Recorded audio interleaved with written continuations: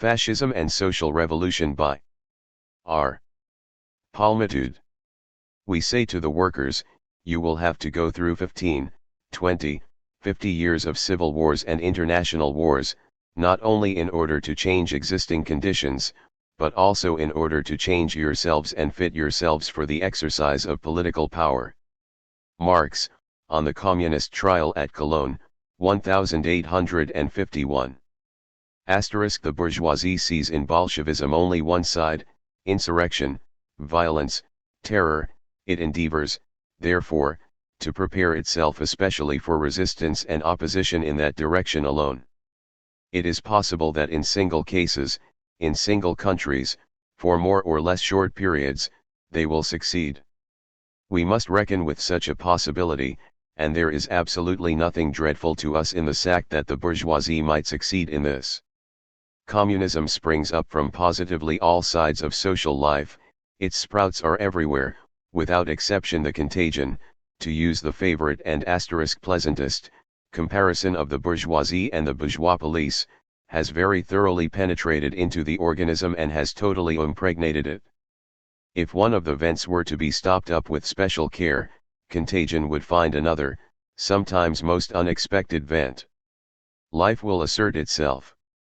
Let the bourgeoisie rave, let it work itself into a frenzy, commit stupidities, take vengeance in advance on the Bolsheviks, and endeavor to exterminate in India, Hungary, Germany, etc., more hundreds, thousands, and hundreds of thousands of the Bolsheviks of yesterday or those of tomorrow. Acting thus, the bourgeoisie acts as did all classes condemned to death by history. The communists must know that the future at any rate is theirs. Therefore we can and must unite the intensest passion in the great revolutionary struggle with the coolest and soberest calculations of the mad ravings of the bourgeoisie. In all cases and in all countries communism grows, its roots are so deep that persecution neither weakens, nor debilitates, but rather strengthens it. Lenin, Left Communism, 1921. Introduction. A very sharp issue confronts present society. Events move with great speed. The traditional forms of thought still cling to the remnants of past periods. The victory and advance of fascism over an extending area has come as a brutal shock to millions. Yet fascism wants no sudden growth. For a decade and a half the whole post-war social development has been incubating fascism. To all those who have hitherto accepted as unquestioned the existing social forms and their continuity, and above all to those who have looked to the possibility of peaceful progressive advance within those existing social forms, and who have dismissed the revolutionary outlook as the fantasy of a minority, fascism, and more especially the victory of fascism in an advanced industrial country such as Germany, has come as a brutal shock. It may yet prove a salutary shock, if it can open their eyes to the real issues of our period.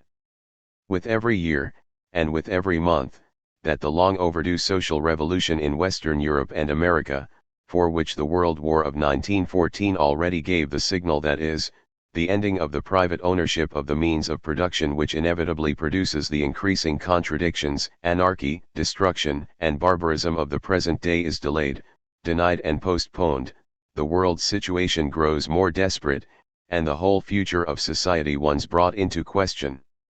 The World War of 1914, the opening of the world socialist revolution in 1917, the partial revolutions and civil struggles succeeding the war, the post-war chaos, the world economic crisis since 1929, and now the victory and advance of fascism and approach to a second world war. These are the successive warnings of the real issues of the present stage. Fascism has already been the subject of an enormous discussion and literature over 12 years, and above all over the past 2 years. Yet the treatment of fascism has hardly yet brought out its full significance. On the one side, fascism has been widely treated as simply the expression of brutality and violence, of militarism and suppression, of national and racial egoism, of the revolt against culture, against the old slogans of liberty, equality, and brotherhood.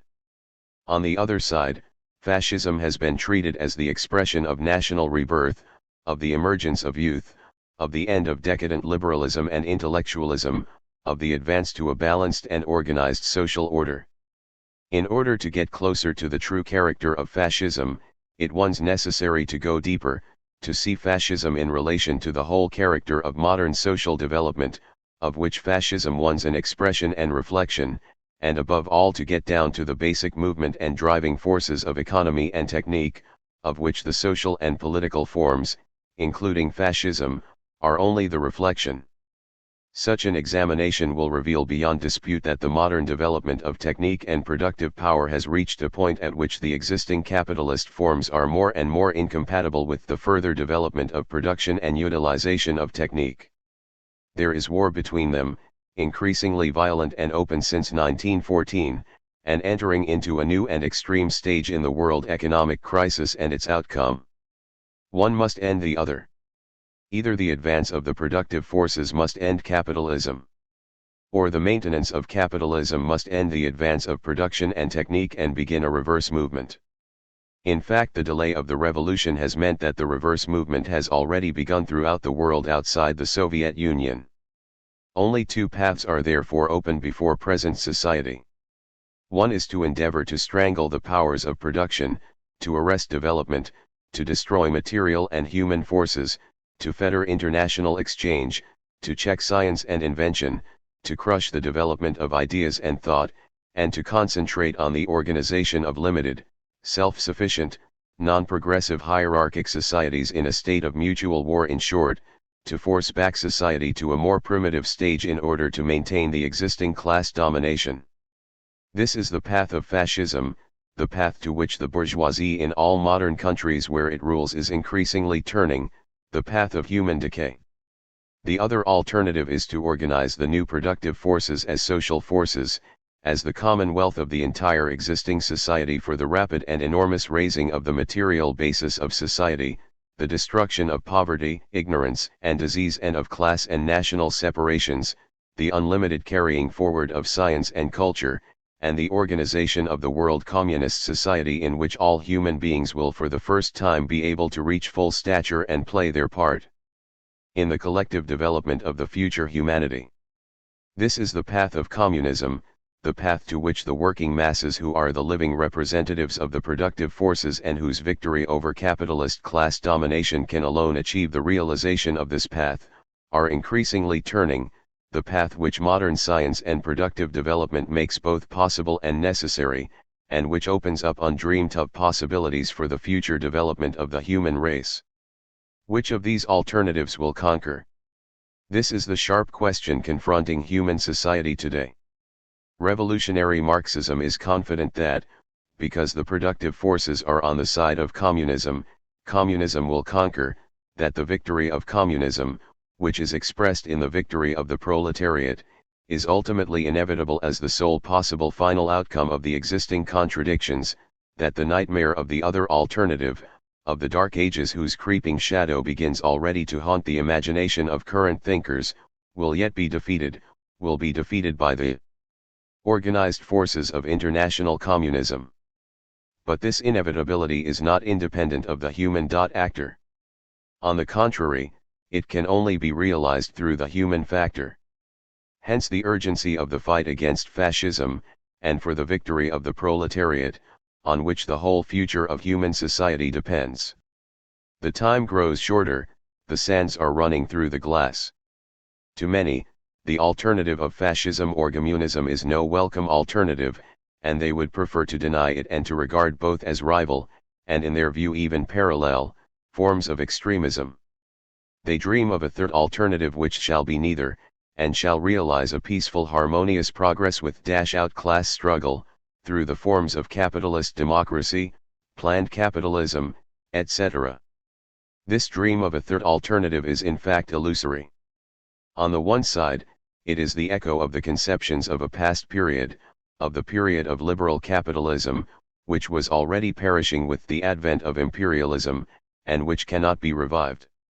When the conditions that gave rise to 1T have passed away, in the stage of the extreme decay of capitalism and of the extreme intensification of the class struggle, even the caricature of democratic forms which is still precariously maintained in the imperialist states of Western Europe and America is increasingly supplemented and displaced by more and more open dictatorial and repressive methods, increase of executive powers, diminution of the role of parliament, growth of emergency powers, extension of police action and violence, restriction of the rights of speech and meeting, restriction of the right to strike, violent suppression of demonstrations and strikes, combined with the typical methods of social demagoguery of the millionaire press, stampede elections, etc. The trend of capitalism in all countries towards fascist forms is unmistakable, and is wider than the question of a Mussolini or a Hitler. On the other side, the dream of a planned capitalism is already an unconscious groping after fascism without facing its logical implications. For in practice the endeavor to realize the self-contradictory aim of a planned capitalism can only be pursued along the path of fascism, of repression of the productive forces and of the working class. Thus the myth of a third alternative is in fact no alternative, but in reality a part of the advance towards fascism. Fascism is not inevitable. Fascism is not a necessary stage of capitalist development through which all countries must pass. The social revolution can forestall fascism, as it has done in Russia. But if the social revolution is delayed, then fascism becomes inevitable.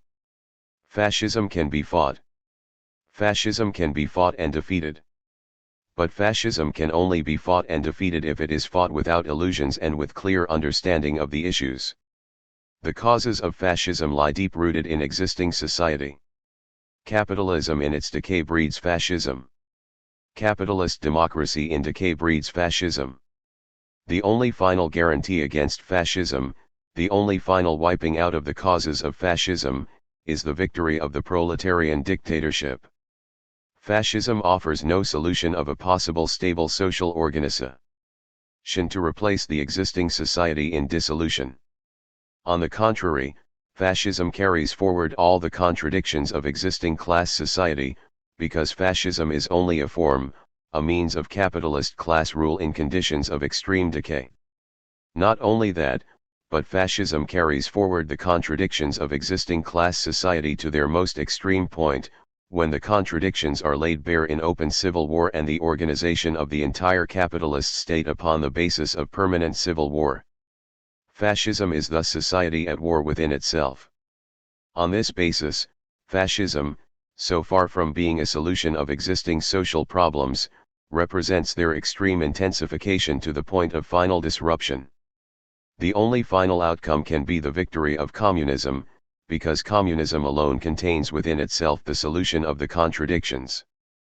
But in the interim period of struggle and transition, if it once prolonged, if fascism succeeds for a period in organizing its basis of civil war and violent reactionary dictatorship, an enormous consequent destruction of material wealth, of human lives and of culture, can take place, and increasingly threatens. Therein is the desperate urgency of the fight, not only for the ultimately inevitable victory of communism, but for the rapid victory of communism. The urgency of the present issues needs no emphasis. All sense the gathering storms. A host of issues, of war, of armaments, of fascism, of the economic chaos, are taken up. But none of these issues can be taken in abstraction.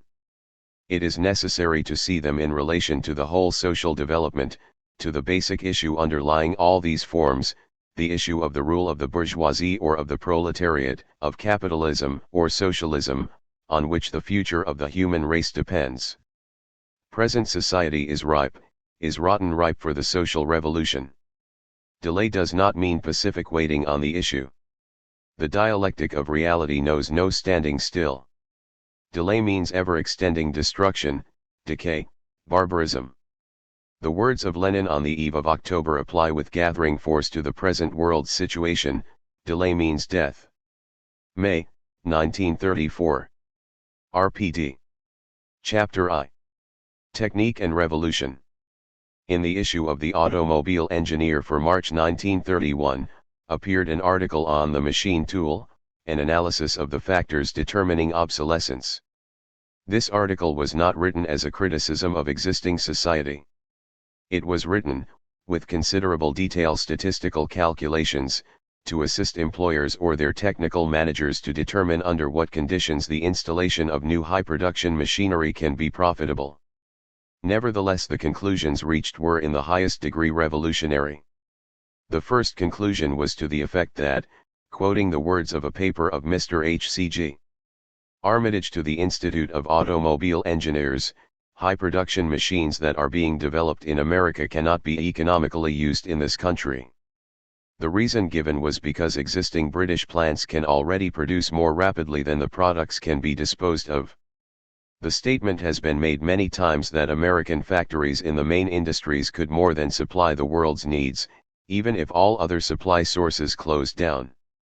On this ground, objection was taken to the common complaint of uninformed critics of British industry that British employers had fallen behind in the race because of maintaining hopelessly out-of-date factory equipment.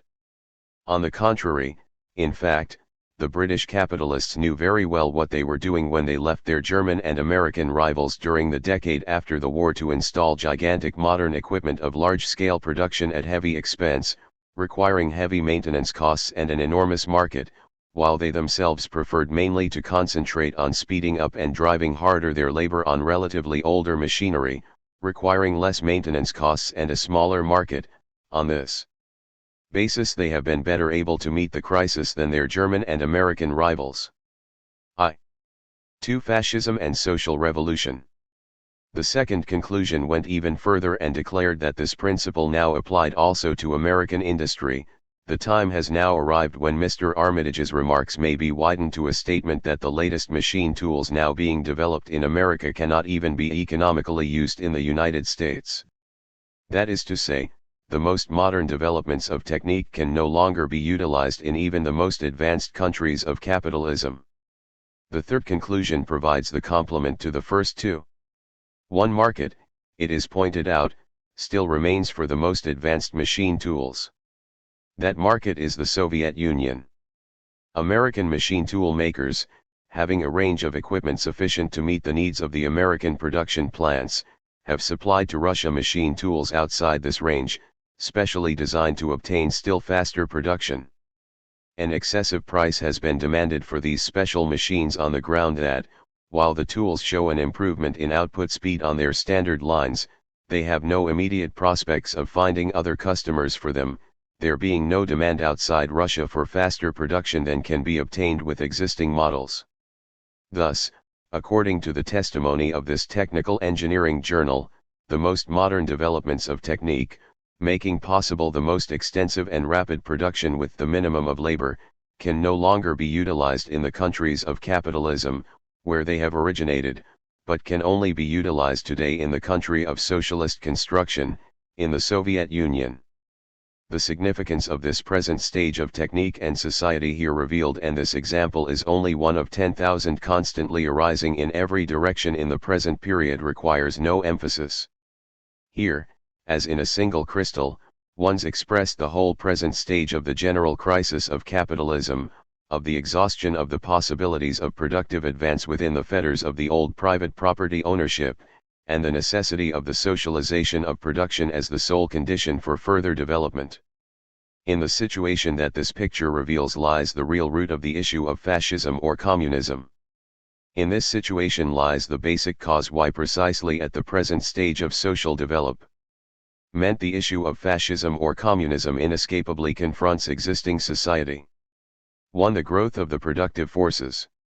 A century ago, Robert Owen, on the basis of his experience as a successful manufacturer, noted the contradiction between the new social productive labor and the private appropriation of the fruits. The working part of this population of 2,500 persons, in New Lanark, was daily producing as much real wealth for society as, less than half a century before, it would have required the working part of a population of 600,000 to create. I asked myself, what became of the difference between the wealth consumed by 2,500 persons and that which would have been consumed by 600,000? Robert Owen, The Revolution in the Mind and Practice of the Human Race, 1849. The contradiction of capitalism was thus already clearly seen by Owen on the basis of his conduct of the model factory of New Lanark from 1800 to 1829. But the criticism remained an idealist criticism. For capitalism in this period, despite all the cruelty and poverty involved in its process, was still ascending. It was still able to organize and develop the productive forces, it was still a progressive factor, carrying through the transformation from wasteful and uneconomic small-scale production to modern large-scale production, and thus preparing the material basis for the future society. The critique of capitalism in this period by Owen and others remained utopian. The answer to this type of critique of capitalism was provided by Marx in his discussion of a similar line of argument of Proudhon. In 1770 the population of the United Kingdom of Great Britain was 15 millions and the productive population 3 millions. The scientific power of production would about equal a population of 12 more millions, thus making a total of 15 millions of productive forces. Thus the productive power was to the population as 1 is to 1, and the scientific power was to manual power as 4 is to I. In 1840 the population did not exceed 30 millions, the productive population was 6 millions, while the scientific power amounted to 650 millions, that is to say, it was to the whole population as 21 to I, and to manual power as 108 to I. 4. Fascism and social revolution. In English society the day of labor had thus acquired in 70 years a surplus of 2,700 per cent of productivity, that one's to say that in 1840 it produced 27 times as much as in 1770. According to M. Proudhon it is necessary to put the following question: why is the English workman of 1840 not 27 times richer than the workman of 1770?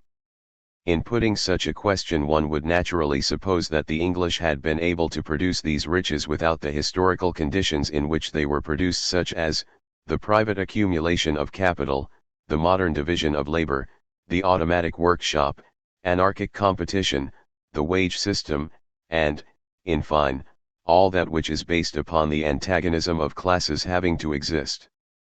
But these were precisely the necessary conditions for the development of the productive forces and of the surplus of labor. Thus it was necessary, in order to obtain this development of the productive forces, and this surplus of labor, that there should be some classes which thrive and others which perish. Marx, Poverty of Philosophy, I. 3. This basic conception of the capacity of development of the productive forces as the measure of a progressive or reactionary social order is no less strongly expressed in Marx's praise of Ricardo, underscore the reproach moved against him, that he has an eye only to the development of the productive forces regardless of human beings, regardless of the sacrifice in human beings and capital values incurred, strikes precisely his strong point. The development of the productive forces of social labor is the historical task and privilege of capital. It is precisely in this way that it unconsciously creates the material requirements of a higher mode of production. Marx, Capital, Volume 3, Kerr edition, p. 304. The Marxist critique of capitalism thus basically differs from the utopian school still surviving in the so-called English socialism. The Marxist critique recognizes the historical role of capitalism in the development of the productive forces.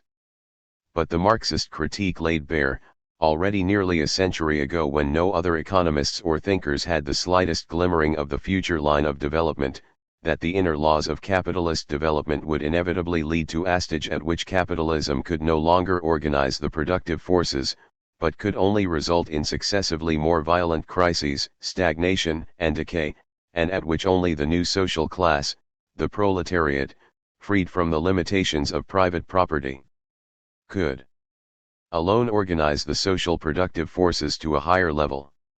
This is the heart of Marxism, whose political expression is the dictatorship of the proletariat as the necessary condition of the solution of the problems of the present epoch.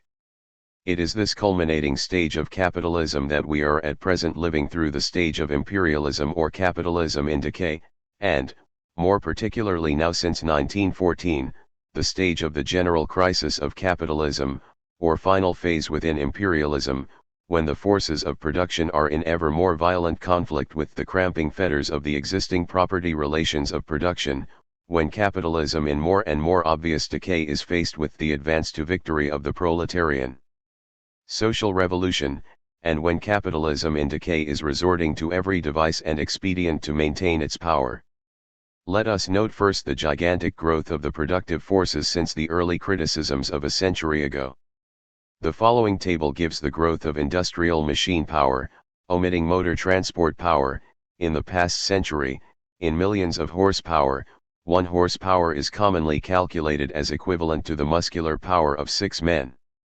A century ago, we have seen, it was already complained that productive power had increased 27 times over in England in the previous 70 years without any corresponding improvement in the standards of the workers.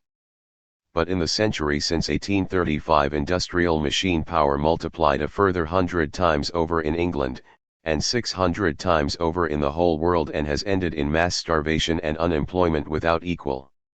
In the decade and a half alone between 1913 and 1928 industrial machine power in Europe has increased 50%. 6. Fascism and social revolution. In the United States 100%, and in the extra-European countries other than the United States 200%. The inclusion of all forms of power would bring the world total to something like 1,500 million horsepower. On this basis Stuart Chase in his Machines and Men, 1929, has estimated the machine power of the world as representing the muscular power of 9,000 million additional men, or equivalent to 5 slaves for every man, woman, and child of the human race.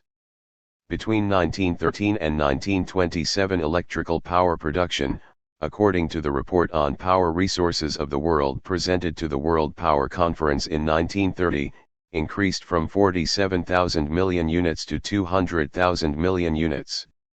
Between the First and Second World Power Conferences in 1924 and 1930, electrical output doubled from 150,000 million units to 300,000 million units. Economist, June 21, 1930. This expansion of productive power has most strongly affected manufacturing industry, but has also affected agriculture and the output of raw materials, not in equal degree, but far outstripping the growth of human population. Already by 1890, according to Hausleiter, of CZT, the costs of agricultural production in the Great Grain Circle, United States, Canada, Argentina, Australia, had been reduced by mechanization to 1/4 of the costs of the old production by hand labor in 1830. Between 1890 and 1921, according to the report of the Senior Trade Commissioner in Canada for May 1930, further mechanization of agriculture and extension of the area of cultivation had multiplied the yield of wheat per agricultural worker 5-fold. Mr. Field lays great stress on the rapidity with which power-driven machinery is displacing labor in Canadian agriculture. Whereas in 1890 13% bushels of wheat were grown for each rural dweller, there were 70 in 1921, and as the most revolutionary machine, the combined reaper and thresher was only introduced in 1924, the output per worker must now be a great deal higher. Moreover, the scope for the mechanization of agriculture has by no means yet been fully exploited. Economist, September 8, 1930. Between 1920 and 1929 the number of tractors in the United States increased from 246,000 to 843,000, U.S. Yearbook of Agriculture, 1930.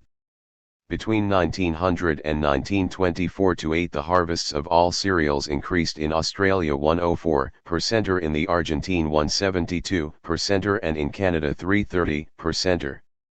Between 1913 and 1928 the volume of world grain exports increased 147%. In the same period world population increased 11.6%. The old ignorant Malthusian notions of absolute overpopulation, or the modern lugubrious chance of birth control as the necessary solution of poverty, are thus abundantly exploded by facts.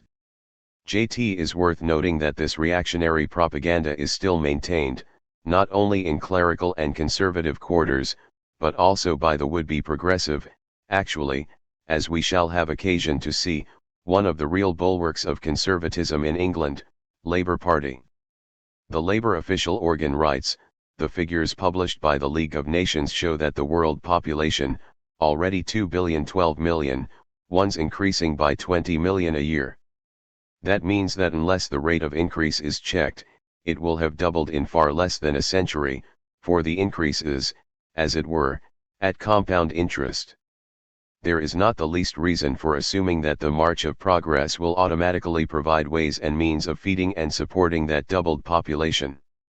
There is only too much evidence in India and China, for example, that the overcrowding of a too big population brings with it appalling conditions of misery. Either an unendurable suffering, or the natural checks of famine and pestilence and a high death rate. Or, on the other hand, a deliberate and conscious lowering and controlling of the birth rate. Those are the alternatives that face humanity. Daily Herald editorial, August 8, 1932. Fortunately, these are not the alternatives that confront humanity today. The alternatives that confront humanity today are serious enough, but they are alternatives of the destruction and anarchy of capitalism, involving still greater poverty and misery in the midst of abundance and rising productive power, or the social organization of production, bringing abundance for all. The overpopulation, like the simultaneous overproduction, is only relative to the capitalist conditions of production. Against this reactionary and vicious propaganda, concealing under cover of obsolete clerical superstitions the true social causes of poverty and misery, concealing also, characteristically enough, the role of imperialism in India in creating poverty, may be quoted the opinion of the leading international statistician, Sir George Nibs, who estimated that even with present resources and technique the Earth could easily maintain 4 times the present population at a good standard. The late Sir George Nibs estimated after a careful survey that the Earth could well support a population 4 times as great as at present, or about 8,000 million. Dr. R. A. Fisher, of the Statistical Department of the Rothamsted Experimental Station, Spectator, March 7, 1931. The facts of the crisis show a very different picture to the cant of overpopulation outstripping natural resources. Already by 1925, according to the reports presented to the 1927 International Economic Conference at Geneva, despite the destruction of the World War, world production of foodstuffs and raw materials had risen over pre-war by 16 to 18% or against an estimated increase of population by 5%. Between 1913 and 1928, according to the League of Nations Economic Section, world production of foodstuffs and raw materials had increased by 25%, or of foodstuffs by 16%, or of raw materials by 40%. Of industrial products enormously more, against an estimated increase of world population by 10%. World stocks of primary products, on the basis of 1923 to 5 as 100, increased by the end of 1926 to 134, by 1928 to 161, by 1929 to 192, by 1930 to 235, by 1931 to 264, and by the end of 1932, despite all the destruction of stocks, still stood at 263, or more than 2.5 times the volume of 8 years before. Economist, May 6, 1933. World stocks of manufactures showed a less overwhelming accumulation only because the existence of a large volume of unemployed but immediately available factors of production has the same effect in the sphere of manufactures * corresponding to that exercised by enormous stocks of primary products. Zbid. May 13, 1933. The growth of production in every direction, whether of foodstuffs, raw materials, or manufactures, has thus greatly exceeded the growth of world population. And the increase of productive power, which has only been partially and incompletely used under capitalist conditions, with many artificial limitations and restrictions, has been in reality enormously greater than the actual growth of production. But this gigantic increase of productive power has outstripped the capacity of capitalism to organize it. The outcome of this gigantic increase of productive power has been world crisis, stagnation, and closing down of production, mass unemployment, mass impoverishment, and the lowering of standards, on a scale without parallel since the beginning of capitalism, accompanied by growing social and political disturbance and recurrent war. This problem is the basic problem confronting present-day society. 2. The conflict of the productive forces against existing society. This is the world's situation which reveals that the system of capitalist relations, the capitalist class ownership of the means of production, has outlived its progressive role, and has become a fetter on the organization of production. The World War was the beginning of the violent explosion of this conflict, of the conflict between the ever-growing productive forces and the limits of existing property society. Since 1914 we have entered into a new era, the era of the general crisis of capitalism and of the advance of the world socialist revolution.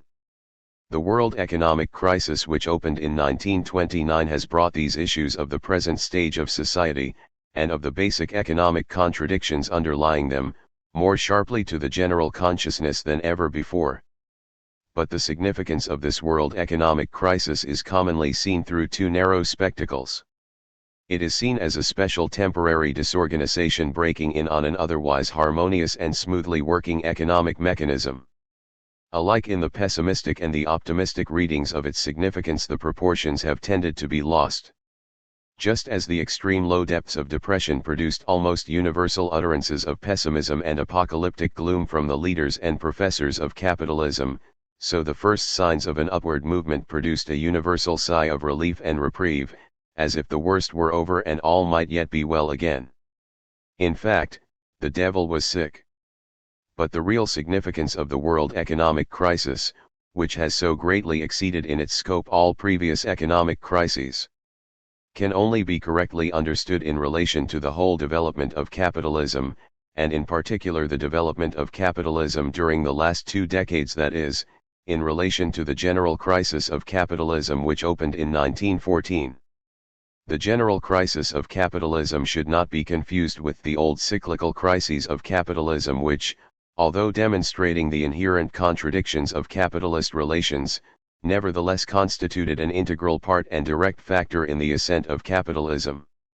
The cyclical crises, as illustrated in 1920-1 and 1929, continue, but take on a new and intensified character in the period of the general crisis. The old cyclical crises were, according to Marx, always but momentary and forcible solutions of the existing contradictions, violent eruptions, which restore the disturbed equilibrium for a while, IH, p. 292. Their characteristic feature was to solve the contradictions, albeit by anarchically violent and destructive means, to restore the equilibrium, and permit of the resumption of production on a higher plane. They weeded out the smaller and less efficient concerns, they wiped out a portion of capital values in order to save the remainder, they effected a concentration of capital, they compelled a drive to open up new markets. On this basis they permitted, after a relatively short period, the resumption of capitalist production at a higher level. Elements of this character can also be traced in the post-war world economic crisis, but these progressive elements are overshadowed by the major, negative effects of the whole process of the development of the cyclical crisis on the basis of the general crisis of capitalism, in the consequent destruction of stabilization and hastening of revolutionizing processes. For the general crisis of capitalism admits of no such solution. The domination of the imperialist powers has already been expanded to its maximum extent throughout the world. Monopoly capitalism, which had already divided up the greater part of the world by the beginning of the 20th century, and by 1914 was at war over its redivision, is now faced with a still sharper situation of contradictions, not only between the imperialist powers, but also between imperialism and socialism. So far from there being available new regions to open up, 1/6 of the world has passed out of the sphere of capitalism into that of the social revolution. The colonial peoples are rising in revolt, the world available for capitalist exploitation has begun to contract. At the same time the growth of productive power is greater than ever, the extreme crisis, competition, and war forcing forward technical development at an unheard of pace. Under these conditions there is no room for a harmonious solution, but only for ever more violent conflict. The upward movements within the general crisis become ever shorter, depression becomes the normal, broken by short upward movements and violent social and political explosions. The recurrence of the old cyclical crisis within the general crisis takes on a new intensity. The general crisis of capitalism has now continued for 20 years without a break, only changing one form for another. The violent explosion of the World War only gave place to the still more profound struggle of revolution and counter-revolution throughout the world. The defeat of the revolution in the countries outside the Soviet Union brought no solution and peaceful development, but only laid bare the post-war chaos of capitalism. The temporary stabilization and upward movement of the middle 20s proved only a false and illusory stabilization. The prosperity of the period 1923 to 29 was to a large extent illusory, and the seeds of future trouble had already been sown. British government note to the United States, December 1, 1932. Its only outcome was the new form of the basic contradiction expressed in the extreme world economic crisis which began in 1929 and continues now in its fifth year. This in its turn breaks out into new and violent explosions in the spread of fascism and the visibly approaching Second World War. Already in the closing years of his life Engels noted the approach of a new era. There is now no doubt that the position has changed fundamentally by comparison with formerly. We have entered upon a period much more dangerous for the old society than that of the 10-year cycles. The crises become chronic. Engels, Letter to Babel, January 20, 1886. In 1909 Koskai, writing then as a Marxist theorist, in his Path to Power, exposed the revisionist illusions of gradual and peaceful progress, and demonstrated the now close entry of capitalism into a period of violent explosions. In 1916 Lenin in his Imperialism laid bare the foundations of the new period as the period of monopoly capitalism, in which all the contradictions come to a head, of decaying capitalism, of the eve of the socialist revolution, the period which broke into violent explosion in 1914. Up to 1913 capitalist production, despite the increasing tendencies of decay already visible in imperialism, was still able to maintain an almost continuous ascending line. For many decades before the war, world production, according to the best estimates available, increased with remarkable regularity of trend, broken only in minor degree by successive crises. This trend of increase ran through both the period of declining prices from 1873 to 1895, and the period of rising prices from 1895 onwards. League of Nations World Economic Survey 1932-3, p. 68. Between 1860 and 1913, according to the tables presented in this publication, world production of basic commodities ascended in an almost continuous line and multiplied from 4 to 5 times. World industrial production ascended in an almost continuous line and multiplied over 6 times. But the 20 years since 1914 reveal a different picture. If the line of trend from 1860 to 1913 is extended to 1932, the rather startling conclusion is reached that the index of world production, on the hypothesis that nothing had occurred to alter its regular upward trend for the 50 preceding years, would today be rather more than twice as great as it actually is. ZBZD, p. 82. The present world economic crisis is without precedent. There is no precedent for such a marked decline. Statistical series ranging back to 1860 fail to reveal any previous period in which the decline in either raw material production or manufactures has been so precipitate or so severe.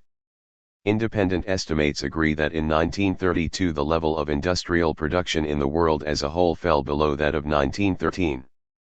Ibid, p. 82. Thus the war and post-war period, taken as a whole, reveals the first large-scale absolute setback of capitalist production. The attempt is often made, on the basis of the above facts and figures, to argue that, since 1914 appears as the great dividing point, therefore the war is the cause of all the present maladies. Comparisons are sometimes made to the post-Napoleonic period of unsettlement, revolutionary unrest, and the Industrial Revolution, and the inference is drawn that the troubles of the present period are also troubles of post-war unsettlement and of the Second Industrial Revolution. heralding a no less great expansion within the forms of capitalism. This very superficial approach to the real historical movement of two entirely different periods, and to the crux of modern world problems, is demonstrably incorrect both in fact and in reasoning. In the first place, no comparison is possible between the post-Napoleonic period of young and ascending capitalism and the 20th century period of old and declining capitalism. 15 years after the Napoleonic Wars, production, trade, and employment were gigantically above the pre-war level. Capitalist society was bounding forward. 15 years after the War of 1914-18, production, trade, and employment are actually below the pre-war level. Capitalist society is in a greater dilemma than ever, greater than even in the period succeeding the war. The dislocation, instead of diminishing as the war recedes, actually increases. It is greater 15 years after the war than it was 10 years after the war. It is obvious that some deeper factor was at work than the disturbances consequent on the war. At the same time, the social and political issues of the two periods are basically different. The issue of the first half of the 19th century was still the issue of the bourgeois revolution, which swept forward through the processes of the Napoleonic Wars and after, despite the seeming victories of reaction. The issue of the first half of the 20th century is the issue of the proletarian social revolution, which began its advance in the conditions of the War of 1914-18, and which maintains its growing strength in the midst of the capitalist reaction. In the second place, it is not correct that the division between before 1914 and after 1914 is a simple and absolute division between the ascent and the descent of the level of production. On the contrary, the actual level of production in 1927-9 was for the short period of the boom higher than the pre-war level. The real growth of the contradictions, which was to find expression in the subsequent slump falling below the pre-war level, lay elsewhere. The true measure of the decline and bankruptcy of the existing capitalist order lies, not in any simple arithmetical figures of the level of production, but in the growth of the contradictions of the existing society to bursting point, in the growth of the contradiction between the potential productive power and the actual production, between the conditions of existence of the bourgeoisie and of the proletariat, between the rival imperialist powers, and the consequent expression of these in social and political explosions. It is in this sense that the general crisis of capitalism dates from 1914, but its causes lie in the whole conditions of the imperialist epoch. Finally, and in consequence of the above, the World War of 1914-18, so far from being the cause of the crisis of capitalism, was on the contrary itself only an expression and breaking out of the crisis a link in the chain of imperialist development. The war was no arbitrary, accidental unforeseeable first cause, suddenly breaking in from nowhere to change the whole course of development. It was the direct consequence of the conditions of imperialism, which was itself the direct outcome of the previous 19th century capitalist epoch. It was fully foreseen, and even predicted in detail for years beforehand, as the outcome of the growing tensions of imperialism. Its outbreak coincided with the gathering industrial crisis which was already beginning in America in 1913, and spreading therefrom to hover menacingly over Europe. As the war leader, Lloyd George confessed nearly 20 years after, the war appeared as the way out from the gathering crisis, which he is now convinced would have in any case developed, even had the war not broken out at that point. If we had not had a great war, if we had gone on as we were going, I am sure that sooner or later we would have been confronted with something approximately like the present chaos. There must be something fundamentally wrong with our economic system, because abundance produces scarcity. Lloyd George, speech at Cambridge, Manchester Guardian Weekly, April 7, 1933. The fact that the dynamic of capitalist development, even after the direct destruction caused by the First World War has been repaired, only reverts to the recurrence of still more gigantic economic crisis and the visible approach to a Second World War, shows how little of accident there was in the basic development of capitalism through imperialism to world war, however large the role of accident may appear to be in the particular historical manifestations of the process. In order to understand the problems of the present epoch of the general crisis of capitalism, it is essential to be able to see deeper than the immediate surface manifestations and episodes, whether of the World War of 1914 or the World Economic Crisis of 1929, and to understand these in relation to the general line of development, of which they are expressions, the general crisis of capitalism, the conflict of the productive forces against the existing relations of production, expresses itself in a whole series of successively growing conflicts and explosions, up to the final victory of the proletarian social revolution. It is in relation to this development of the general crisis of capitalism that fascism is a further stage and episode. 3. Productivity and unemployment. The development of the productive forces has rendered the old class society obsolete. Already before the end of the war, the leading trust magnate, Lord Leverhulme, estimated that, if the then existing productivity were organized, 1 hour's work per week of all citizens would provide the necessaries of life for all. With the means that science has already placed at our disposal, we might provide for all the wants of each of us in food, shelter, and clothing by 1 hour's work per week for each of us from school age to dotage. Lord Leverhulme, Preface to Professor Spooner's Wealth from Waste, Routledge, 1918. That was 15 years ago. In the intervening decade and a half, according to the engineer, J. L. Hodgson, in his paper on industrial and communal waste before the Royal Society of Arts on June 20, 1932, in the course of which he quoted and accepted Lord Leverhulme's statement, since that date our average potential productivity has nearly doubled. 1/2 hour's work per week should thus provide a minimum standard for all, and 1 hour's work per week in overwhelming abundance. Why should this almost immeasurable increase in productive power and the possibility of universal abundance result in universal impoverishment and lowering of standards? This is the question that confronts the whole human race, that is becoming a life and death question for the 1900 million human beings of the capitalist world outside the Soviet Union, to which these hundreds of millions must find the answer or go down in catastrophe. It is evident that what is here in question is no natural or technical causes, but only social causes, that there is no social organization of production. This question is sharpened by the contrast of the productive increase in the Soviet Union alongside the actual decline of capitalist production. Between 1925 and 1932, industrial production in the Soviet Union, on the base of 1925 to 9 as 100, increased from 59 to 240, the corresponding figure for the United States decreased from 95 to 58, for Britain from GG to 286, and for Germany from 89 to 66. League of Nations World Production and Prices, 1925 to 1932, p. 49.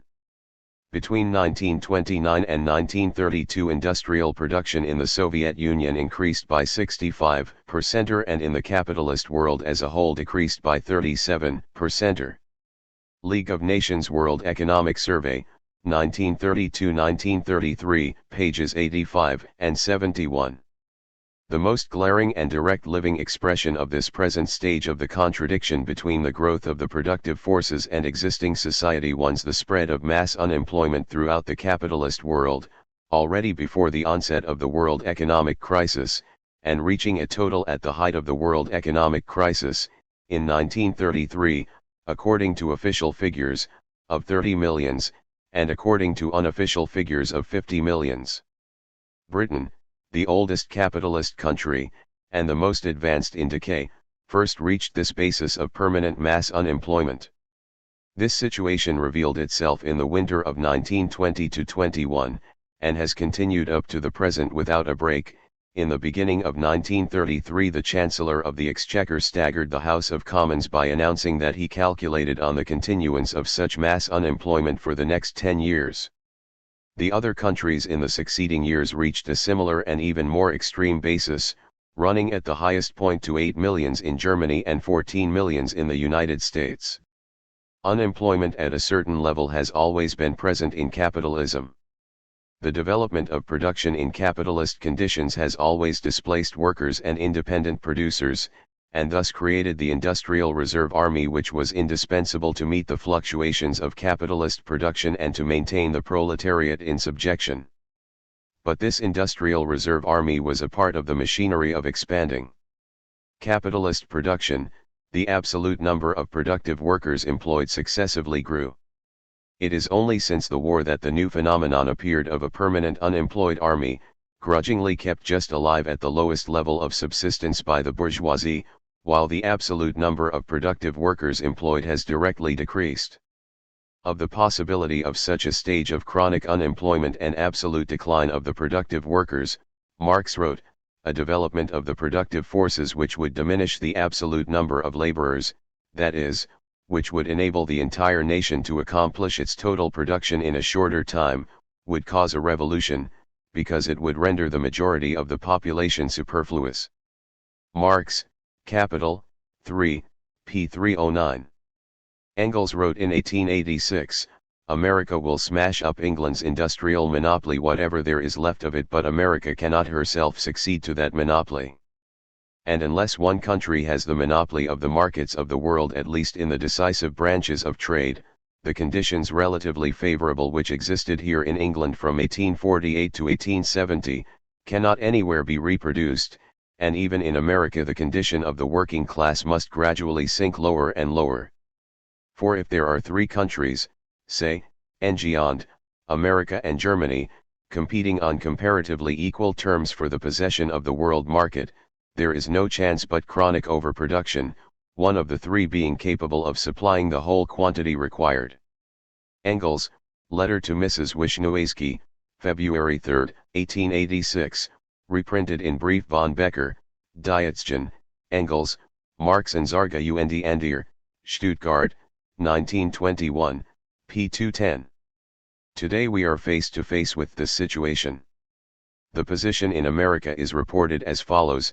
The United States Commissioner for Labor Statistics recently stated that if 200 out of the 1,357 boot and shoe factories in the country worked full-time, they could satisfy the whole existing demand, and the remaining 1,157 establishments could be closed down. Similarly, 1,487 out of the 6,057 bituminous coal mines could produce all the coal that was needed. H. B. Butler in the International Labor Review, March 1931. Between 1919 and 1927 factory output in the United States rose from 147 to 170, on the basis of 1914 as 100, while the Employment Index fell from 129 to 115, James, March 8, 1930. Between 1919 and 1929 the Federal Reserve Board Index of Industrial Production, 1923 to 5 as 100, rose from 84 to 119, while the number of industrial wage workers fell from 9,039,000 to 8,742,000. United States Statistical Abstract, 1932. This absolute decline in employment was before the collapse, during the Great Upward Boom. Britain reveals a similar picture. Between 1913 and 1928 the increase in output per head of workers employed in 30 principal industries in Great Britain was 33%, but the increase in employment was 2.2%, or less than the increase in population. Times Trade Supplement, July 23, 1932. Still more marked is the process if the post-war period is taken alone. Between 1923 and 1928 the number of insured workers in employment fell from 8,368,000 to 7,898,000. The Index of Production, London and Cambridge Economic Service, based on 1913 as 100, rose from 88.7 to 96.3. Production rose 7.6%, employment fell 5.6%. And all this before the world economic crisis began to make the heaviest effects of the process felt. What is to happen to the superfluous workers?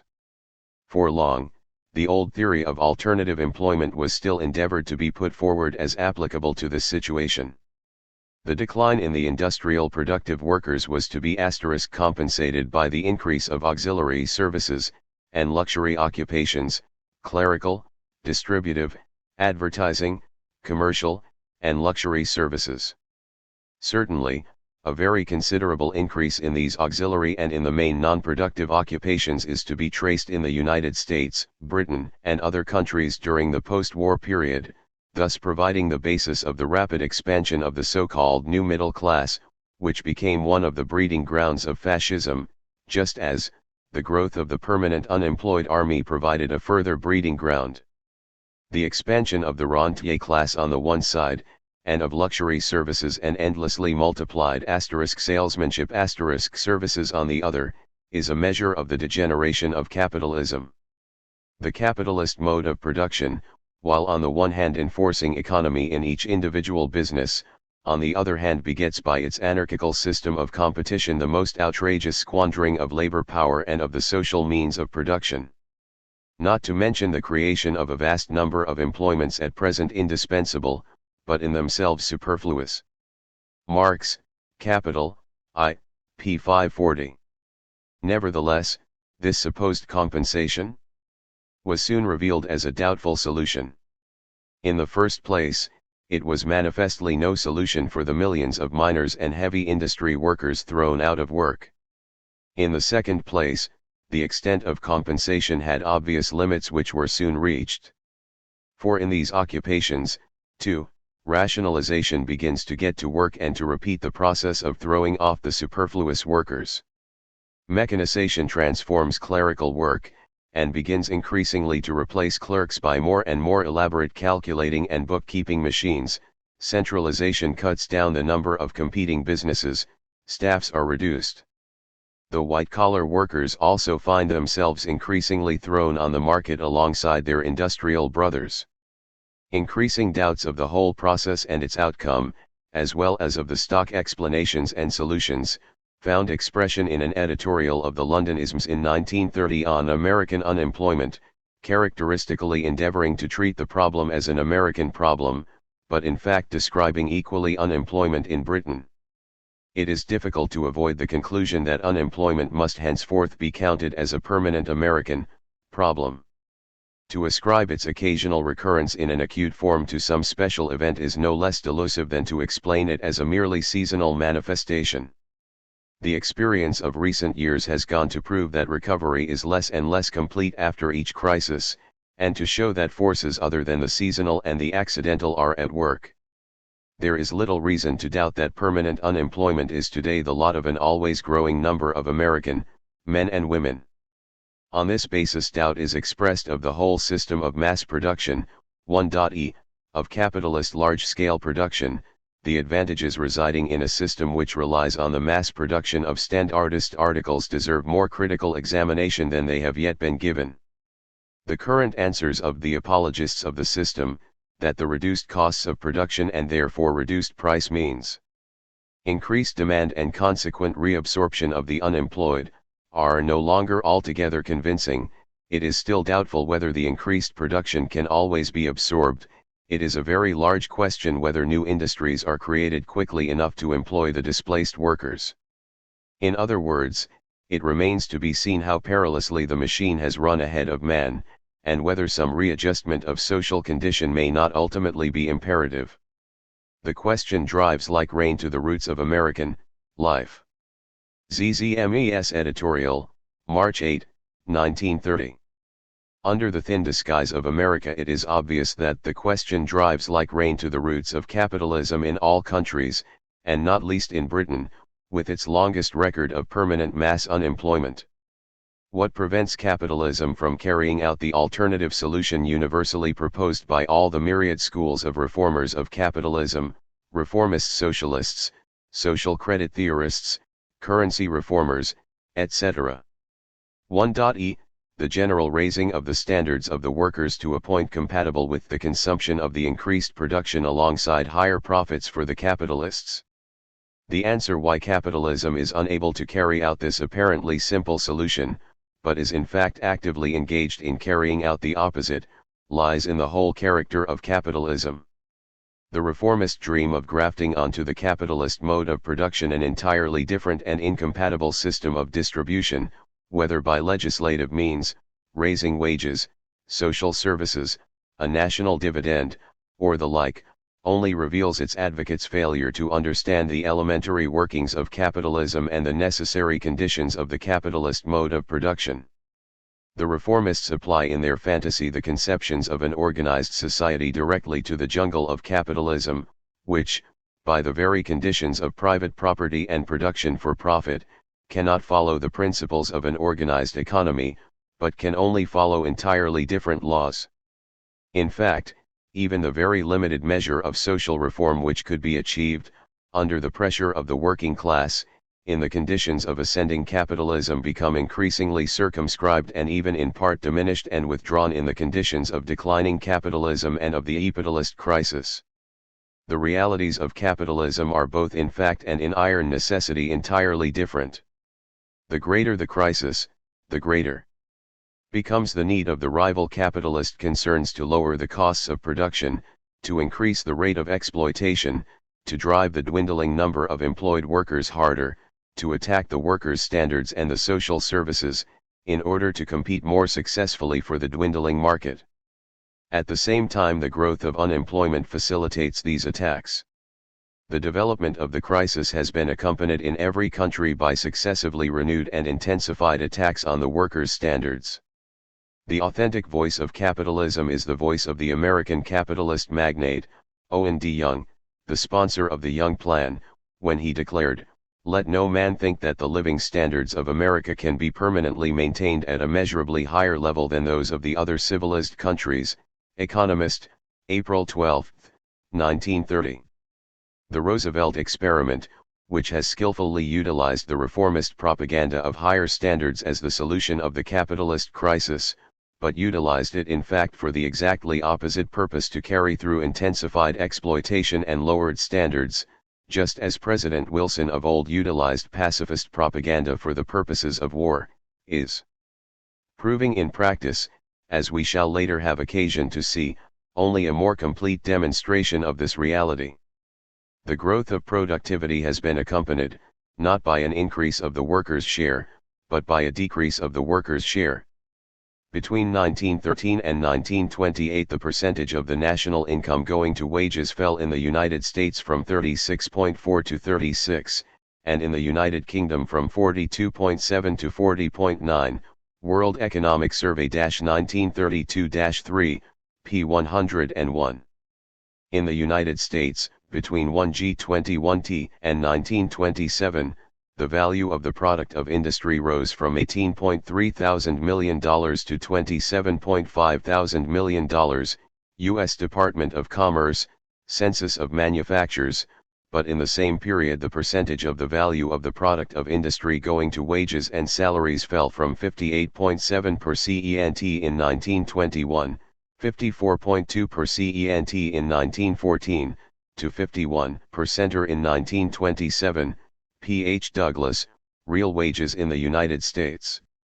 In Great Britain, between 1924 and 1930, according to Colin Clark's The National Income 1924-31, the output per person employed rose from 100 to 113, while the proportion of wages to home-produced income fell from 41.5%. 42.5% per cent in 1911, to 38%. The effect of the world economic crisis has been, not to reverse this process, but to carry it enormously further forward. The drive to rationalization, to speeding up, to extracting a still higher output per worker for less return, has been intensified under the conditions of the crisis. Between 1929 and 1932 the output per man-hour has actually been forced up by 12% in the United States, alongside 12 million unemployed. Labor costs per unit of output have been substantially reduced by an improvement in productive efficiency. The output per man-hour in the United States increased by about 12% between 1929 and 1932, Economist. May 5, 1933. It is obvious that the effect of this is still further to intensify the contradiction which already led to the economic crisis.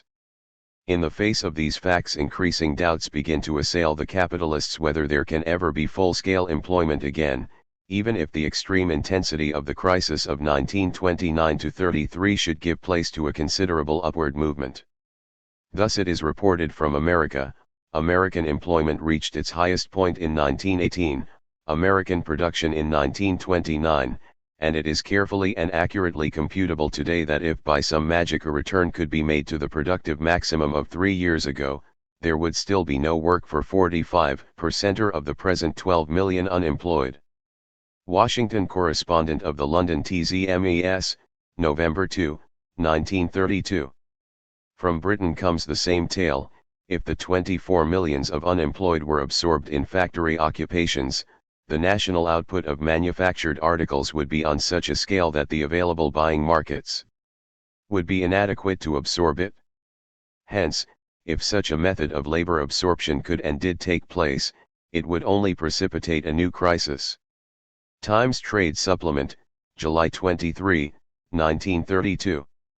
Such are the alternatives which begin to be seen by the capitalists, even if the present crisis should give place to the most extensive upward movement. Either continued mass unemployment of millions, even if by some magic the record level of the previous production boom could be attained. Or, if all the unemployed are absorbed into productive labor, then inevitably the immediate precipitation of a new crisis. As this new situation begins to be realized, the beckoning phantom of a new world war as the only solution to utilize the productive forces and wipe off the superfluous population begins to exercise a visibly increasing attraction on capitalist thought and policy as the final gamble. Nearly a century ago Engels wrote of the necessary consequences of the inevitable future breakdown of the British capitalist monopoly, should English manufactures be thus vanquished.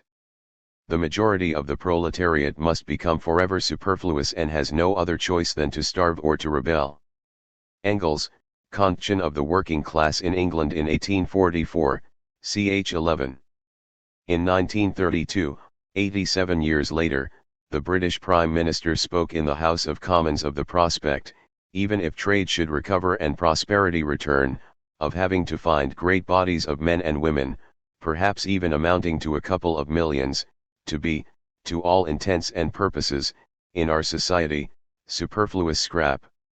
J. R. MacDonald in the House of Commons, November 22, 1932.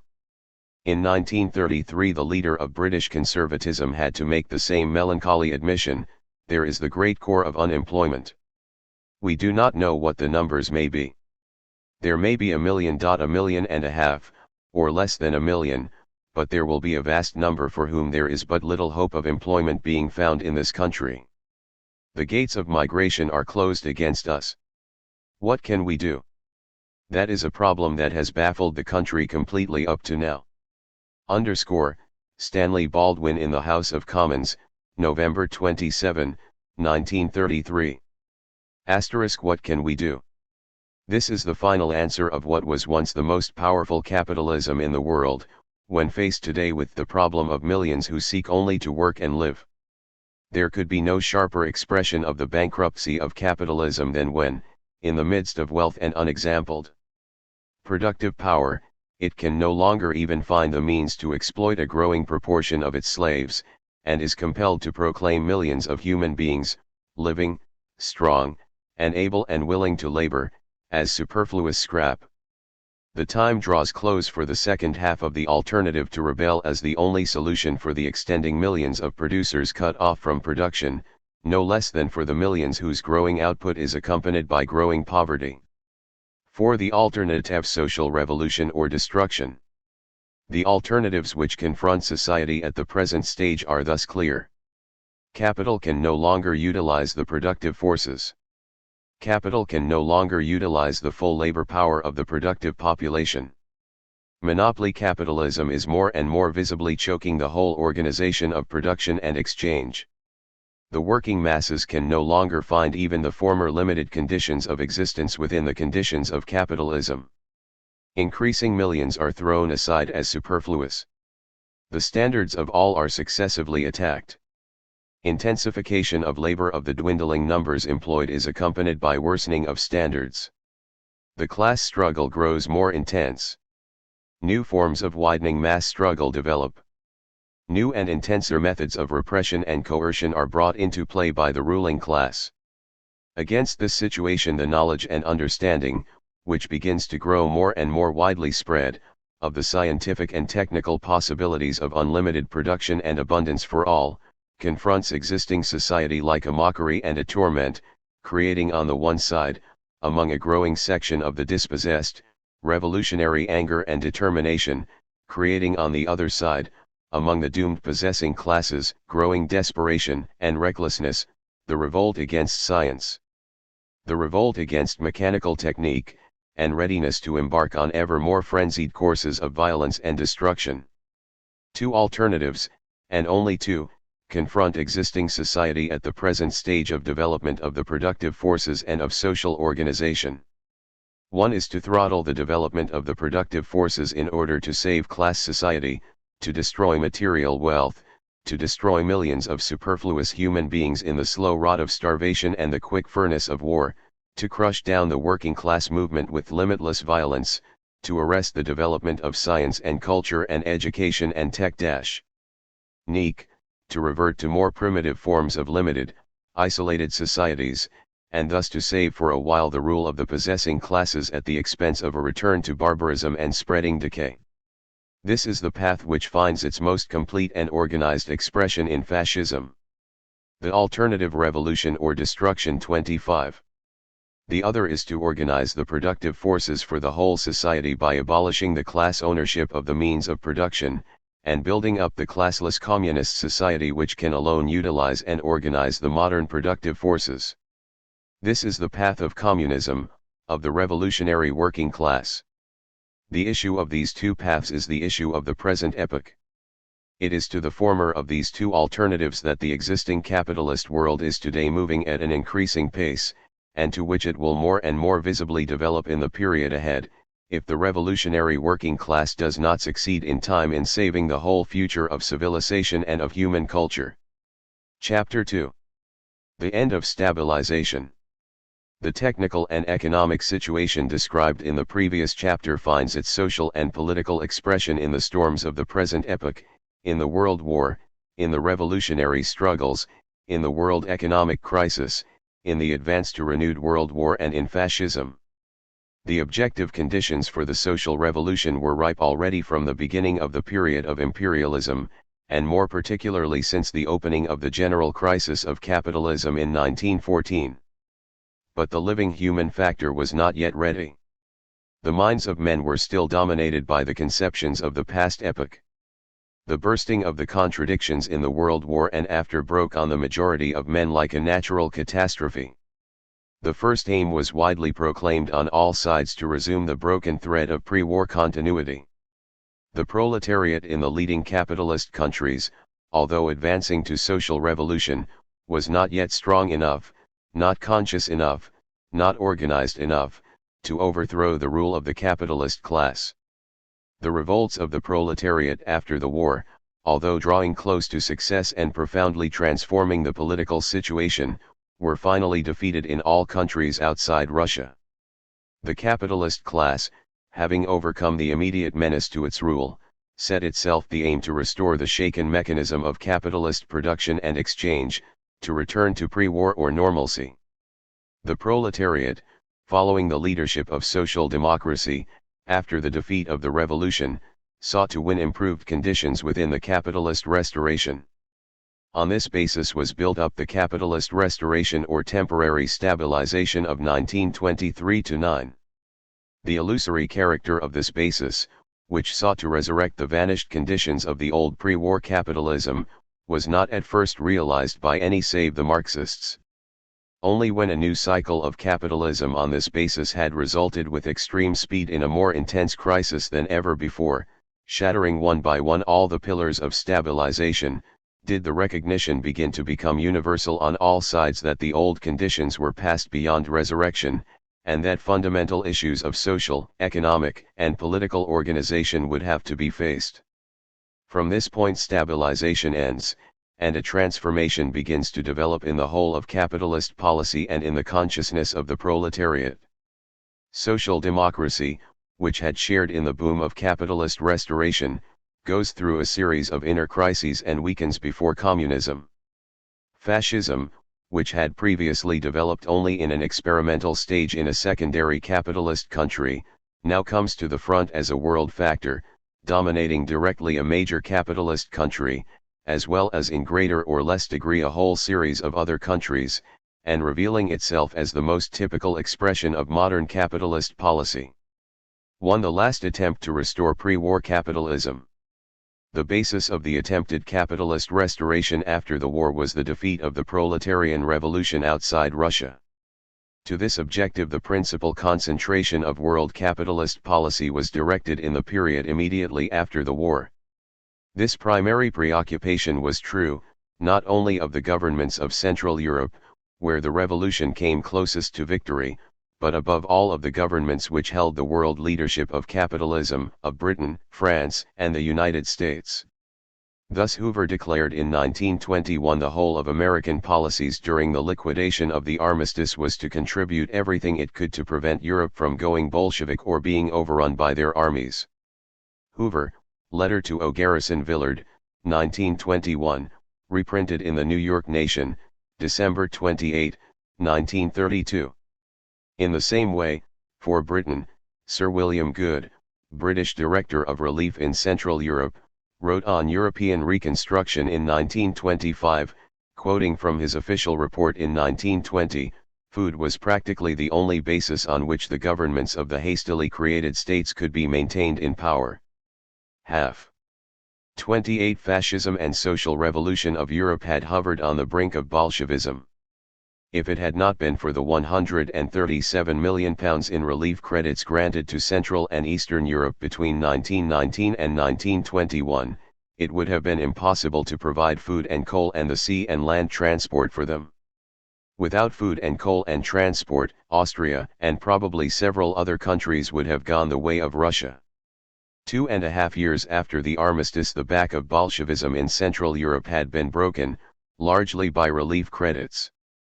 The expenditure of £137 million was probably one of the best international investments from a financial and political point of view ever recorded in history. Sir William Good, Times, October 14, 1925. Subsequently, the Dawes Plan, Locarno, and the flow of American credits and loans to Europe carried forward the same process of capitalist restoration at a higher stage. What was the basis of the defeat of the proletarian revolution and the rebuilding of capitalism in the years immediately following the war?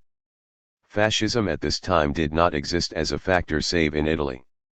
The main weapons of capitalism were threefold. The first was direct civil war and counter-revolution, the wars of intervention against Russia, the White Terror in Finland, Hungary, Poland, etc., the military aid to Poland in 1920, the permission of the counter-revolutionary military organizations, officers' corps, orges, etc., in Germany, which helped to build up the basis of the subsequent fascism in Germany, and the like. This was of decisive importance at the immediate critical points of struggle, but it could not provide the main basis, as 1T had no mass support and could only build on the narrow ranks of the ex-officers and direct reactionary classes. The failure of the Kapp Putsch demonstrated this weakness. It was only later that fascism was to find the way towards a temporary solution of the problem of the combination of counter-revolution with winning a wide measure of mass support. The second weapon was social democracy and the granting of temporary concessions to the workers. Social democracy, because of its mass basis, was the main weapon of capitalism in the years immediately after the war for the rebuilding of capitalism. The advance of the workers to the struggle for power, the immediate onrush of which after the war was too powerful to be successfully defeated in direct battle, was circumvented by a strategical ruse, the placing of social democratic governments, presidents, and ministers in office, thus appearing to surrender to the workers the seats of power, while the realities of power remained with capitalism. Only in this way, by the alliance with social democracy, by hiding capitalism under a social democratic front, was the capitalist state saved after the war. Social democracy united with capitalism to defeat the workers' revolution.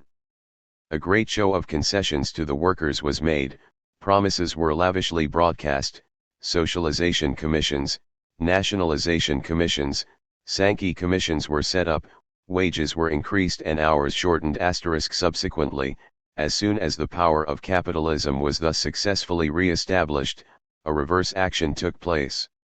The concessions were withdrawn, inflation wiped them out in the European countries, the capitalist offensive drove back the workers even below pre-war levels. The Social Democrats, while still occasionally used as governments, were increasingly relegated to the role of opposition. At the same time, the consequent growth of disillusionment of the workers with the whole process and with social democracy led to the necessity of capitalism discovering a further basis of power, and the development of fascism as the parallel instrument of capitalism alongside social democracy. But this development only took place on a wider scale as the stabilization began to break down in the world economic crisis. The third weapon of capitalism in the re-establishment of its power and of its economic system was the drawing on the colossal reserves of the still unshaken center of world capitalism, American capitalism. American loans and credits poured into Europe to bolster up and rebuild the shaken fabric of European capitalism. On this basis the restoration of the gold *, the character of this period was revealingly described, with reference to the Sankey Coal Commission, by Evan Williams, President of the Mining Association, in his evidence before the Mining Court of Inquiry in 1924. It was an atmosphere charged with the emotions of the time in which the commission sat. There were fears throughout the whole country as to what might happen, and it was felt that the miners' position ought to be met in order to maintain peace. That was the atmosphere of the commission. The atmosphere was an unreal one altogether, and conclusions were arrived at without any real foundation.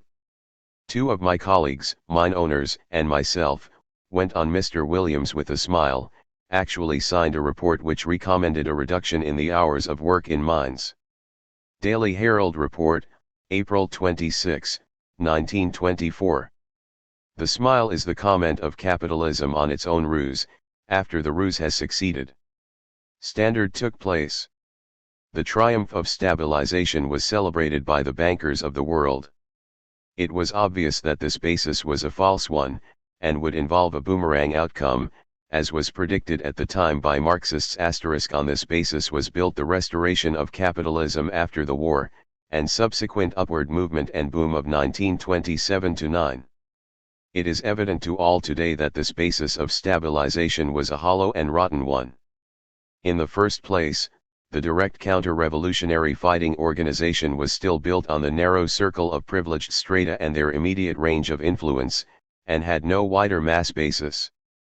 The masses were still only reached by social democracy or communism. Second, the weapon of social democracy was more and more blunted by each successive use. Widespread disillusionment grew with the failure of social democracy, not only to lead any fight for socialism, but even to fight to maintain existing conditions or defend the daily interests of the workers. The more and more desperate use of ever-extending disciplinary and coercive measures by the social democratic leadership to maintain their power could not check this growing discontent. In the European countries as a whole during this period the vote of social democracy declined, and that of communism increased. Third, the American colossus, on whose support and subsidies the restoration of capitalism was built up, was a colossus with feet of clay. As rapid as was its expansion and apparent prosperity and power in the war and post-war period, no less rapid was the bursting of the contradictions of its capitalist structure into a more gigantic economic crisis than any previously experienced in any country of capitalism. But just as American capitalism had provided the economic base for the rebuilding of capitalism throughout the world, so the American crash brought with it the crash of the whole structure of stabilization throughout the world. Fourth, the very success for the moment of stabilization, of rationalization, of the enormous expansion of the productive structure, brought with it the intensification of all the problems and conflicts of capitalism, and only resulted in the more rapid and complete shipwreck. The gigantic productive mechanism required a no less gigantic expansion of the market, unless it could maintain its mass. Output at full working, its very much heavier maintenance costs made it actually less economical than more primitive technical forms. The presuppositions of the attempted restoration and stabilization of capitalism after the war had been the return to the conditions of pre-war capitalism, which had in reality already been undergoing far-reaching modifications and transformations already before the war, to the free market regulation of supply and demand, to the automatic gold standard, etc. But in fact monopoly capitalism had already before the war transformed these conditions of classic capitalism beyond recognition, and led to the growing disequilibrium which found expression in the war.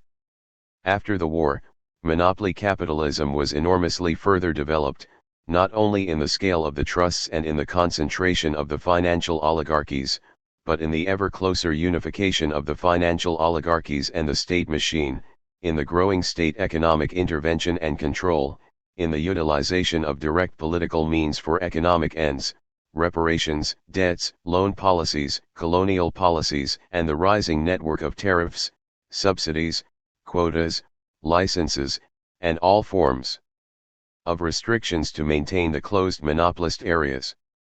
The whole resulting structure was top-heavy. The crash was inevitable. Capitalism under these conditions was more and more revealing itself, no longer as a working system, but as a clogging fetter on production and exchange, with vast concentrations of conflicting and irresponsible power at strategic points, which could rock the whole system. When the crash came with the world economic crisis, the conditions of monopoly capitalism still further prevented the normal working out of the crisis, and intensified and prolonged the crisis. The great capitalist monopolies were able to maintain relatively high profits in the midst of the depression. By artificial measures of restriction, by maintaining monopoly prices above the general price level, and by passing on the burden of the depression to the working masses, to the petty bourgeoisie and to the colonial peoples. The prices of cartelist goods in Germany in the beginning of 1933 had only fallen 20% or below the level of the first half of 1929, whereas the price of non-cartelist goods had fallen 55% or. League of Nations World Production and Prices, p. 109. The prices of manufactured goods in the imperialist countries were maintained above the pre-war level, at the same time as the prices of the raw material products of the colonial peoples were depressed to an average of half the pre-war level. But this meant to intensify the contradictions at the root of the crisis.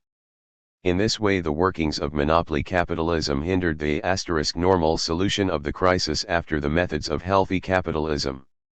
Thus it became more and more evident, both from the circumstances leading to the crisis, and from the further development of the crisis, that the restoration of capitalism of the pre-war type was no longer possible, that its breakdown was not due to any particular, isolated, accidental causes, reparations, debts, gold supply and distribution, etc., as was at first suggested, but was inherent in the whole nature of the attempt in relation to modern conditions of production and economic organization, and that in fact, as began to become increasingly recognized in informed capitalist quarters, the whole attempt at restoration during the 1920s had been in reality a chase after an illusion.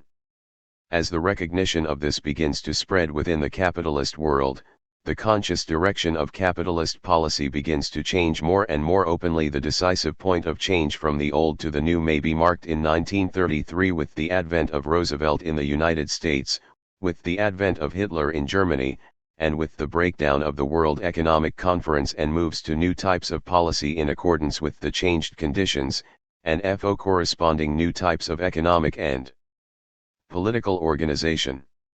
2. The collapse of the illusions of the stabilization period. The short-lived stabilization, and upward movement of capitalism in the 1920s gave rise to a host of myths and illusions as to the possibilities of permanent capitalist prosperity, of a new era of harmonious capitalist advance, of organized capitalism, of supercapitalism, of improving standards for all without the need of class struggle or revolution. These illusions were important at the time as the means by which capitalism sought to maintain its hold on the masses and to counter the issue of the social revolution, which concretely confronted the world since 1917. The collapse of these illusions with the world economic crisis was of decisive importance in the development of capitalist ideology to fascism. The main forms taken by these illusions were twofold, both closely connected. The first was the myth of American capitalism as a new type of capitalism, which had overcome the contradictions and crises of the old capitalism, which had ironed out the trade cycle, and found the key to permanent prosperity and the abolition of poverty through continuously rising standards of the workers alongside continuously rising profits. American capitalism was held as the triumphant refutation of communism. Ford versus Marx was the common popularization of this theme. The second, closely connected with the first, was the conception of organized capitalism as the new type of capitalism developing throughout the world, and building up under capitalist leadership a rational productive world order, which would eliminate the evils, poverty, and discords of the old 19th century capitalism and replace them by unparalleled universal prosperity. This conception found its final expression in ultra-imperialism, or the conception that capitalist development was working towards a unified world capitalist order, eliminating war and the divisions of imperialism under the beneficent and pacific control of international finance. There is no doubt that these illusions were to some extent shared by a portion of the leaders of capitalism during this period, who were dazzled by the apparent rapid recovery from the war and the unparalleled advance in production, trade, and profits, and looked forward to a period of ever-growing prosperity. Thus President Hoover declared on July 27, 1928. The outlook of the world today is for the greatest era of commercial expansion in history. And again, on August 11, 1928, in a speech accepting the Republican renomination for president, unemployment in the sense of distress is widely disappearing. We in America today are nearer to the final triumph over poverty than ever before in the history of any land. The poorhouse is vanishing from among us. We have not yet reached the goal, but given a chance to go forward with the policies of the last 8 years, and we shall soon with the help of God be within sight of the day when poverty will be banished from this nation. New York Nation, June 15, 1932. Similarly, Keynes in 1925, addressing the liberal summer school under the title, "Am I a Liberal?" distinguished 3 periods of economic development: the first, of scarcity, up to the 15th or 16th centuries, the second of abundance, represented by the 19th century, and the third, of stabilization. Now opening, but we are now entering on a third era, which Professor Commons calls the period of stabilization, and truly characterizes as the actual alternative to Marx's communism. Keynes' Am I a Liberal? 1925, reprinted in Essays in Persuasion, 1931, the principal channel of these illusions throughout Western Europe and America was social democracy. Through social democracy these illusions were transmitted to the masses. The American model and Ford versus Marx became the battle cry of social democracy and the Second International in the fight against communism. Government-paid missions of labor leaders were sent from Britain, Germany, and other countries to the United States to bring back the new gospel from the holy land of capitalism. It is unnecessary now to repeat, although it would be profitable for those who come newly to these questions to study this record of capitalist and social democratic illusion and ignorance on the basic questions of our epoch, the more fantastic utterances of all the principal Labor Party, trade union, and social democratic leaders and theorists on the American miracle and the triumph of capitalism over Marxism*. What is important is that capitalism in this period, through social democracy, was able to build up a powerful propaganda in the working class of expectation of a new capitalist era, of rising prosperity, of the unshakable strength of capitalism, and of the refutation of revolutionary Marxism. The entire machine of reformist socialism, in control of the working class organizations, spread this propaganda. Thus Snowden on behalf of the Labour Party declared, he did not agree with the statement of some of their socialist friends that the capitalist system was obviously breaking down. He believed that we were today in a position very much like the Industrial Revolution that took place about 120 years ago. Then the steam age was ushered in. Now we are entering in, I believe, the new age of electricity and an age of chemistry. Wide-awake capitalists are seeing this, and they are taking steps to appropriate for private profit and private ownership the exploitation of these great forces. If they succeed in doing that, then the capitalist system will be given a new and long and more powerful lease of life. Snowden, Dawsey Herald Report, April 17, 1926.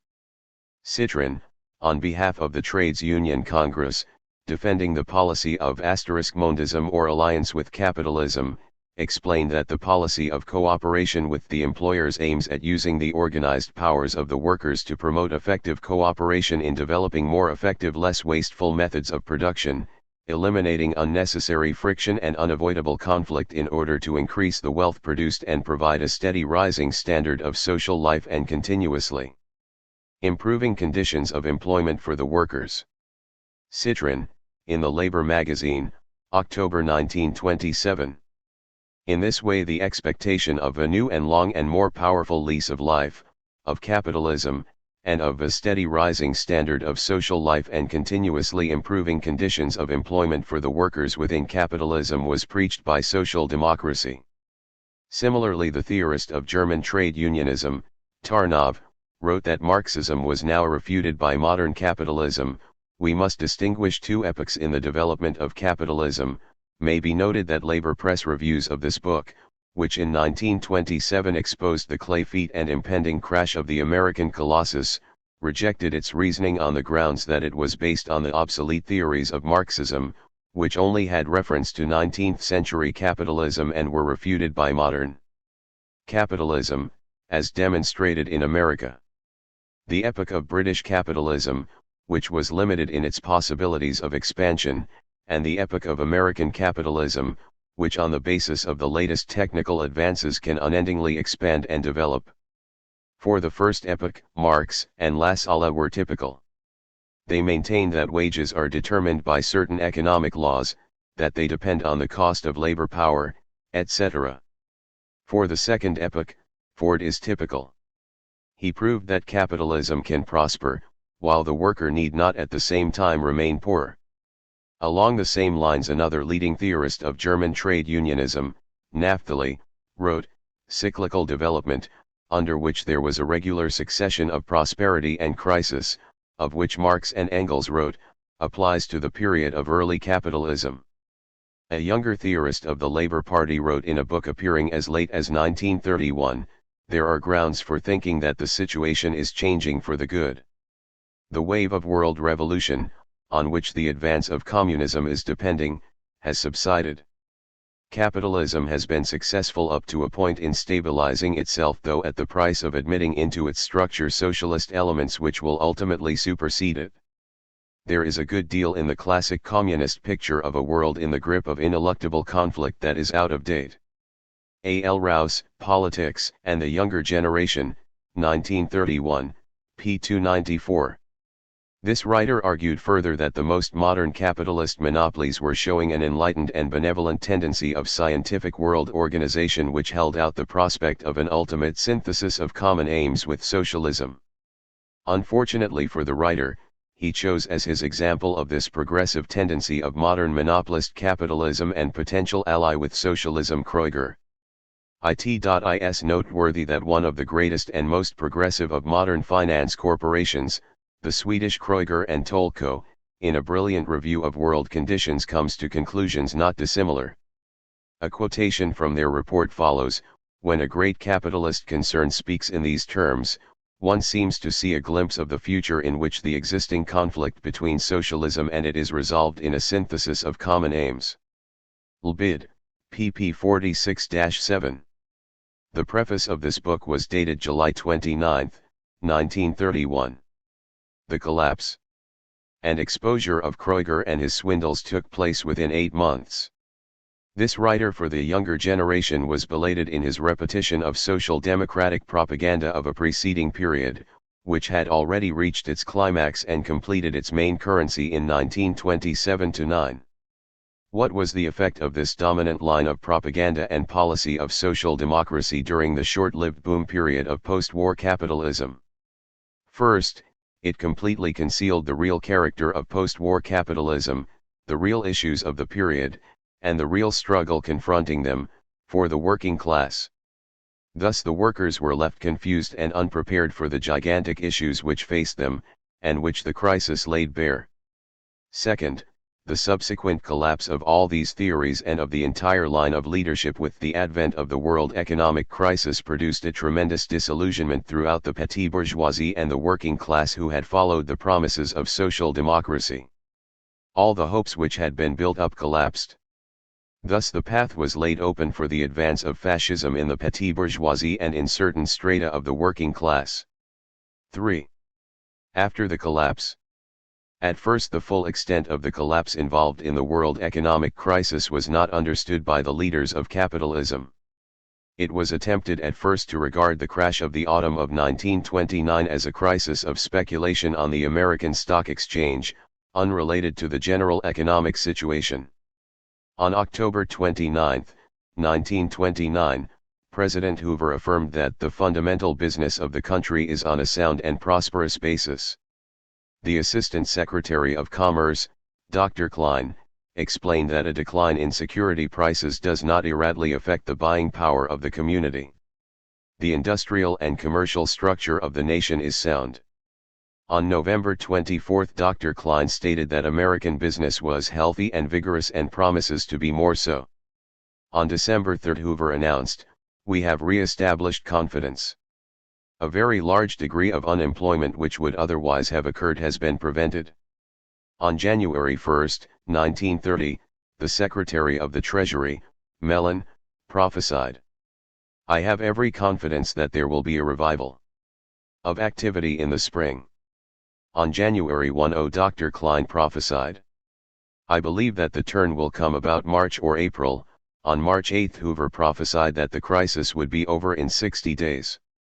On May 0, the Secretary of State, Lamont, prophesied that normal conditions should be restored in 2 or 3 months.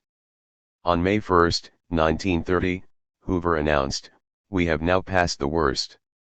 And so on, continuously, right into 1932. A similar list could be compiled for the Labour government and national government in Britain.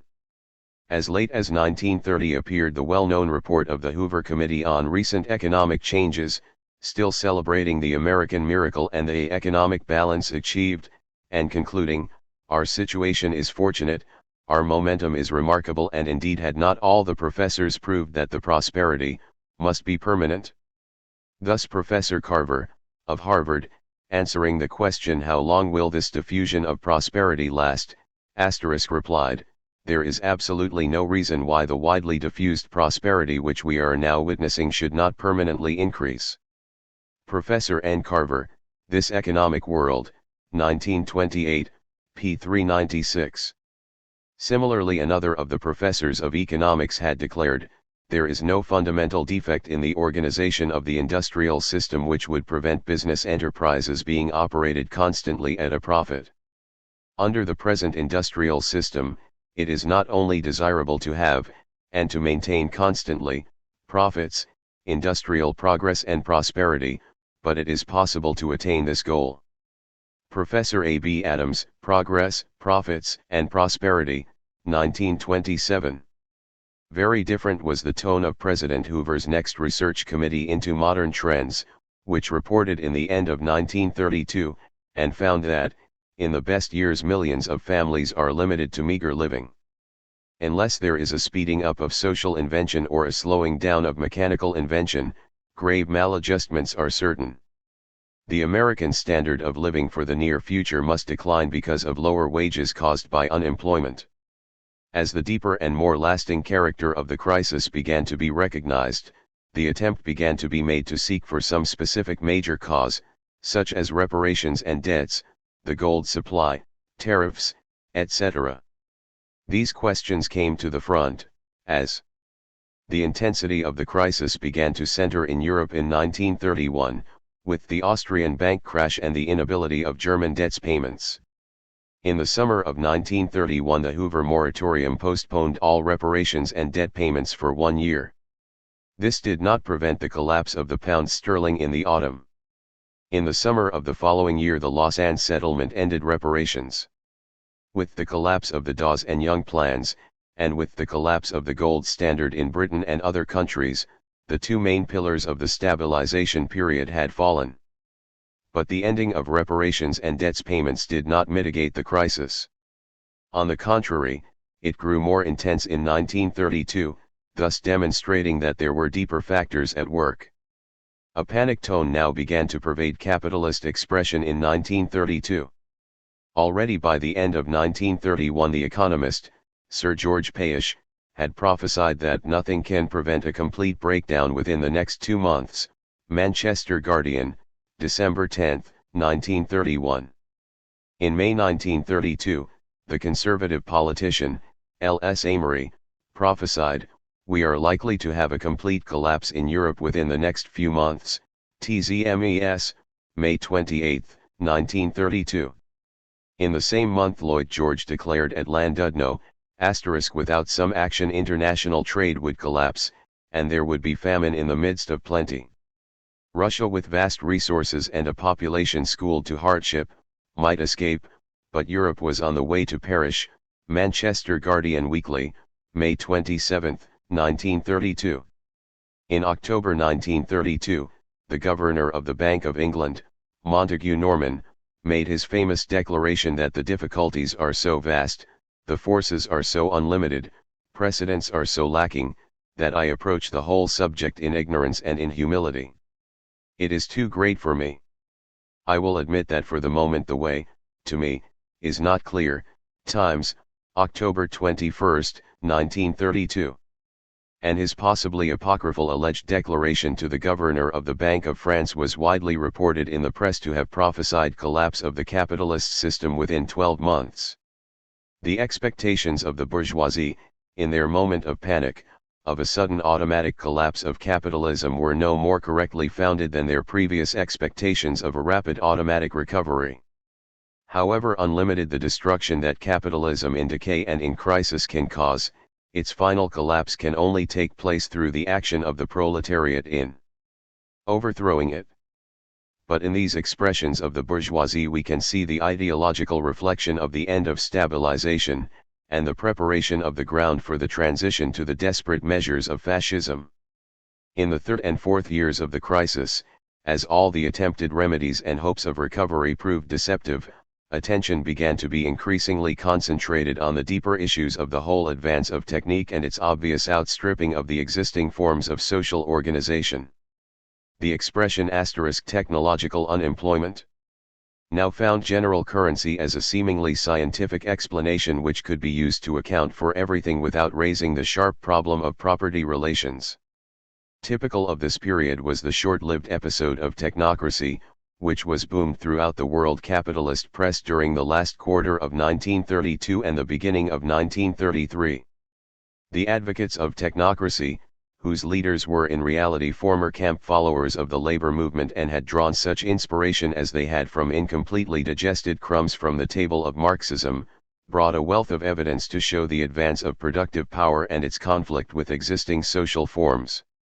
But they drew therefrom the incorrect conclusion that the problem is consequently a technical problem, to be solved under the expert guidance of technicians through new utopian forms of commodity valuation, @Prud'homme, within existing property society.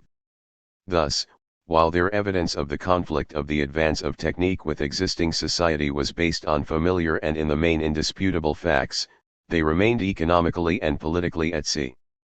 They failed to understand that the social organization of technique is incompatible with the capitalist class monopoly in the means of production, and that consequently the basic problem of the present period is not a technical problem, but a political problem, the breaking of the capitalist class monopoly by the power of the working class. Only when the political conditions are thus created can the technical problem be solved. For a short period their propaganda received immense publicity in the capitalist press as an apparent counter to Marxism, but as soon as it became clear that even so, the technical facts and criticism brought forward by them were too damaging to capitalist interests, they were rapidly silenced, and the financial support withdrawn. The minds and thoughts of the leaders of capitalism, as the development of the crisis was making increasingly clear the basic contradictions confronting them and the basic conflict between the advance of technique and the maintenance of class society, were moving in a different direction. They were drawing with increasing clearness and consciousness the necessary conclusions for the maintenance of class society and the restriction of the advance of technique. The old conceptions of the restoration, of capitalism of the pre-war pattern, of international capitalism, of all the traditional theories of the older schools of capitalist economists, who wrung their hands at the new developments, were becoming more and more clearly and consciously abandoned. In their place came to the front the conceptions of so-called national planning, of the closed monopolist area, of state economic control, of the restriction of production, of the building of rigidly controlled, confined, static class societies with suppression of the class struggle, and of war as an inevitable near necessity. There is no absolute division between the old and the new. The new is only the more complete working out of the basic principles of imperialism at a more advanced stage, at a more extreme stage of capitalist decay. By 1933 the new trends were fully dominant. The signals of the new period were the advent of Roosevelt in the United States, the advent of Hitler in Germany, the breakdown of the World Economic Conference, and the breakdown of the Disarmament Conference. The end of stabilization had given place to the new phase, of which fascism is the most complete and consistent expression. Chapter IIT. The New Economics and Politics. A well-known statement of Lenin in 1920 with reference to the post-war crisis gave warning against the illusion that there is absolutely no way out for capitalism. On the contrary, there are no absolutely hopeless situations. The meaning of this statement is often misunderstood, because it is commonly quoted out of its context. Lenin was in fact giving warning against two widespread errors.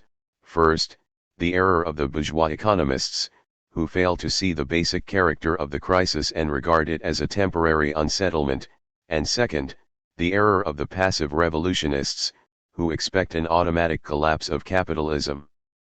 Against the latter he pointed out that the proof of the collapse of capitalism can only be, not any abstract logical demonstration, but the successful action of the proletariat in overthrowing it. Until then, capitalism remains in power, drags on somehow, finds its own way out each time, no matter what disturbances it passes through. In other words, capitalism does not escape from the general crisis into which it has fallen since 1914, and which is inevitable in the present stage of conflict between the forces of production and the existing relations of capitalist property ownership. One only passes from one stage of crisis to another, there is no question of a temporary unsettlement. But capitalism does not finally fall until the proletariat overthrows it. This is the dialectic of the general crisis of capitalism which Lenin was concerned to demonstrate. The subsequent 14 years have abundantly confirmed the truth of this analysis. On the one hand, so long as the proletariat is not ready and strong enough, capitalism remains in power. On the other hand, capitalism does not recover from its mortal sickness. It passes from one stage of crisis only to fall into a new stage. At each stage, if the proletariat is not yet ready to deal the death blow, there remains a capitalist way out which prevails. But the capitalist way out is no harmonious solution, no simple restoration of order to a temporary unsettlement. The capitalist way out is at each stage a way of increasing destruction, of mass starvation, of violence, of war, of decay. This is the lesson of the 2 decades since the outbreak of the war.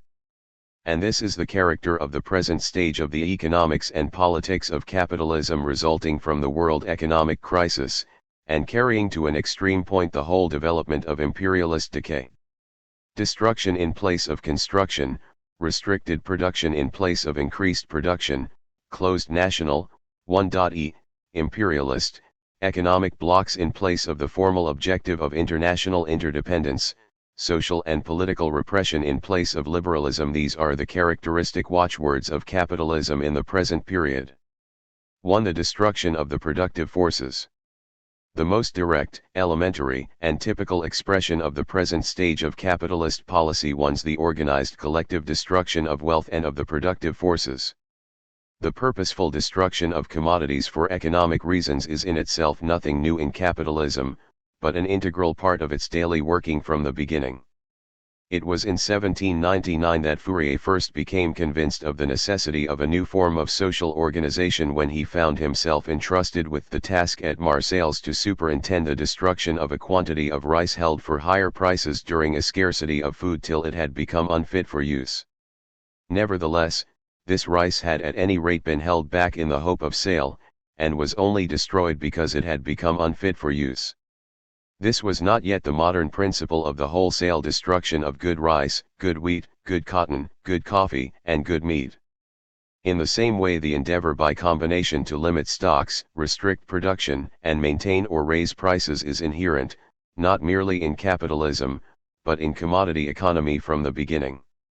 As Adam Smith wrote in his Wealth of Nations, people of the same trade seldom meet together, even for merriment and diversion, but the conversation ends in a conspiracy against the public or in some contrivance to raise prices. Adam Smith, Wealth of Nations, Book I, Chapter 10, Part 2. But such a policy appeared to Adam Smith, the original voice of classic capitalism, as an offense against the principles of capitalist production, as a conspiracy against the public. It has remained for our day that all the capitalist governments of the world should meet together in the World Economic Conference to proclaim, with the combined voice of all the most enlightened, progressive statesmen and all the economists, the supreme aim to restrict production and to raise prices. This is a measure of the extreme stage of decay of capitalism. The distinctive modern stage of capitalist policy for the destruction of wealth and of the productive forces is marked by three outstanding characteristics. The first is the gigantic scale of destruction, conducted over entire principal world areas of production, and calculated in relation to world stocks. The second is the direct government organization and subsiding of such destruction and restriction of production by all the leading imperialist governments. The third is the extension of destruction, not only to the destruction of existing stocks of commodities, but to the destruction of the productive forces, the plowing up of crops and sown areas, the artificial limitation of production, the dismantling of machinery, as well as holding unused the labor power of millions of workers. The examples of this process throughout the capitalist world are too familiar to require repetition. The burning of millions of bags of coffee or tons of grain, in the midst of mass starvation and poverty, have horrified the world. But all this has been no accidental or exceptional happening through the action of individuals, but on the contrary directly organized by all the capitalist governments of the world, and in the forefront by the most progressive governments, by the Roosevelt government in the United States, by social democratic governments, etc. It is a tragic irony that men and women in New York should be suffering the tortures of hunger while tens of thousands of pigs in Faro are being slaughtered in Iowa by the command of the government, and farmers in Kansas or Nebraska are burning their grain. News Chronicle, October 17, 1933. The expenditures account recently published of the Agricultural Adjustment Administration under the Roosevelt regime affords a pretty picture of modern capitalism. Economist, December 30, 1933. Expenditures under the AAA. Allocation approximate sum.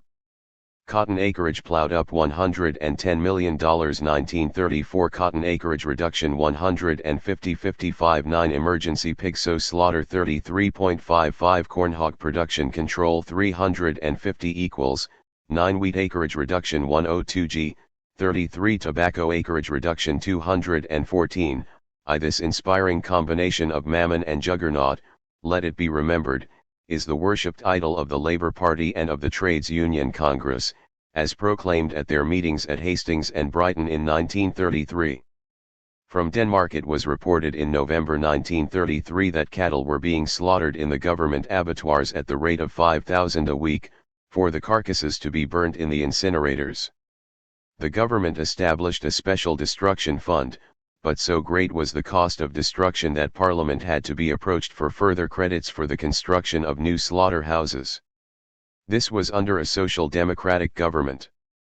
In the same way the British Labour government had already carried the Coal Mines Act for the limitation of the output of coal with such success that in the beginning of 1934 a London firm actually ordered a consignment of coal from abroad, on the grounds, as they stated, that owing to the limitation schemes it was impossible to secure a delivery from British sources with sufficient speed. In Britain in 1930 the company National Shipbuilders Security, Limited *, was formed, with power to borrow up to £3 million, for the purpose, according to the Memorandum of Association, to assist the shipbuilding industry by the purchase of redundant and/or obsolete shipyards, the dismantling and disposal of their contents, and the resale of their sites under restrictions against further use for shipbuilding. Within a few months its successful activities were reported in the press. National Shipbuilders Security, Limited, has purchased Dalmuir Shipbuilding Yard, owned by William Beardmore & Co., and in consequence it is to be closed down by the end of the year. This shipyard was one of the largest on the Clyde, employing 6,000 men during the war. Negotiations for the purchase and closing down of other shipyards are in progress. Up to the end of 1933 this new type of capitalist company had bought up and closed down 100 shipbuilding berths. In the 12 months to June 1933, the world tonnage of merchant shipping showed a net decrease of 1,814,000 tons, more than half this decrease being in tonnage owned by Britain. Similarly, in the woolen textile industry the Wool Combers Mutual Association, Limited, was formed early in 1933 to assist the wool combing industry by the purchase and dismantling of redundant and obsolete mills, plant, and machinery for resale under restrictive covenants against their further use for wool combing. The principal copper producers of the world entered into an agreement at Brussels in December 1931, to limit production during 1932 to 26% of the capacity of their mines. The National Coffee Council of Brazil, from which country comes 2/3 of the world's coffee, decided in December 1931 to destroy 12 million bags of coffee. During 1932 to 39,600,000 quintals, equivalent to 1,248 million pounds weight, were destroyed, an emergency tax being imposed on coffee exports to finance the purchase and destruction of surplus coffee. League of Nations World Production and Prices 1925-32, p. 28. Up to the end of 1933 no less than 22 million bags of coffee had been disposed of by burning or dumping in the sea. The governors of Texas and Oklahoma called out the National Guard to take possession of the oil wells and prevent production. The United States Department of Agriculture in the summer of 1933 announced bounties of $7 to $20 per acre to farmers for the destruction of the cotton crop. This was successful in securing the plowing in or mowing down of 11 million acres out of a total of 40 millions. The government hoped to take 10 million acres out of production by paying growers $7 to $20 per acre, according to the yield of their land, for plowing under or mowing down cotton already growing. The scheme was immediately successful. In restricting acreage. Over 11 million acres being plowed in or mown down, reducing the estimated acreage from 40.8 to 29.7 million acres. World Economic Survey 1932-3, pp 313-4. Asterisk to the modern bourgeois mind and outlook. This process of wholesale destruction and restricting of production, in the midst of poverty, appears as a natural and self-evident necessity. Without sense of contradiction they proclaim it in the same breath that they proclaim the necessity of economy and asterisk cuts to the masses, and correctly they feel no contradiction, since both are indispensable to the maintenance of capitalism at the present stage. They preach today the policy of restriction of production with the same sense of obvious correctness and common sense with which they preached after the war the policy of increased production as the path to prosperity. Thus in the summer of 1933 we find the British Chancellor of the Exchequer answering the theorists who imagine restriction of production to be a bad thing, to allow production to go on unchecked and unregulated in these modern conditions when it could almost at a moment's notice be increased to an almost indefinite extent was absolute folly. Neville Chamberlain in the House of Commons, June 2, 1933, Limes, June 3, 1933. In the same way The Economist was able to report with satisfaction, while there was an enormous overexpansion of productive capacity before 1929, investment in capital equipment has been severely curtailed since then, and a substantial proportion of existing plant and machinery has become obsolete or has been scrapped. There can be little doubt that substantial progress has already been made in the readjustment of productive capacity to the lower level of demand for consumers' goods. Economist, May 13, 1933. Productive capacity must be readjusted to the lower level of consumption of the impoverished masses. Such is the practical execution of the scheme, however, was not without difficulties, as witness the following item from the American press on August 9, 1933, Southern Muses balk at P. Lowen up cort ton. Paul A. Porter of the administration, just back from the South, reported today that many farmers had complained they found difficulty in getting their mules to act right while plowing up the cotton. It is not the mule's fault at that, Mr. Porter explained. All these years he has been lambasted if he walked atop the cotton row. Now it is the reverse, and he is being asked to trample down stalks he was carefully trained to protect. The honors go to the mules rather than to President Roosevelt. Bed of Proc Rusts, who was also a bandit, but a less skilled and large-scale bandit, to which modern capitalism in its extreme stage of decay seeks to fit the tortured body of humanity.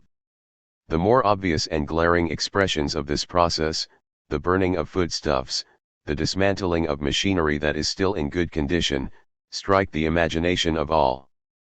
But all do not yet see the full significance of these symptoms. First, the expression through these symptoms of the extreme stage of decay of the whole capitalist order. Second, the inseparable connection of this process of decay with the social and political phenomena of decay which find their complete expression in fascism. And third, the necessary completion and final working out of this process in war. For war is only the complete and most systematic working out of the process of destruction. Today they are burning wheat and grain, the means of human life. Tomorrow they will be burning living human bodies. 2. The revolt against the machine. But this revolt of modern capitalism against the productive forces, against the development of technique, and for the artificial restriction of production, goes further. It begins to turn, ideologically, and even in certain concrete propositions and experimental attempts, into a direct revolt against the machine. A century ago, in 1831, the Society for the Diffusion of Useful Knowledge published a brochure, The Results of Machinery, addressed to the working men of the United Kingdom. The little book gives a glowing picture of the glories of invention, of the permanent blessings of machinery, of the triumphant step that man takes in comfort and civilization every time that he transfers one of the meaner drudgeries of the world's work from human backs to wheels and pistons. The argument is developed with great animation and vigor, and the writer, as he skirmishes with the workman's prejudices, travels over one industry and one country after another. J. L. and B. Hammond, The Town Laborer, p. 17. Today the tables are turned. It is no longer the bourgeoisie who are teaching the ignorant workers, displaced and starving in millions through the advance of machinery under capitalist conditions, the blessings and advantages of machinery in the abstract. On the contrary, the bourgeoisie, now that they no longer see rising profits through the advance of machinery, but instead see their whole position and rule more and more visibly menaced by its development, change their tune. They deplore the evils of the too rapid advance of machinery. Their tone becomes increasingly one of hostility, fear, and hatred to the machine. It is the working class who, despite their still heavy sufferings through the advance of the machine under capitalism, now become the conscious champions of the machine, recognizing in it the powerful ally of their fight for a new order, and seeing with clear understanding its gigantic future beneficent role once it becomes liberated for social use under the leadership of the working class and in communist society. Even the scientists and technicians, the inventors of new machinery and technical processes in the service of capitalism, begin increasingly, with the exception of a small and courageous minority, to turn against their own children, and to discuss, in technical and scientific conferences and journals, the necessity of arresting the advance of invention, of artificially restricting the output of new inventions.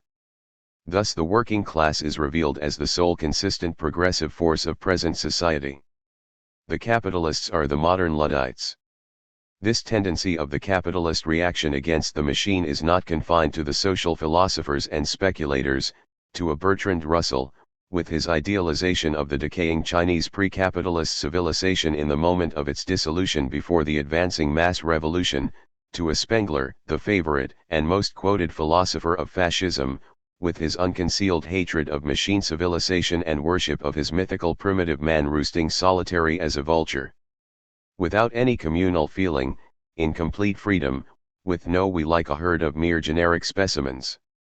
Strong, solitary men, see his revealing book Der Mensch und die Technik Man and Technique, or, for the matter of that, to a Gandhi and his spinning wheel, the adored of the Western European intelligentsia, and true prototype, not of a young bourgeoisie, but of a bourgeoisie born old without ever having known youth, the consistent expression of one aspect of capitalism in decay, the passive reactionary, just as Spengler is the expression of the other aspect, the sophisticatedly bloody, combatant reactionary. But this same tendency reveals itself increasingly in the states. Men and politicians, in the journalists and publicists, in the scientists and technicians. We have already seen how a Times editorial in 1930 could discuss how perilously the machine has run ahead of man and query the advantages residing in a system which relies on the mass production of standardist articles. March 8, 1930, or how the Hoover Research Committee in 1932 could speak of the possible necessity of a slowing down of mechanical invention in the same way Sir Alfred Ewing, delivering the presidential address in 1932 to the British Association, the annual gathering of recognized, conventional bourgeois science, could declare, in the present-day thinker's attitude towards what is called mechanical progress we are conscious of a critical spirit. Admiration is tempered by criticism, complacency has given way to doubt, doubt is passing into alarm. An old exponent of applied mechanics may be forgiven if he expresses something of the disillusion with which, now standing outside, he watches the sweeping pageant of discovery and invention in which he used to take unbounded delight. It is impossible not to ask, whither does this tremendous procession tend? What after all is its goal? What its probable influence upon the future of the human race? Man was ethically unprepared for so great a bounty. More and more does mechanical production take the place of human effort. So man finds that, while he is enriched with a multitude of possessions and possibilities beyond his dreams, he is in great measure deprived of one inestimable blessing, the necessity of toil. He has lost the joy of craftsmanship. In many cases unemployment is thrust upon him, an unemployment that is more saddening than any drudgery. And the world finds itself glutted with competitive commodities, produced in a quantity too great to be absorbed. Where shall we look for a remedy? I cannot tell. Sir Alfred Ewing, Presidential Address to the British Association, 1932, Daily Telegraph Report, September 1, 1932.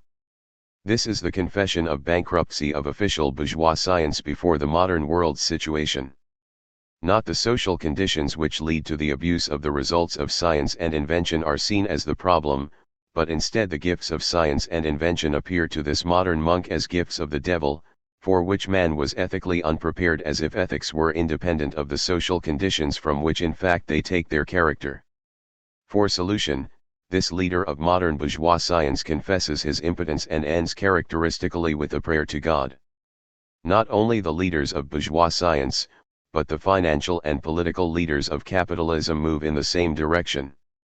An outstanding demonstration of this was the speech of the most progressive and advanced financier politician of French capitalism, Joseph Cail-Laux, on the world crisis in the spring of 1932 before the Press Association in Paris, and given also in less complete form before the Cobden Club in London. The following citations are from the report of his Paris speech in the Dépêche économique et financière. His theme was that the machine is devouring humanity. La machine dévore homme degree. It is necessary to take control of technique. It is necessary to prevent inventions suddenly upsetting production. How? He makes two concrete propositions. First, to set up every state, departments of technique, to discipline inventions, paying compensation for them, and not allowing them to come into use save in proportion as existing plant is amortized. The second alternative is taxation, to impose heavy taxes on all inventions of machinery. Science must be hamstrung, il faut que la science soit jugulée. This is not the language of an escaped lunatic, but of a cool, far-seeing politician and skilled financier of capitalism. Nor is this tendency confined to theoretical expression, there are not wanting the first signs of experiments in practice. At Philadelphia, for example, the attempt was made to meet unemployment by substituting manual labor for machines in some departments of municipal work. At Philadelphia, the city has decided to abandon the use of a large number of machines in some departments of municipal work and use manual labor instead. New York correspondent of the London Times, December 12, 1930. Thus the final outcome of the most advanced center of capitalist machine development is to return to manual labor. The lesson of Philadelphia, the third greatest manufacturing city of the greatest manufacturing country of the capitalist world, is a sign and portent of where decaying capitalism would ultimately reach, if only it had the power to arrest development and stabilize. In German fascism, this tendency is strongly to the front, and receives official encouragement by the government. Thus the Thuringian government in July 1933, prohibited the use of machinery for glass blowing. The Akteur Abendblatt, commenting on this decision with approval, declared, "This is the first example in modern times of the state stopping the metallic arms of the machine. Its steel limbs, by accomplishing the work which formerly gave nourishment to hundreds of human hands, have made the machine the mother of working-class misery." On July 15, 1933, the Reich government issued an act prohibiting the installation of any further machines for rolling tobacco leaves and the restarting of any established machinery which had ceased working. The preamble to the act states that the progressive mechanization of the cigar industry was in process of destroying the livelihood of the population of certain districts. Machinery has rendered superfluous about 80,000 workers, or 5/6 of the present labor force. IDA stated that the output of rolling machines is about 0.000 to 1,200 cigars an hour, while that of a hand worker is only 70. The power given by the act to the ministers concerned to limit production in mechanized undertakings is expected to ensure a gradual return to hand work. Manchester Guardian Weekly, September 15, 1933. In the beginning of 1934 it was reported from Germany, the official policy towards the use of machinery is confused. Special tax exemption was last year granted on installation of industrial machinery, but the party ideology rejects machinery, and government prohibitions against its use increase. This week the installment of automatic machines in the hollow glass industry was forbidden, and production was limited. In the cement branch, the opening of new or expansion of old works has been forbidden. Forbidding the use of machinery, the express aim of which is to keep production cost high in the interest of craftsman producers, hampers export. The restriction policy is disliked by the more enterprising manufacturer. Economist, February 24, 1934. Return to handwork. Return to the Stone Age. Suchi's the final logical working out of the most advanced capitalism and fascism. In fact, the drive of capitalist competitio __ events its realization. Thus even in the German government law for the prohibition of new machinery in the cigar-making industry, an exception was explicitly made in respect of production for export, and the contradiction underlying the whole policy is still more sharply brought out in the last extract cited above. But wherever capitalism one's able to reach towards fully secured close monopoly, which is the whole tendency and aim of modern capitalism, though never fully realized, and the whole essence of the economics of fascism, the inevitably inseparable tendency to retrogression of technique and decay is at once visible. Compare the frequent examples of buying up and suppression of new inventions by strongly established trusts. In the abstract theoretical hypothesis of capitalism being able to consolidate into a single world monopoly, such general decay would inevitably follow and indeed be the condition of its existence, virtual prohibition of extended reproduction of capital. Only in socialist monopoly does the incentive to improvement of technique remain, since every improvement of technique means an increase in general standards and diminution of labor. The revolt of modern capitalist ideology against the machine can never be realized in practice. On the contrary, the capitalists are compelled to fight each other with ever sharper weapons. cc. Nor is this tendency confined to theoretical expression, there are not wanting the first signs of experiments in practice. At Philadelphia, for example, the attempt was made to meet unemployment by substituting manual labor for machines in some departments of municipal work. At Philadelphia, the city has decided to abandon the use of a large number of machines in some departments of municipal work and use manual labor instead. New York correspondent of the London Times, December 12, 1930. Thus the final outcome of the most advanced center of capitalist machine development is to return to manual labor. The lesson of Philadelphia, the third greatest manufacturing city of the greatest manufacturing country of the capitalist world, is a sign and portent of where decaying capitalism would ultimately reach, if only it had the power to arrest development and stabilize. In German fascism this tendency is strongly to the front, and receives official encouragement by the government. Thus the Thuringian government in July 1933, prohibited the use of machinery for glass blowing. The Echter Abendblatt, commenting on this decision with approval, declared, "This is the first example in modern times of the state stopping the metallic arms of the machine. Its steel limbs, by accomplishing the work which formerly gave nourishment to hundreds of human hands, have made the machine the mother of working-class misery." On July 15, 1933, the Reich government issued an act prohibiting the installation of any further machines for rolling tobacco leaves and the restarting of any established machinery which had ceased working. The preamble to the act states that the progressive mechanization of the cigar industry was in process of destroying the livelihood of the population of certain districts. Machinery has rendered superfluous about 80,000 workers, or 5/6 of the present labor force. IDA stated that the output of rolling machines is about 1,000 to 1,200 cigars an hour, while that of a hand worker is only 70. The power given by the act to the ministers concerned to limit production in mechanized undertakings is expected to ensure a gradual return to hand work. Manchester Guardian Weekly, September 15, 1933. In the beginning of 1934 it was reported from Germany, the official policy towards the use of machinery is confused. Special tax exemption was last year granted on installation of industrial machinery, but the party ideology rejects machinery, and government prohibitions against its use increase. This week the installment of automatic machines in the hollow glass industry was forbidden, and production was limited. In the cement branch, the opening of new or expansion of old works has been forbidden. Forbidding the use of machinery, the express aim of which is to keep production cost high in the interest of craftsmen producers, hampers export. The restriction policy is disliked by the more enterprising manufacturer, Economist, February 24, 1934. Return to handwork. Return to the Stone Age. Suchi's the final logical working out of the most advanced capitalism and fascism. In fact, the drive of capitalist competition prevents its realization.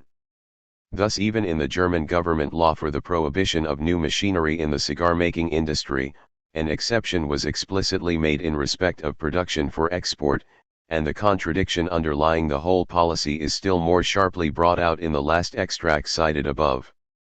But wherever capitalism is able to reach towards fully secured close monopoly, which is the whole tendency and aim of modern capitalism, though never fully realized, and the whole essence of the economics of fascism, the inevitably inseparable tendency to retrogression of technique and decay once at once visible, compare the frequent examples of buying up and suppression of new inventions by strongly established trusts.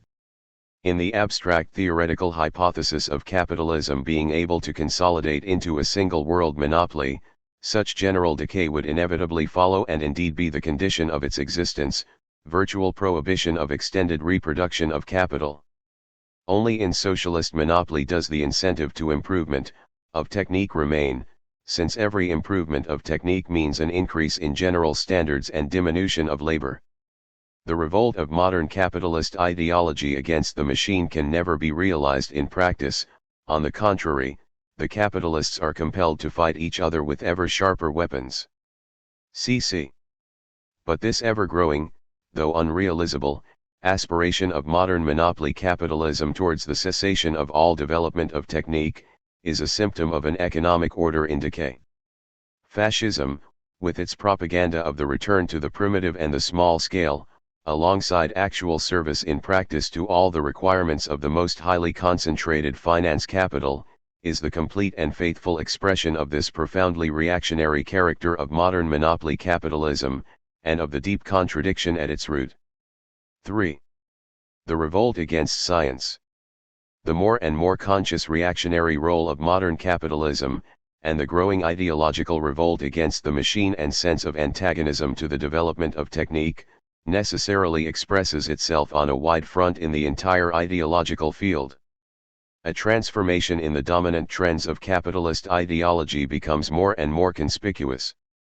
This transformation expresses itself in the growing revolt against science, against reason, against cultural development, against all the traditional philosophical liberal conceptions which were characteristic of ascendant capitalism, in favor of religion, idealistic illusions, denial of the validity of science, mysticism, spiritualism, multiplying forms of superstition, cults of the primitive, cults of violence, racial charlatanry, blood and Aryan nonsense, and all forms of obscurantism. This tendency was already visible from the outset of the imperialist epoch, and especially before the war. It has enormously increased in the post-war period. The relationship between science and the bourgeoisie has never in fact been an easy one. Only in the first revolutionary period of the bourgeoisie, in 17th century England or in later 18th century France, has there been real enthusiasm. In the 19th century, with the bourgeoisie in power, although the enormous profits to be won from the results of science led to universal official recognition, laudations, and a somewhat stingy financial support, the suspicion was always present that the development of the scientific outlook might undermine the social foundations. Hence the gigantic battles of the 19th century over each advance of science. The leaders of 19th century bourgeois science were still warriors in the midst of a widely hostile social camp. Education was still in general jealously guarded on pre-scientific lines and under clerical control. But what is conspicuous about the present period is that the offensive against science is today led, no longer merely by the professional reactionaries and clericalists, but above all by the majority of the more prominent, officially recognized and highly placed leaders of bourgeois science. The main bulk of the officially distinguished, benighted, and decorated scientists of the bourgeoisie have openly joined the clerical camp. They proclaim with wearisome iteration the reconciliation of science and religion, the overthrow for the thousandth time of the errors of materialism, the limitations of scientific knowledge, and the supremacy of the higher aspects of life which cannot be approached along scientific lines. In a spate of lectures, essays, treatises, and books, whose popular, vulgarising and often grossly unscientific character betrays their propagandist aim, they endeavor to utilize each new advance of research and discovery, not in order therefrom to reach a more scientific understanding of reality, but in order to throw doubt on the whole basis of science, and on this ground to proclaim the vindication of the particular tribal gods of their locality. These utterances, still further vulgarised, are broadcast a millionfold by all the machinery of capitalist publicity as the last word of science. In this way, at the same time as for technical and for strategical purposes science has to be more and more widely employed in practice, a basically reactionary and even anti-scientific outlook is endeavored to be pumped into all the capitalist-controlled forms of popular culture. This transformation in outlook on the part of the responsible leaders of bourgeois science, with the honorable exceptions of a small and courageous minority, was recently illustrated in the treatment of the 50th anniversary of Darwin's death in 1932.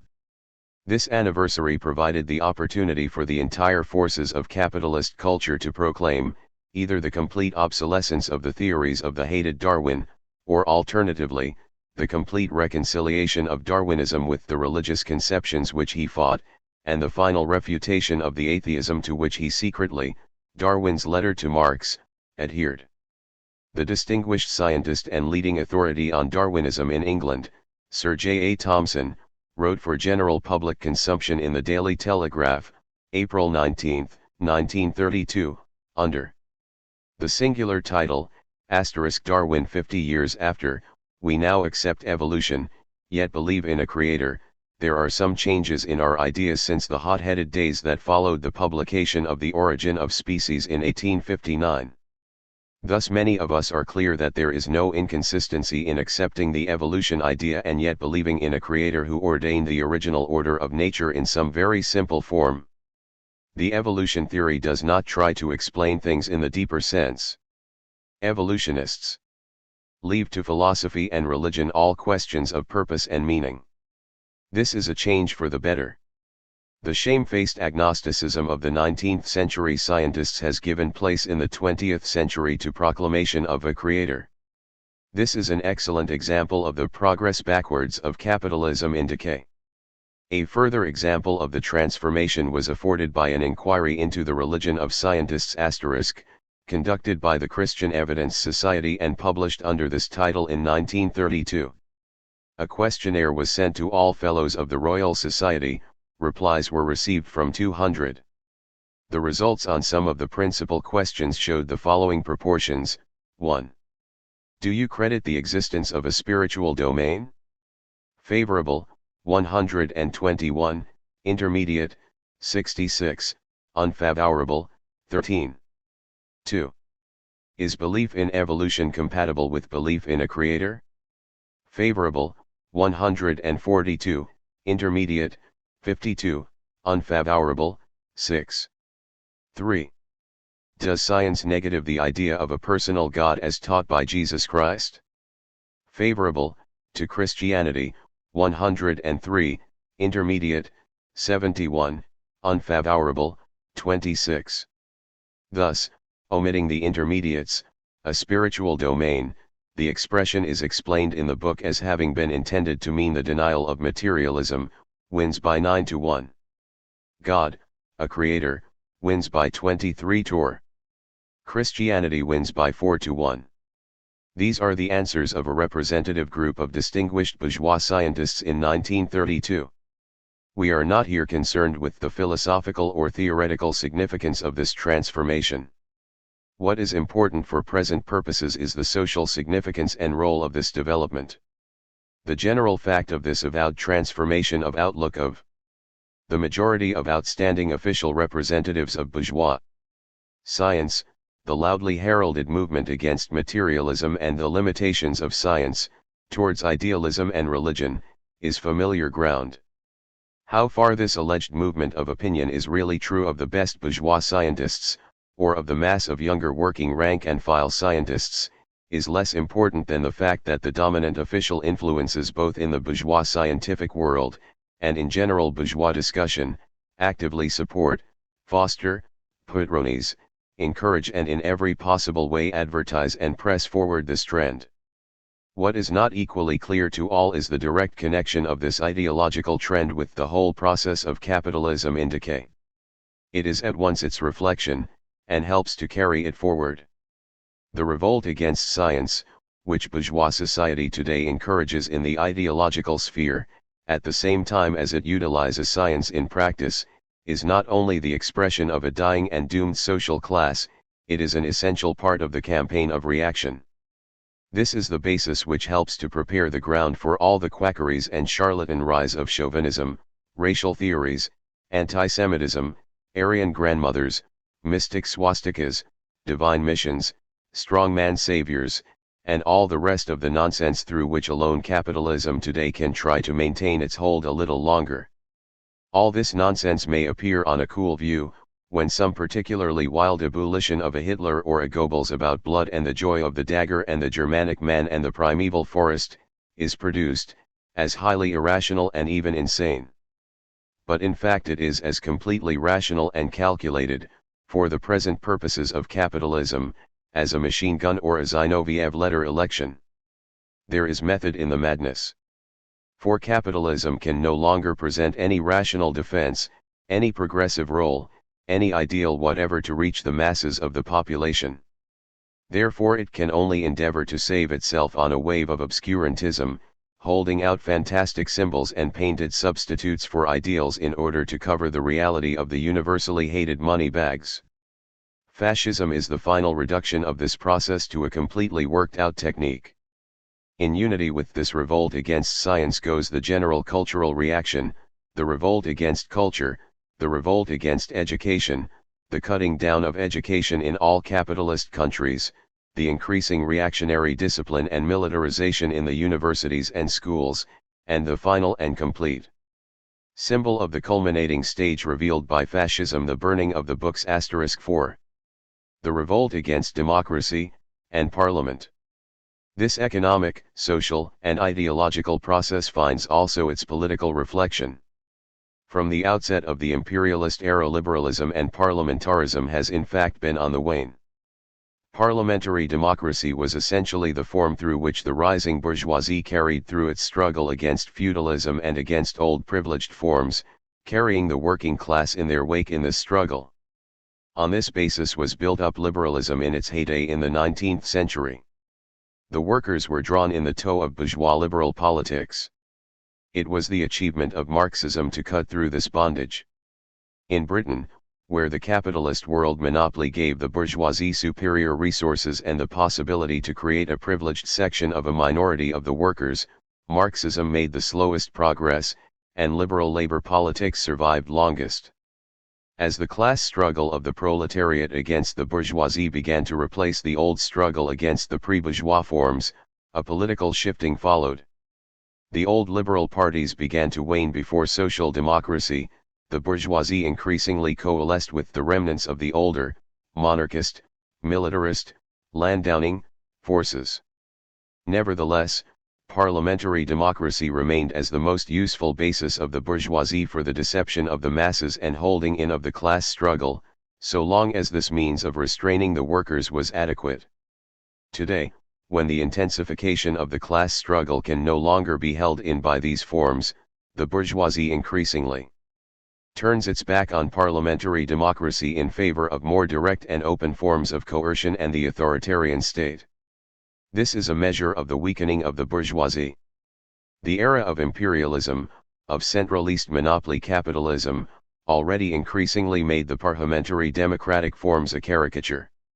While in appearance the extension of the suffrage was increasing democracy, in reality the governing role was being directly removed from Parliament and concentrated in the executive, into the cabinet, and from the cabinet into the inner cabinet, and even into extra-parliamentary forms, Committee of Imperial Defense, etc., wholly removed from democracy. So the preparation of the War of 1914, compare the statement Loft the Conservative, Lord Hugh Cecil, that the war was decided not by the House of Commons or by the electorate, but by the concurrence of ministers and ex-ministers, letter to the Times, April 29, 1916. Corresponding to the realities of monopoly capitalism, the routine of government was in fact in the hands of an increasingly strengthened and centralist bureaucracy. Effective power and the decision of policy lay with the handful of leaders of finance capital, while the puppet show of parliament, responsible ministers, elections, and nominally opposing parties became increasingly recognized as a decorative appendage of the Constitution for purposes of window dressing. This was equally conspicuous in the democracies of the United States, France, and Britain. Nevertheless, liberalism enjoyed one last blooming in the earlier or pre-war period of imperialism, but in the new form of liberal imperialism with its deceptive program of social reform. The super profits of imperialism provided the means in the imperialist countries to endeavor to buy off the revolt of the advancing workers with a show of meager concessions to a minority. Bismarck had already shown the way to utilize social reform legislation, alongside coercion, in order to endeavor to stem the advance of socialism. On the basis of imperialist exploitation was built up the short-lived 20th century renaissance of social reform liberalism of the Lloyd George era, which tried to stem the rising tide of working-class revolt with a loudly advertised show of concessions and concern for the condition of the people, and with noisy campaigns of denunciation of the landlords and the aristocracy, while the real aims of imperialism and war preparation were pressed forward, and all the forces of the state were employed against the militant working-class struggle.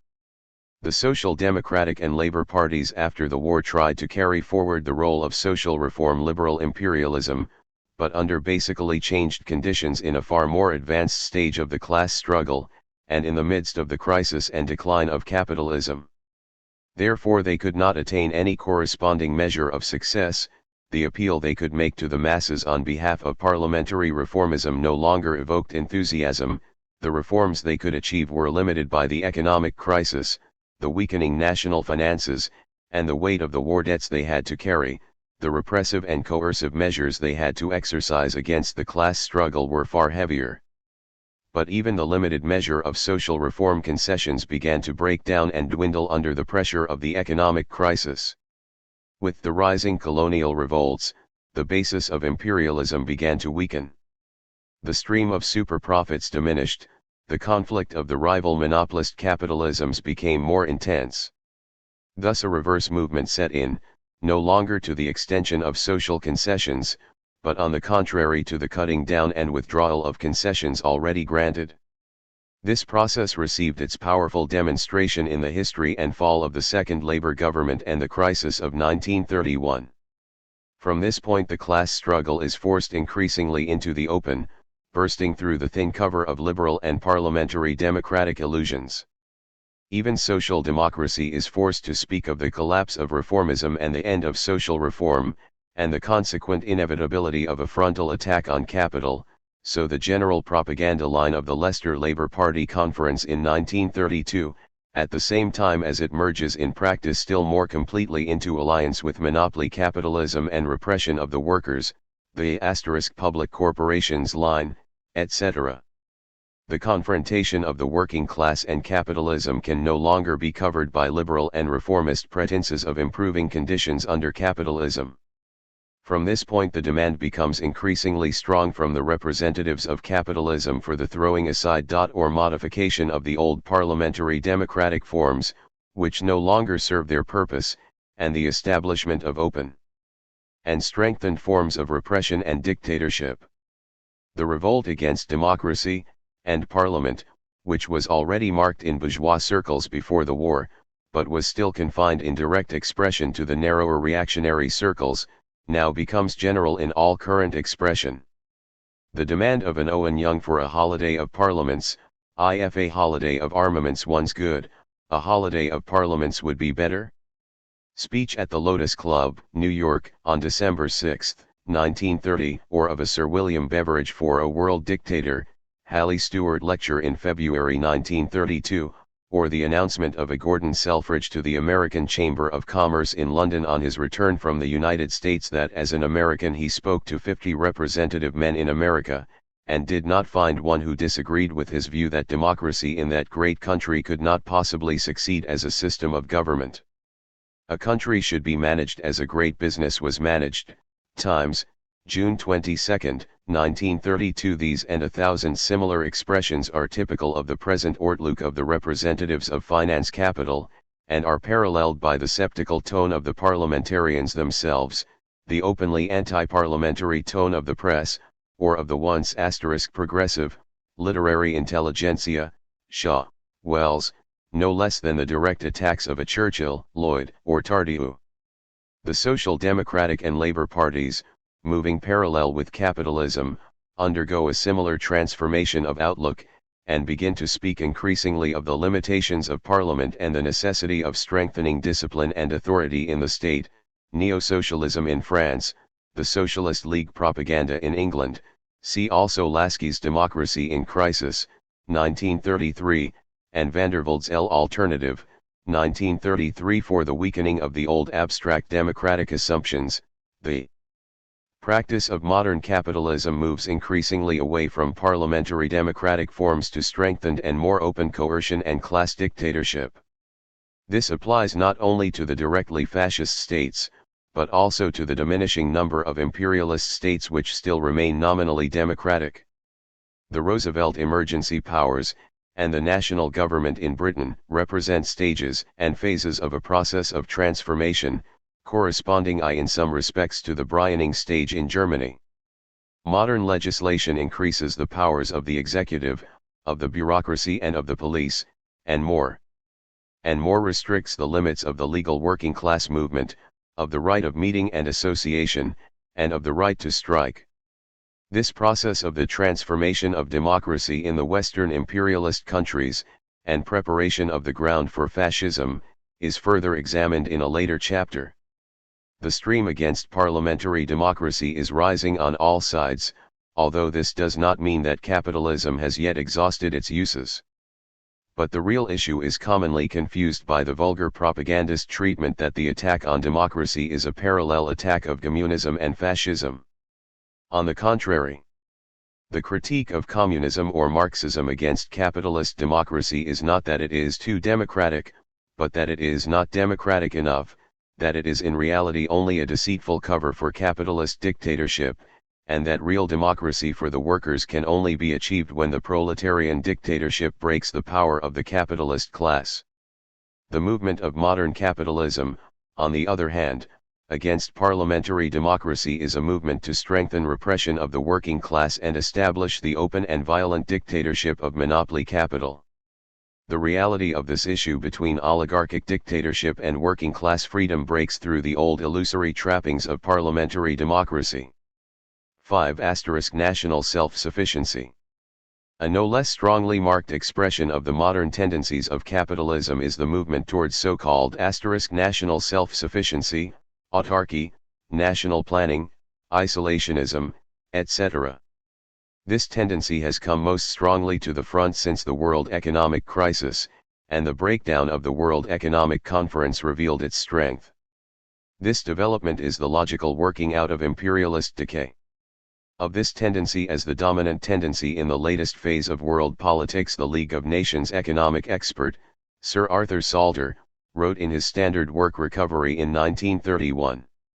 Any world errata may be restricted to small dimensions, through every country excluding imports of everything which, at whatever expense, it can make or produce at home. Along this line of development, America might withdraw within herself, arresting and almost abandoning her foreign investments, sacrificing her export trade, and cultivating an isolated self-sufficiency. On the lower level of prosperity which this would necessitate.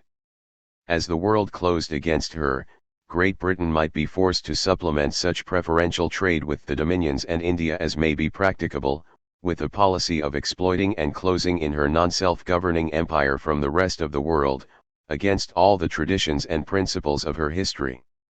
This line of development would mean loss to every country, impoverishment to countries like Switzerland which have no similar resources, and an organization of the world into separate units and groups which would soon be dangerous and ultimately fatal to world peace. It is along this path that the world is now proceeding. Sir Arthur Salter, Recovery, pages 192-3. This description, although faithfully reflecting one side of the tendency, and to some extent indicating the possible outcome, is not a fully correct description of the actual process. For, while the propaganda speaks in terms of internal self-sufficiency, The reality of the policy remains the fight of the imperialist powers, on the basis of this strengthened internal organization, for the world market. In fact, the movement towards the closed monopolist area is not in itself new, but is inherent in the whole development of imperialism, whose essential character is the denial and ending of free trade. What is new is only the extreme intensity with which this monopolist policy is now pursued, and the complexity of the weapons which are now brought into play for its realization. Not only the old tariff weapons, which are now brought to unheard of heights, but a host of new weapons, surtaxes variable at a moment's notice, quotas, embargoes, exchange restrictions, currency control, complex trade alliances, state subsidies, and direct state economic control are now brought into play by the imperialist giants in their ever more desperate conflict for closed markets, for privileged areas of exploitation, and for control of the sources of raw materials. The intensified conflict of the imperialist powers for the shrinking world market makes this development to new and ever fiercer weapons of economic warfare, and essentially reactionary choking of the channels of free world trade, not merely some foolish and mistaken policy of particular statesmen, but the inevitable development and working out of the inner laws of imperialism. In vain the theoretical economic experts of the League of Nations throw up their hands in distress and deplore the universal loss and impoverishment caused by such politics. In vain the international conferences of economic experts, as at Geneva in 1927, pass unanimous resolutions condemning the destructive barbarism of such intensified economic warfare and calling for its reversal. The reality moves in the opposite direction to the resolutions. For there is no world capitalism as a whole to adopt the enlightened policies so patiently and incessantly held out by the economic theorists and would-be reformers of capitalism. Just here is the cardinal error of the Salters and all their company. There one's only the conflict of the rival imperialist powers, and in the conditions of this conflict the statesmen and leaders of finance capital, however much they may regret the cost and the losses involved, see no alternative to the policies they find themselves compelled to pursue if they are not to go under. In the words of the British Chancellor of the Exchequer, on the eve of the World Economic Conference, explaining the necessity of maintaining economic warfare, much as all of us regretted the economic warfare which had arisen between us and other countries, we must maintain that warfare as long as it was the other countries which had taken the aggressive. Neville Chamberlain in the House of Commons, June 2, 1933, we must maintain that warfare, the fault lies with the other countries. This is the keynote of all the imperialist powers. The most important expression of this transformation of *TT is characteristic of this whole shoe that, after recording 100 previous disappointments, Sir Arthur Salter concludes his preface to the 7th edition of Recovery on January 1, 1933, with the hopeful statement: "The World Economic Conference affords the next occasion for a great constructive effort." The history of 1933 provided the comment. Indeed, even the professional optimists of capitalism begin to lose heart. Salter writes further in the same preface, "The whole system under which our rich heritage of Western civilization has grown up is at stake. Its fate depends, not only upon deliberate and concerted governmental action, but also upon constructive reform by those who organize and direct policy through every main sphere of economic activity. The sands are running out, but it is still not quite too late." This was at the beginning of 1933 before the further aggravation of the issues during 1933. In fact, it was always too late from the outset for the imagined constructive reform by those who organize and direct policy through every main sphere of economic activity, because in the conditions of post-war imperialism such constructive reform never was, and never could be, other than a liberal civil servant's myth. Policy in the present period was the passing of British imperialism in 1932 from the old free trade basis to a general tariff and the policy of the closed empire. The long survival of free trade in Britain reflected the remnants of the old commercial and financial world domination. The Chamberlain propaganda in the beginning of the imperialist era, and the strongly reinforced empire economic unity propaganda after the war showed the pressing forward of the new forces. As late as 1926 the Bankers' Manifesto issued in that year still called for a general movement to lower tariffs and free trade. The Bankers' Manifesto of 1930, signed by all the most important financial leaders, marked the decisive turn, and the end of the last remains of the old era, with its declaration, the immediate step for securing and extending the market for British goods lies in reciprocal trade agreements between the nations constituting the British Empire. As a condition of securing these agreements, Great Britain must retain her open market for all Empire products, while being prepared to impose duties on all imports from all other countries. The Ottawa Conference of 1932 marked the attempt to carry out this policy. Although in relation to the Dominions heavy concessions from Britain have only won small and doubtful gains, in relation to India and the Crown Colonies the policy is being pressed forward at full strength. The subsequent elaborate trading negotiations for exclusive agreements, the agricultural quota arrangements, and the use of the currency weapon to endeavor to organize a sterling bloc, all mark the development of the new system.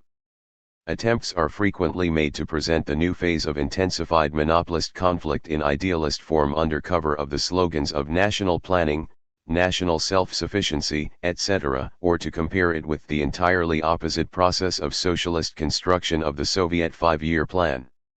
The manifest economic breakdown of the capitalist anarchy, contrasted with the simultaneous gigantic advance of the Soviet five-year plan, led to an outburst of talk of planning in the capitalist world.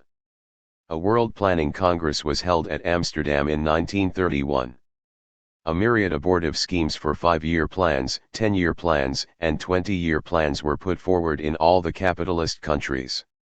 The Trades Union Congress in 1931, true to its line of alliance with capitalism and worship of organized capitalism, adopted a resolution which declared, "This Congress welcomes the present tendency towards a planned and regulated economy in our national life." Belfast Trades Union Congress Resolution, 1931.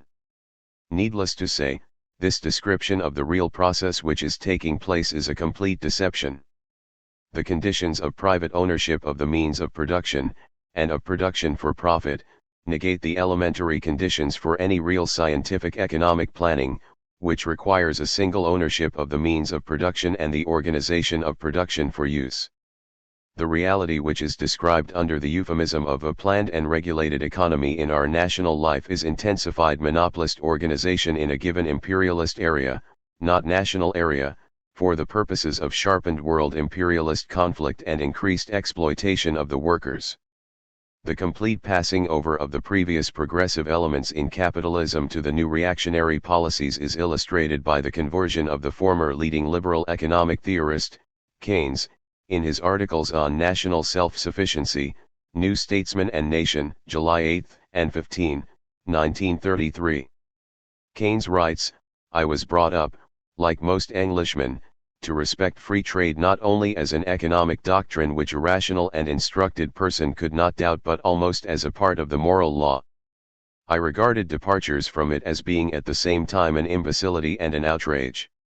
I thought England's unshakable free trade convictions, maintained for nearly 100 years, to be both the explanation before man and the justification before heaven of her economic supremacy. As lately as 1923 I was writing that free trade was based on fundamental truths which, stated with their due qualifications, no one can dispute who is capable of understanding the meaning of words. Looking again today at the statements of these fundamental truths which I then gave, I do not find myself disputing them. Yet the orientation of my mind is changed, and I share this change of mind with many others." He then sets out the drawbacks of which he has become aware in the working out of the system of international capitalism, and reaches the conclusion, "I sympathize therefore with those who would minimize, rather than those who would maximize economic entanglements between nations. I am inclined to the belief that, after the transition is accomplished, a greater measure of national self-sufficiency and economic isolation between countries than existed in 1914 may tend to serve the cause of peace rather than otherwise. More fully, he declares, we wish to be as free as we can make ourselves from the interferences from the outside world. Ideas, knowledge, art, hospitality, travel, these are the things which should of their nature be international.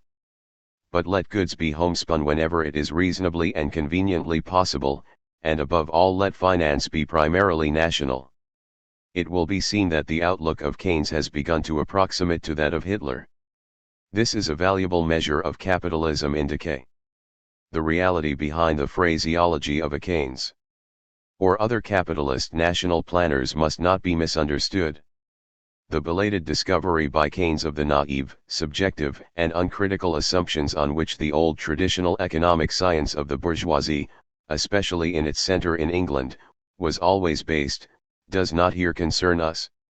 Marx long ago in the middle 19th century before, not after the event, laid bare the local, temporary, and insular character of the free trade economic theory as only the reflection of the historically caused British capitalist supremacy, and showed also how this phase would necessarily pass, how British capitalist supremacy would disappear, and with it the accompanying free trade theory, and liberal free trade capitalism would pass into monopolist capitalism and the period of decay.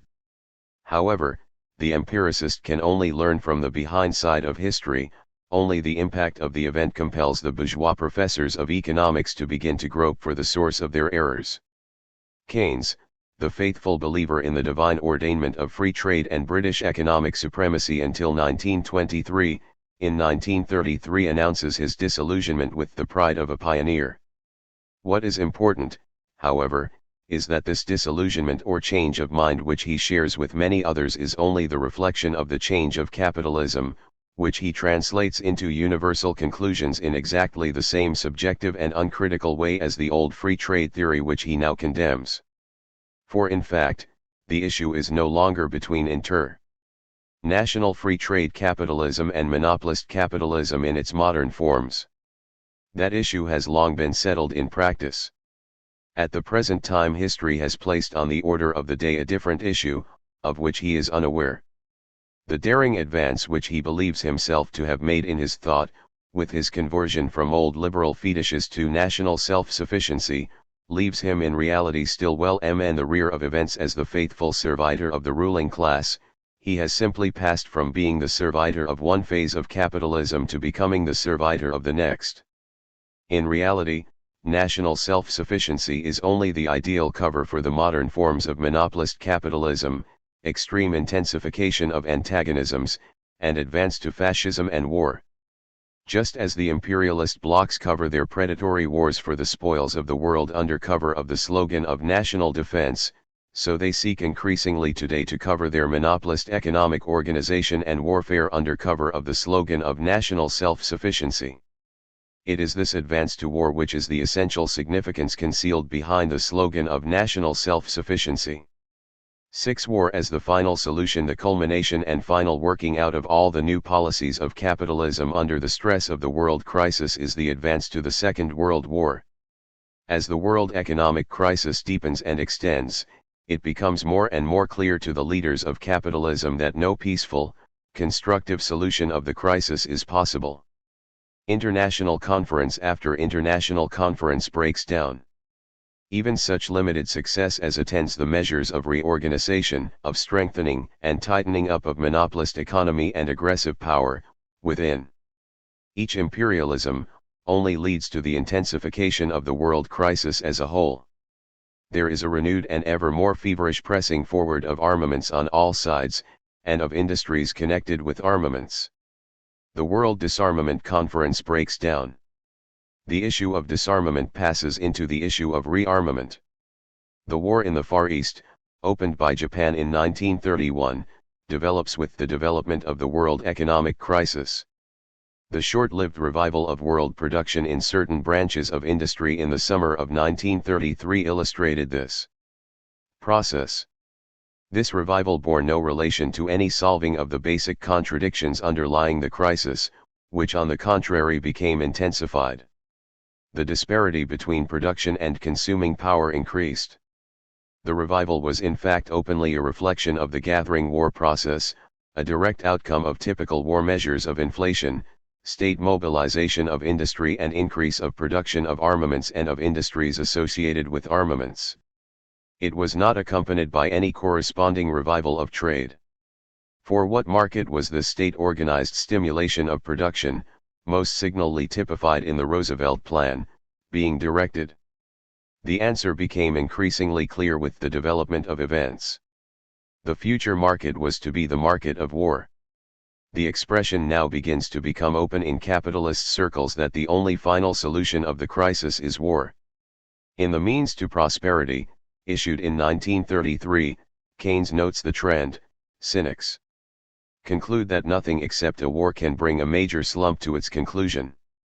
The New York Financial Journal, The Analyst, writes in the spring of 1933, that there is a large possibility of a European war in the very near future can hardly be denied recognition. We were lifted from a business depression in 1914 by the outbreak of a great war. It would be a curious repetition of function if another war should again come to our industrial rescue. New York Analyst, March 17, 1933. For the wolves and jackals of finance capital, war represents our industrial rescue. The propaganda of war spreads.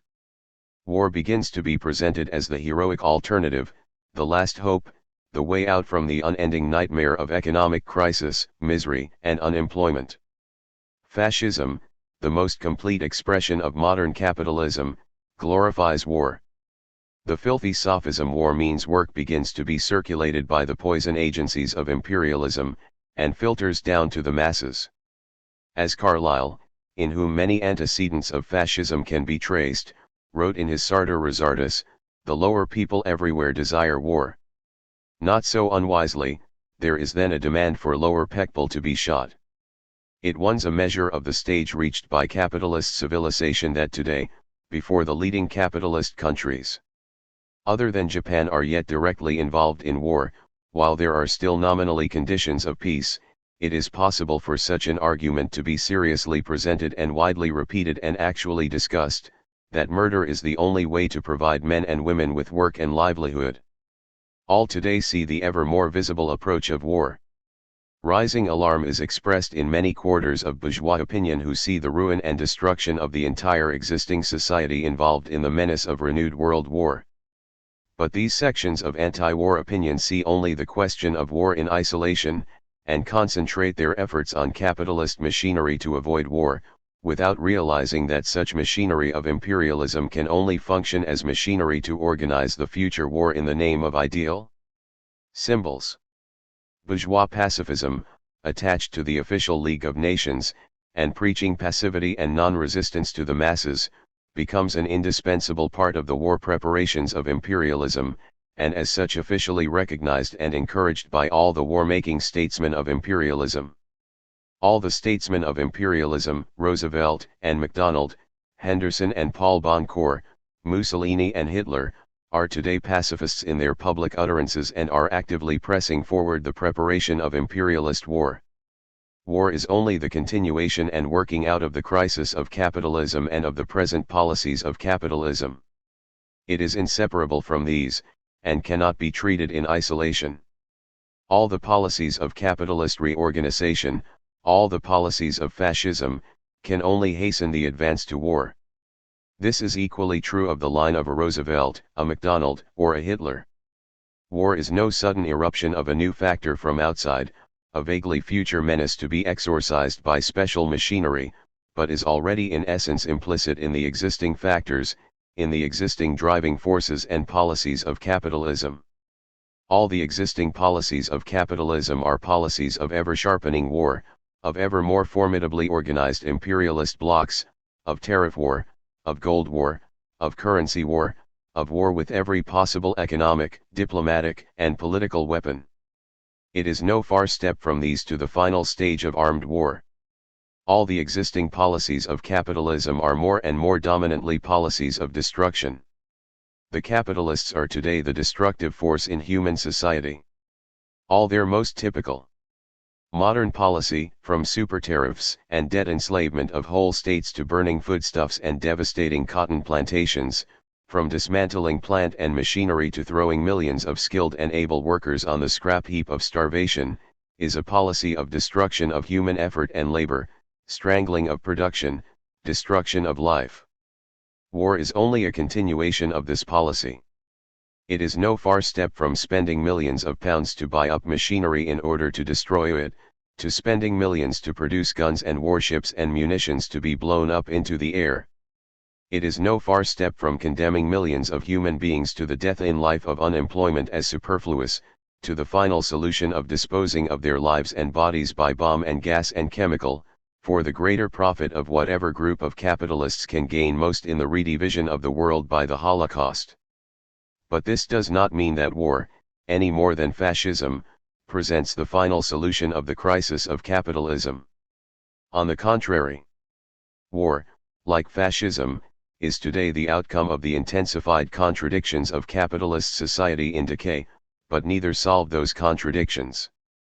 On the contrary, both bring out those contradictions to the most extreme point, organize upon their basis, and lay bare the deep disintegration of existing society, both internally and internationally, to the point of destruction.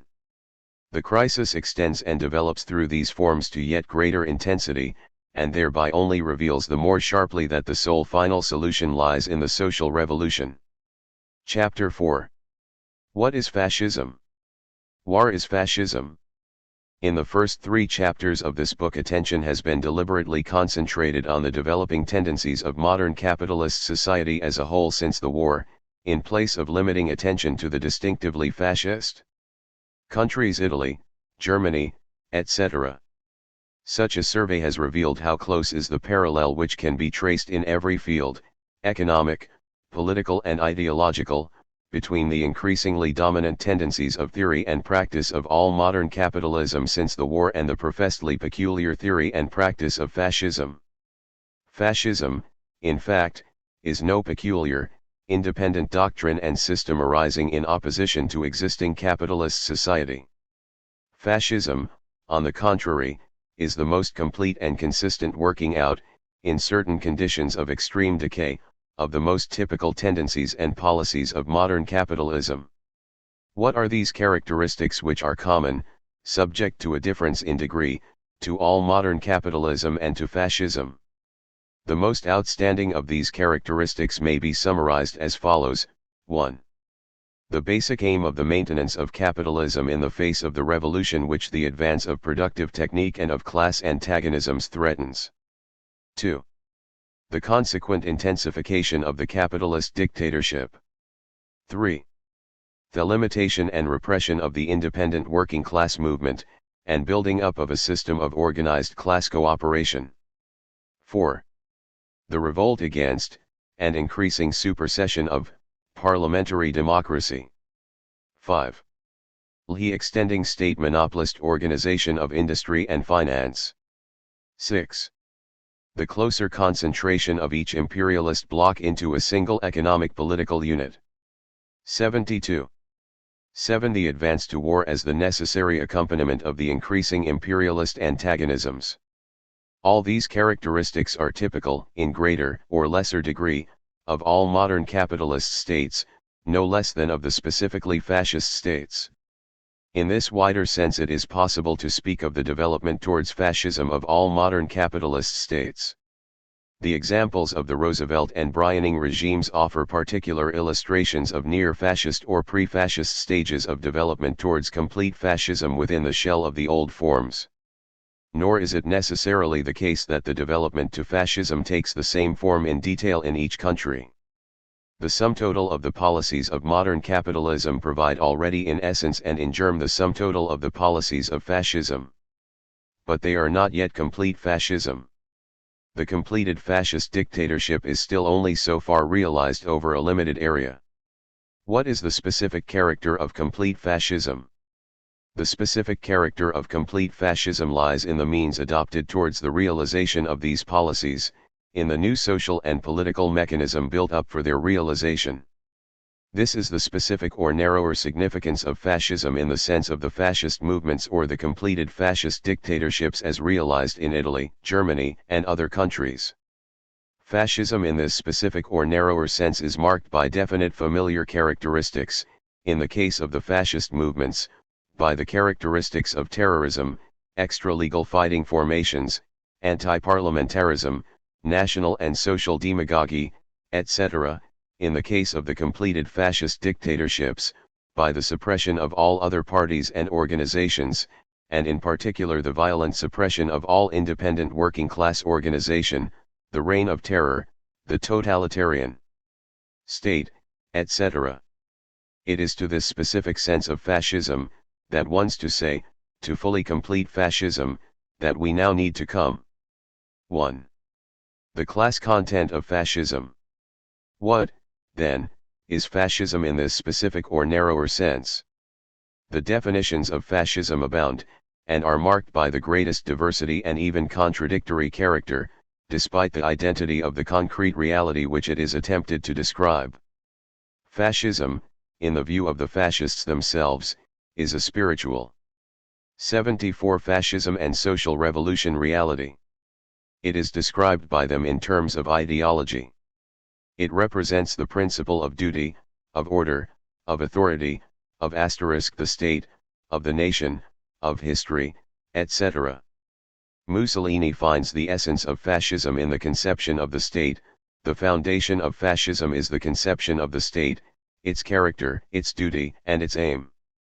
Fascism conceives of the state as an absolute, in comparison with which all individuals or groups are relative. Whoever says fascism implies the state. Mussolini's article on fascism in the Encyclopedia Italiana, 1932, published in English under the title The Political and Social Doctrine of Fascism, 1933. We further learn that fascism believes in holiness and in heroism. The fascist conceives of life as duty and struggle and conquest, life which should be high and full, lived for oneself, but above all for others. Fascism combats the whole complex system of democratic ideology. Fascism believes neither in the possibility nor the utility of perpetual peace. The fascist state is an embodied will to power. The fascist state is not indifferent to the fact of religion.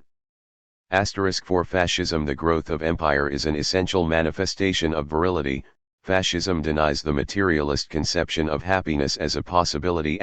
Degree and similar profound, and hardly very original philosophy sinks in an endless string, the ordinary stock in trade of all conservatism. Luigi Villari, the semi-official exponent of fascism in the Encyclopaedia Britannica, writes, "The program of the fascists differs from that of other parties, as it represents for its members not only a rule of political conduct, but also a moral code." Mosley, in his Greater Britain, the official handbook of British fascism, explains, the movement is fascist, 1. Because it is based on a high conception of citizenship ideals as lofty as those which inspired the reformers of 100 years ago, 2. Because it recognizes the necessity for an authoritative state, above party and sectional interests. Le Fascist, the organ of the Imperial Fascist League, defines fascism. In its issue of August 1933, fascism is defined as a patriotic revolt against democracy, and a return to statesmanship. Fascist rule insists upon the duty of cooperation. Fascism itself is less a policy than a state of mind. It is the national observance of duty towards others. It is manifest that all this verbiage is very little used to bring out the real essential character of fascism. In the first place, all these abstract general conceptions which are paraded as the peculiar outlook of fascism have no distinctive character whatever, but are common to 1,000 schools of bourgeois political philosophy, which are not yet fascist, and in particular to all national conservative schools.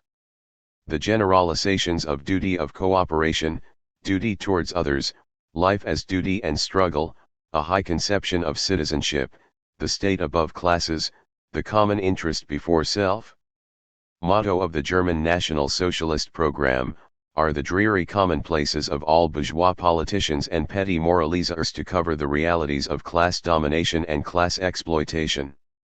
The professedly distinctive philosophy of the idealization of the state as an absolute and transcending all individuals and sections is only the vulgarization of the whole school of Hegel and his successors, constituting the foundation of the dominant school of bourgeois political philosophy. In all these conceptions there is not a trace of original or distinctive thought. In the second place, it is in fact incorrect to look for an explanation of fascism in terms of a particular theory, In ideological terms, fascism, as its leaders are frequently fond of insisting, developed as a movement in practice without a theory, in the now distant March of 1919, says Mussolini in his encyclopedia article. Since the creation of the Fascist Revolutionary Party, which took place in the January of 1915, I had no specific doctrinal attitude in my mind, and only later endeavored to invent a theory in order to justify its existence. Fascism, in fact, developed as a movement in practice, in the conditions of threatening proletarian revolution, as a counter-revolutionary mass movement supported by the bourgeoisie, employing weapons of mixed social demagogy and terrorism to defeat the revolution and build up a strengthened capitalist state dictatorship, and only later endeavored to adorn and rationalize this process with a theory. It is in this actual historical process that the reality of fascism must be found, and not in the secondary derivative attempts post festum at adornment with a theory. No less unsatisfactory are the attempted anti-fascist interpretations of fascism in terms of ideology or abstract political conceptions. The conventional anti-fascist ideological interpretations of fascism see in fascism only the principle of * dictatorship or violence. This approach, which is the hallmark of the liberal and social democratic schools of thought in relation to fascism, sees fascism as the parallel extreme to communism, both being counterposed to bourgeois democracy. Fascism is defined as dictatorship from the right in contrast to communism as dictatorship from the left. This line is characteristically expressed in the Labour Party manifesto of March 1933, on democracy versus dictatorship, in explanation of the Labour refusal of the United Working Class Front against fascism. It is evident that this definition of fascism is equally useless as an explanation of the real essential character of fascism. Dictatorships from the right have existed and can exist in hundreds of forms without in any sense constituting fascism. Tsarism was a dictatorship from the right. But Tsarism was not fascism.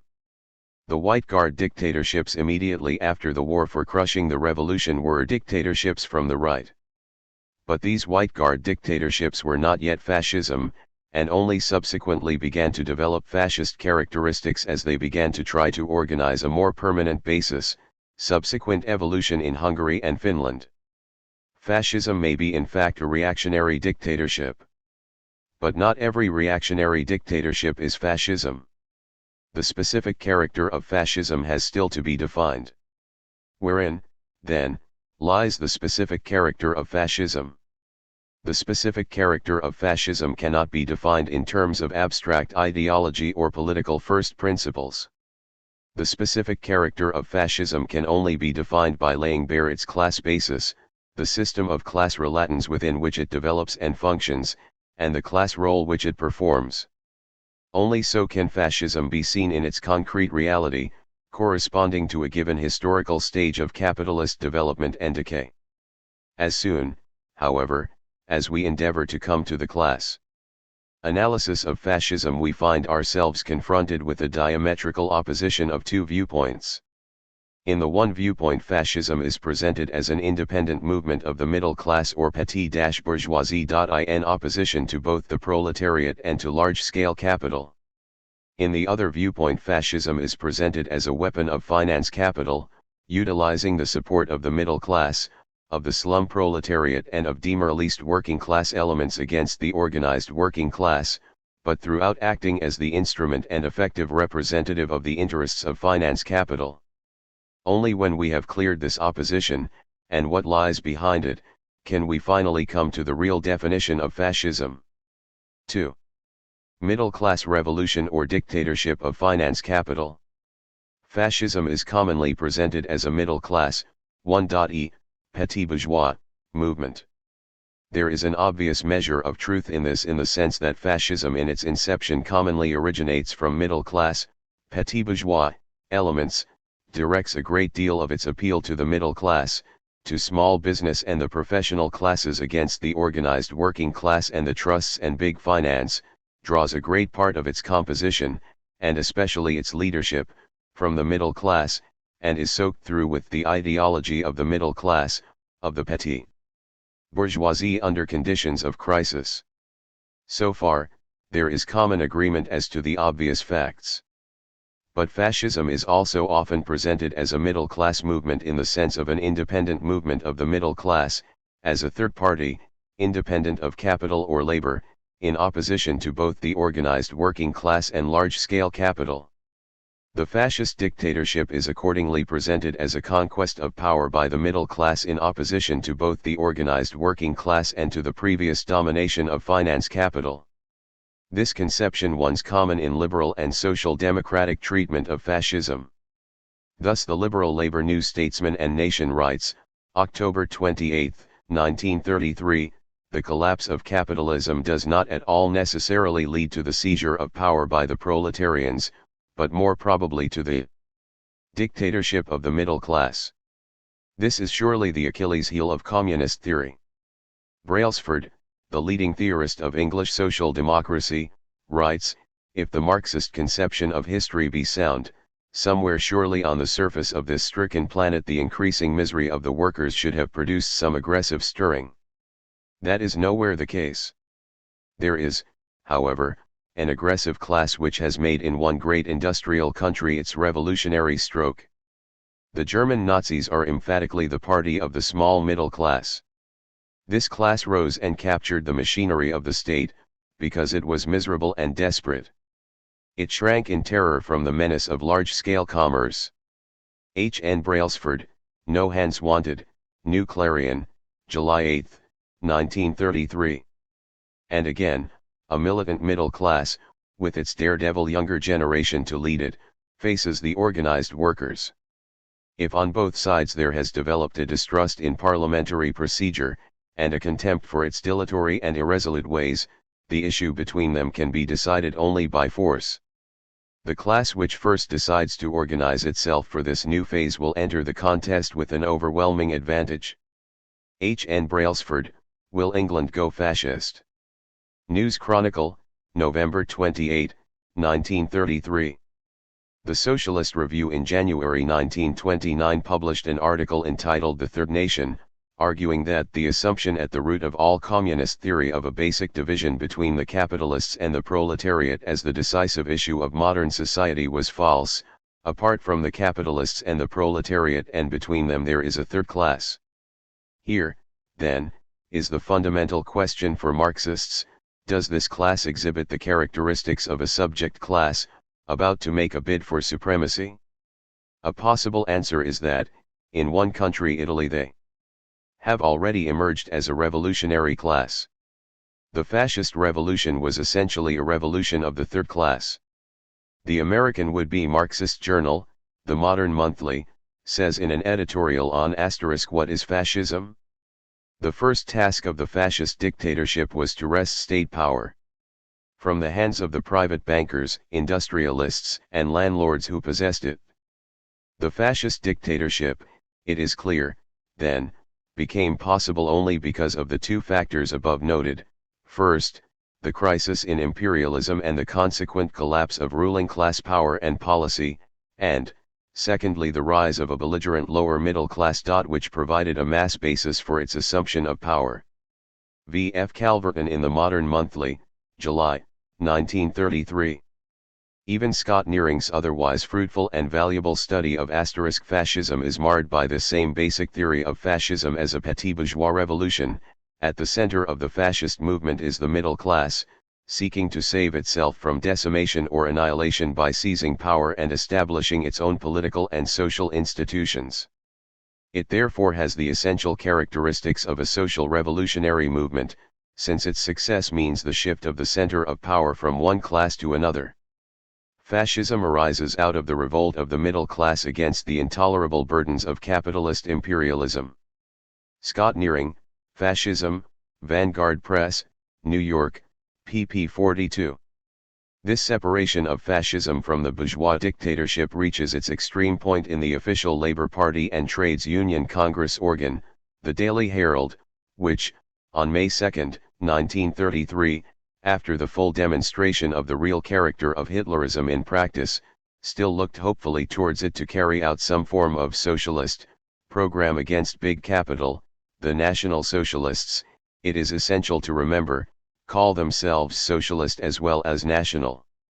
Their socialism is not the socialism of the Labour Party, or that of any recognized socialist party in other countries.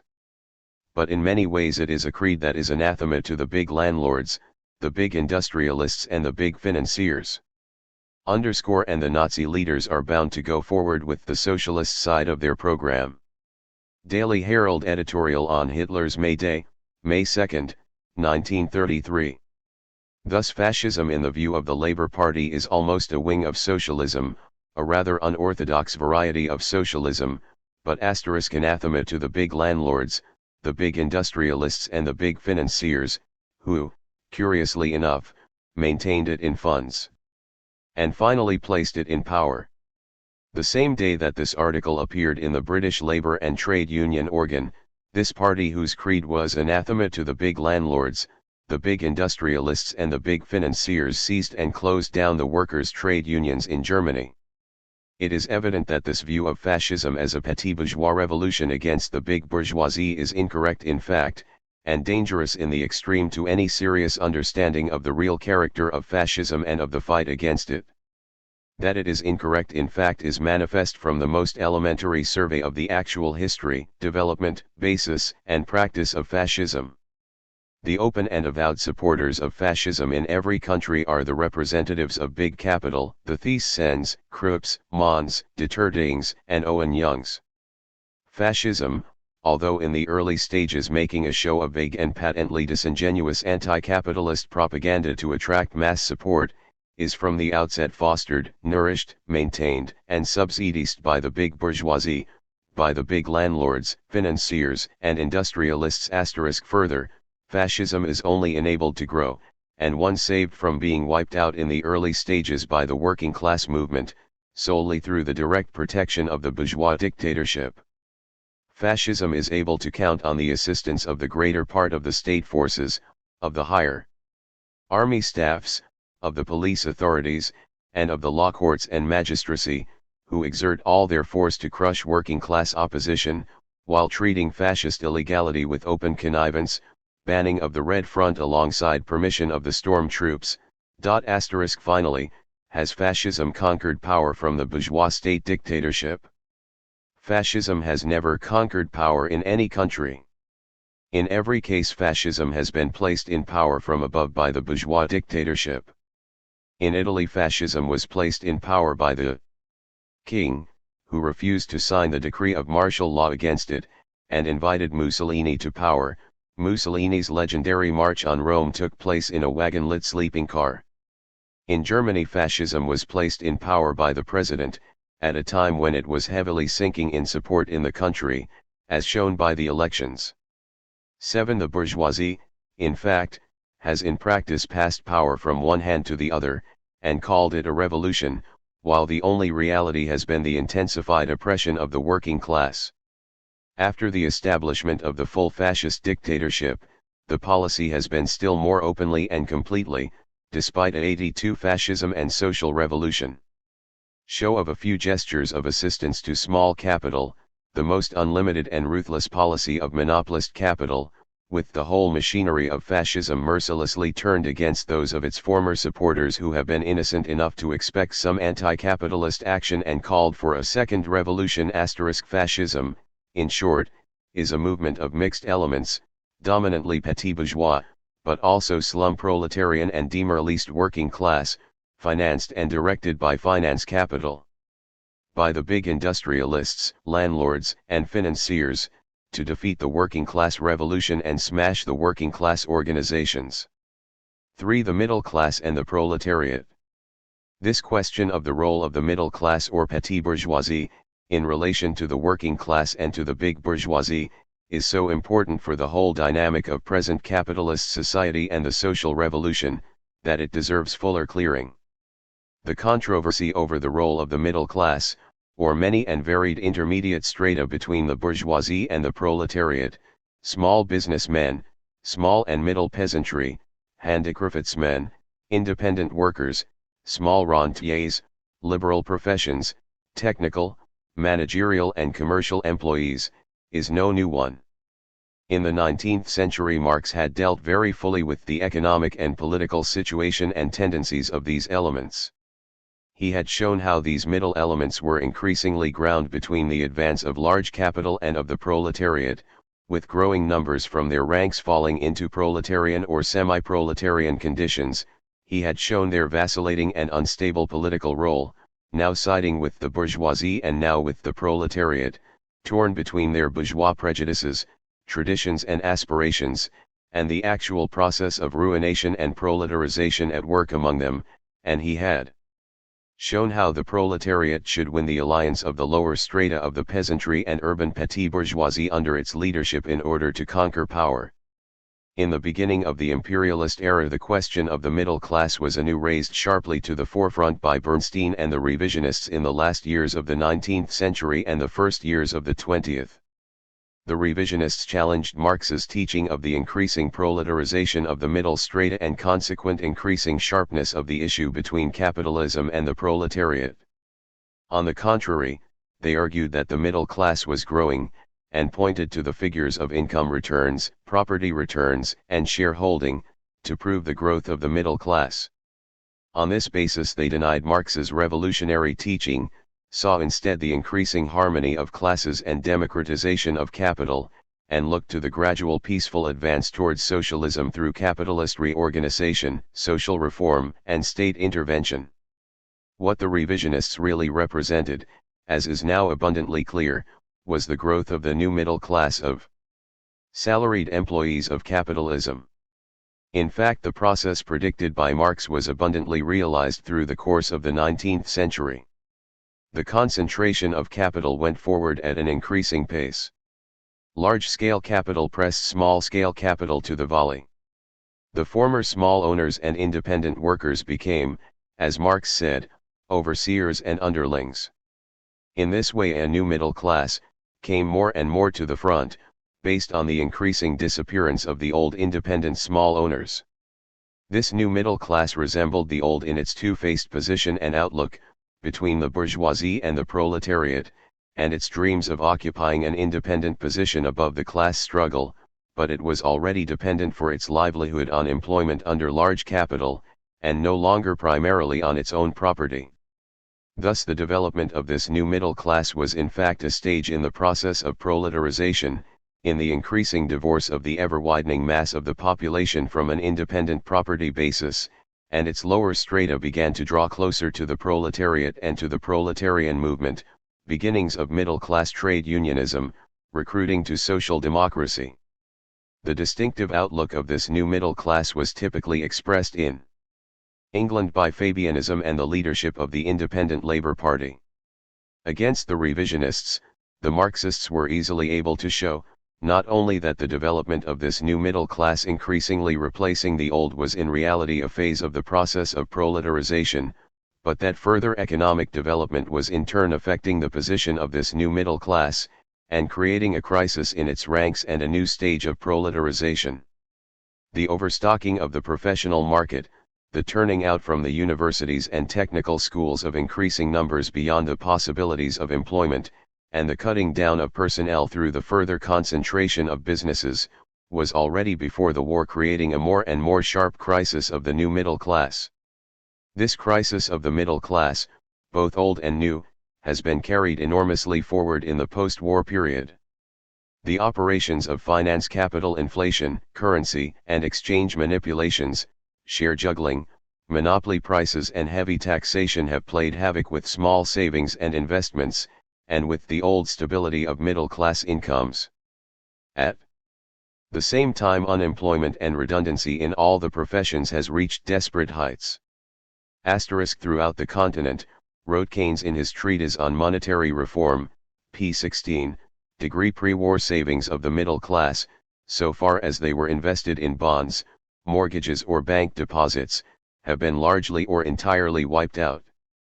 The German property valuation returns showed that the number of those owning from 30 to 50,000 marks worth of property, £1,500 to £2,500, fell from over 500,000 in 1913 to 216,000 in 1925, owners of from 50 to 100,000 marks, £2,500 to £5,000, fell from nearly 400,000 in 1913 to 136,000 in 1925. Although, despite the disillusionment of the wiping out of their savings by inflation, the middle class began hopefully to save anew after stabilization, the total of savings rapidly began to fall after the economic crisis, and is now threatened anew by the new wave of world inflation. In Britain, a marked decline in small savings is noticeable in the post-war period even before the world economic crisis. Thus, while in 1909-13 the Post Office savings bank accounts registered a net increase of £12 million, in 1923-7 they registered a net decrease of £17 million, as well as a net decrease of government securities standing to their holders' credit by £18 million, or a total decline of £35 million. Trustee savings banks showed a net decline of £12 million, after allowing, against this, the net increase in national savings certificates in the same period by £14 million, there is still left a total loss in these main forms of small savings between 1923-7 of £33 million. Economist, February 23, 1929. If the impoverishment of the small middle class alongside the enrichment of monopoly capital is thus a characteristic feature of the post-war period, even more so is the increasingly desperate situation of overcrowding in the professions. The world economic crisis brought this situation to an extreme point. In Germany, it was reported that of 8,000 graduates from the technical colleges and universities in 1931-2, only 1,000 found employment in their professions. According to a statement issued by the Prussian Minister of Education, of 22,000 teachers who completed their training in 1931-2, only go found posts. Engineers have become mere wage earners, while of the technical school engineering graduates only 1 in 5 found any job at all. H. Tiltman, Slump, 1932, p. 75. D. R. Scherer in Die Akademische Berufsnot, 1932, reported that 45,000 graduated students were unemployed, and that this figure, it was estimated, would, in the absence of remedial measures, reach 105,000 by 1935. Here we can see a large part of the social basis for the desperate armies of fascism. The impoverished and desperate middle class is driven from its former Philistine slum bears into political activity. But this political activity takes on a new character. Whereas the Bernsteinian dreams had seen in the middle class a stabilizing and harmonizing factor in the social structure, wedded to liberalism and social reform, and smoothing over the antagonism of classes, the new dispossessed and ruined middle class elements break out as an extremely unstable, violent force, potentially revolutionary or, alternately, ultra-reactionary, without clear social basis or consciousness, but recklessly seeking any line of immediate action, which may offer a hope of immediate relief, relief from debts, state aid to small businesses, smashing the large stores, etc., or the prospect of jobs, the new bureaucracy, mercenary fighting forces, displacement of Jews, war. In what direction, however, can these middle-class elements turn their political activity? They can in practice only line up in the service of either finance capital or of the proletariat. The myth of their independent role, of the third party, is still endeavored to be hung before them. The liberal Yellow Book, characteristically enough, endeavored to make much of the third party in industry as the force of the future. But these dreams are soon shattered by reality.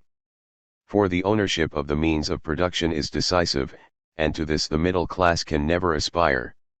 Either finance capital, owning the means of production, can seek to make the middle class its auxiliary, giving a measure of employment, if diminishingly in production, then at any rate increasingly in the tasks of violent coercion of the working class, fascist militia, police officer class, fascist bureaucracy. Or the proletariat, socializing the means of production, can at last give full scope to all the useful trained and technical abilities within the middle class in the gigantic tasks of social reconstruction. These are the only two alternatives before the middle class. The first one's the line of fascism. The second is the line of communism. The true interests of the majority of the middle class, of all the lower strata of the middle class, lie with the proletariat, with the line of communism. Finance capital is the enemy and exploiter of both sections. The line of fascism of service with finance capital against the working class, means in fact no solution for the economic crisis of the middle class. Alongside privileges and rewards for a handful, it means intensified servitude, oppression, and spoliation of the majority of the middle class at the hands of the great trusts and banks. Where the working class movement is strong, follows a revolutionary line, and is able to stand out as the political leader of the fight of all oppressed sections against large capital, there the mass of the petty bourgeoisie is swept in the wake of the working class. This was the general situation in the post-war revolutionary wave of 1919–20. During this time fascism could win no hold. But where the working class movement fails to realize its revolutionary role, follows the leadership of reformism and thus surrenders to large capital, and even appears to enter into collaboration with it, there the discontented petit bourgeois elements and déclassé proletarian elements begin to look elsewhere for their leadership. On this basis fascism is able to win its hold. In the name of demagogic slogans against large capital and exploiting their grievances, these elements are drawn in practice into the service of large capital. 4. The definition of fascism. Fascism is often spoken of as a consequence of communism. Reaction of the left, declared the Labour Manifesto on Democracy and Dictatorship in 1933, is displaced by triumphant reaction of the right. Registered with strikingly similar identity of outlook to the Labour Party, the conservative leader, Baldwin, also declared, fascism is begotten of communism out of civil discord. Whenever you get communism and civil discord, you get fascism. House of Commons, November 23, 1933. The reality shows the exact contrary. The examples are now sufficient to make certain a generalization beyond the possibility of dispute.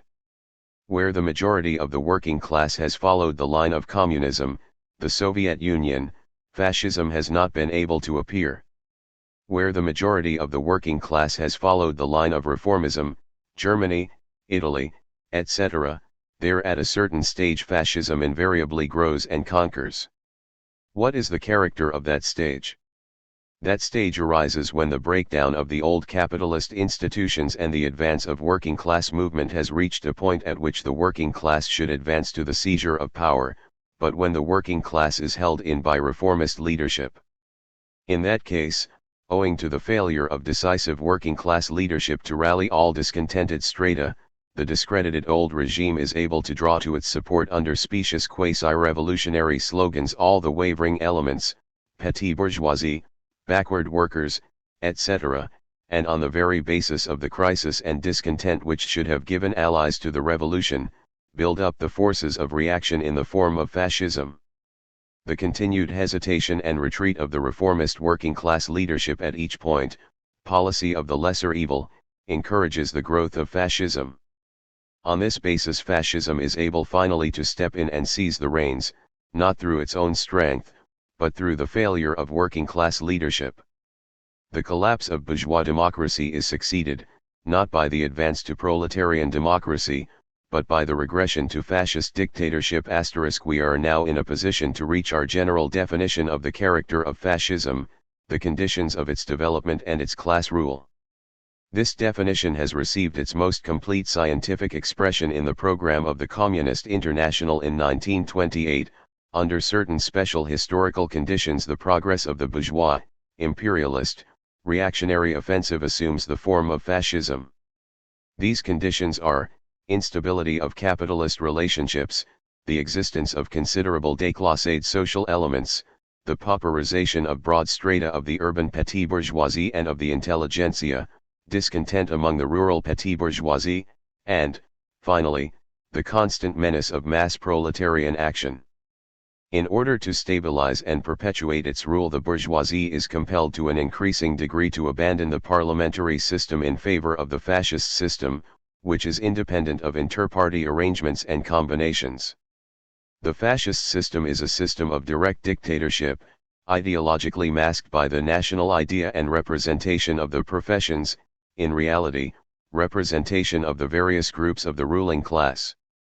It is a system that resorts to a peculiar form of social demagogy, anti-Semitism, occasional sorties against usurers' capital and gestures of impatience with the parliamentary talking shop, in order to utilize the discontent of the petit bourgeois, the intellectual and other strata of society, and to corruption through the building up of a compact and well-paid hierarchy of fascist units, a party apparatus and a bureaucracy.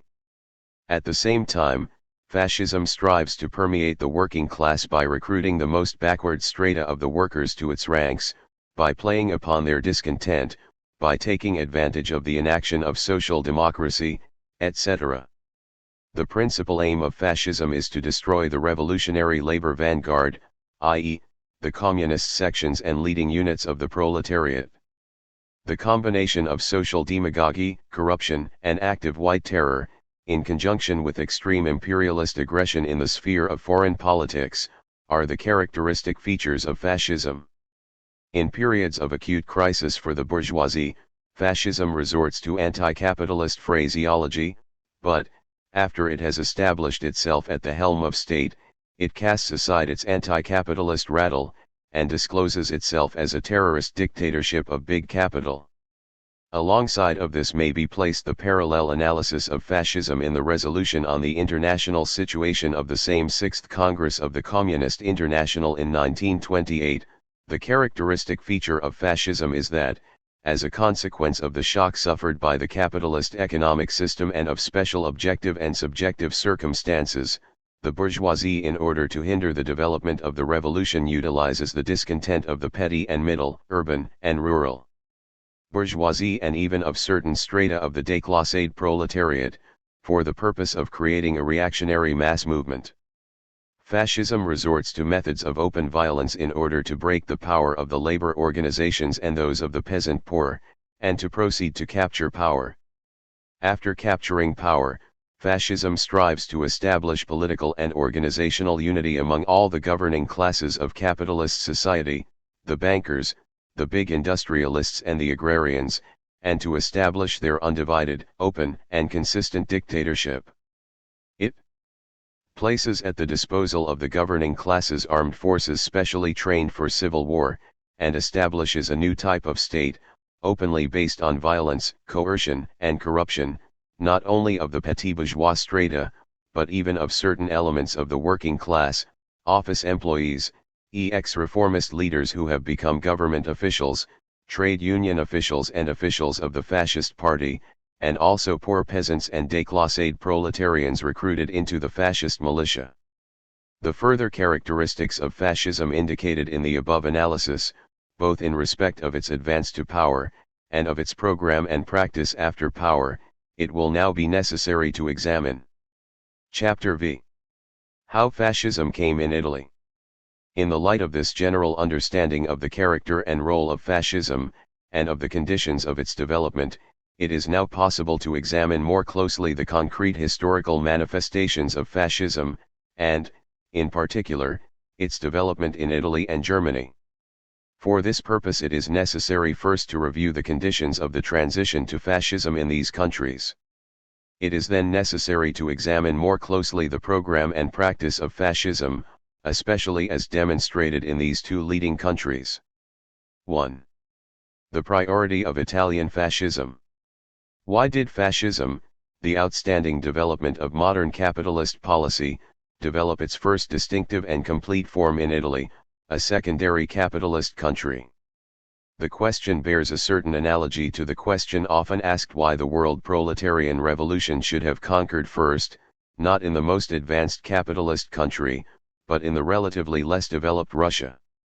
In both cases a general world development of the imperialist epoch first reached its specific form, not at the main centers of world imperialism, but at that point where the complex of conditions, of extreme contradictions, made its appearance first possible, and only more slowly spread beyond the original country. The reasons for the opening of the world socialist revolution in Russia have long been cleared. Russia was the weakest link of world imperialism, It represented the combination, on the one side, of the weakest bourgeoisie and of the greatest corruption and collapse of the old regime, and on the other side, of the most politically developed proletariat, of the highest proportion of the proletariat in large-scale industry, and of the most conscious and highly trained revolutionary party of the proletariat in established leadership of the majority of the workers. The case of Italy and fascism is more complex. In fact, embryonic forms of fascism already developed in other countries before Italy, notably in Finland, Hungary, Poland, and Germany. But it was in Italy that fascism was first elaborated into a complete system and became during the succeeding decade the recognized principal model. Why was this? We have seen that fascism develops where the proletarian revolution draws visibly close, but is held in by reformist leadership. This was certainly the case in Italy after the war. But in the immediate post-war period, did not the proletarian revolution far more closely threaten in Germany than in Italy? Why then the difference, and the very much later development of fascism in Germany? The answer lies, not only in the very much greater strength and long-drawn resistance of the German proletariat, but in the basic difference of conditions of the two revolutions. In Germany a mass revolution took place, although it was robbed of its fruits. In Italy there was only the menace of a revolution. In consequence, the methods of the bourgeoisie in the two countries necessarily differed. In Germany the proletarian revolution actually overthrew the old regime in 1918, but the workers were robbed of the fruits of their victory by the social democratic leadership. The revolution, although carried out by the workers against the combined bourgeoisie and old feudal militarist regime, was restricted in its outcome by the leadership to the tasks of the bourgeois democratic revolution, which had never been completed in Germany. The task of the bourgeoisie in the first stage became to limit the successful revolution, whose victory could not for the moment be questioned. For this purpose the direct governmental leadership of social democracy was essential to the bourgeoisie as the sole salvation. Only later, as the influence of social democracy weakened, and the menace of the proletarian revolution grew, in spite of and against social democracy, did the German bourgeoisie require to bring into play the additional weapon of fascism against the working class. In Italy, on the other hand, no revolution took place after the war, but only a mass revolutionary wave of great power, the highest mass revolutionary wave of those countries, the victor countries, where the war was not followed by revolution. The bourgeois democratic revolution had in essence been completed in Italy in the preceding period. The sole issue was the issue of the proletarian revolution. There was no question of strangling an already victorious mass revolution by setting social democracy in power as the supposed leadership and voice of the triumphant revolution. The government remained throughout directly in the hands of the bourgeoisie. The task was to prevent the menacing proletarian revolution. For this purpose social democracy could serve as the brake to disorganize the workers' forces. But to smash the workers' forces fascism was necessary. In contrast to Britain and France, the mass revolutionary wave after the war in Italy was so high as to make the bourgeois democratic forms inadequate. Extraordinary forms had to be brought into play. But it was not so high as to reach to open insurrection and overthrow of the government, and to the necessity of the bourgeoisie making a show of surrendering power. The bourgeoisie only required to change the forms and methods of its power. For this reason Italy, despite the lower level of revolutionary development than Germany, gave the first example of the new fascist dictatorship, to which Germany only reached later. Italian fascism revealed fascism as a species of preventive counter-revolution. 2. Socialism in Italy. The relatively backward economic development of Italy meant that the industrial proletariat, especially in large industry, was proportionately much weaker than in the leading industrial countries, such as Germany, Britain, and the United States. Of the 16.8 million occupied persons recorded in the IG-1I census, 9 millions, or 54%, were recorded American Samoa engaged in agriculture and fisheries.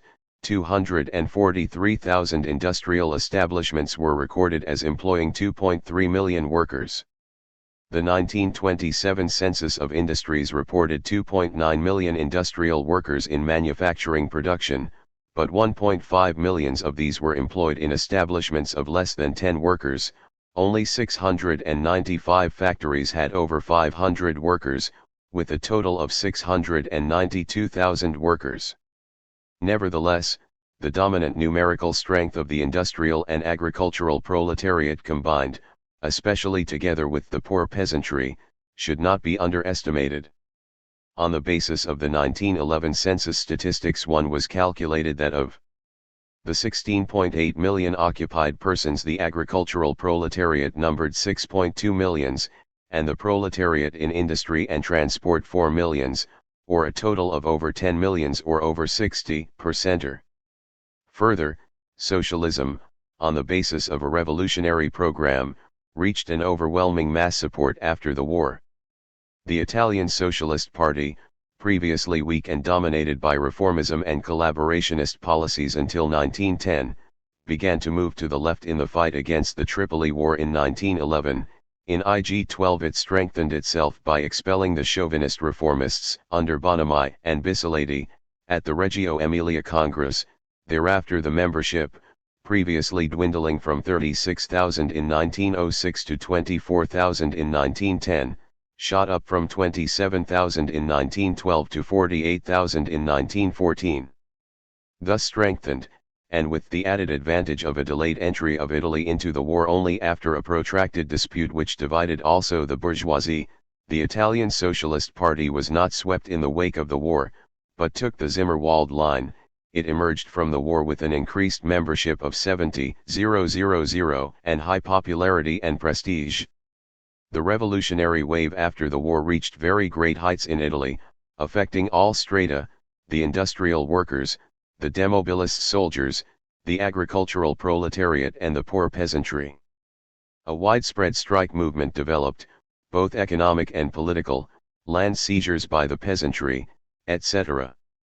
The Socialist Party affiliated to the Communist International in March 1919, by executive decision, which was confirmed by an overwhelming majority at the Bologna Congress in October.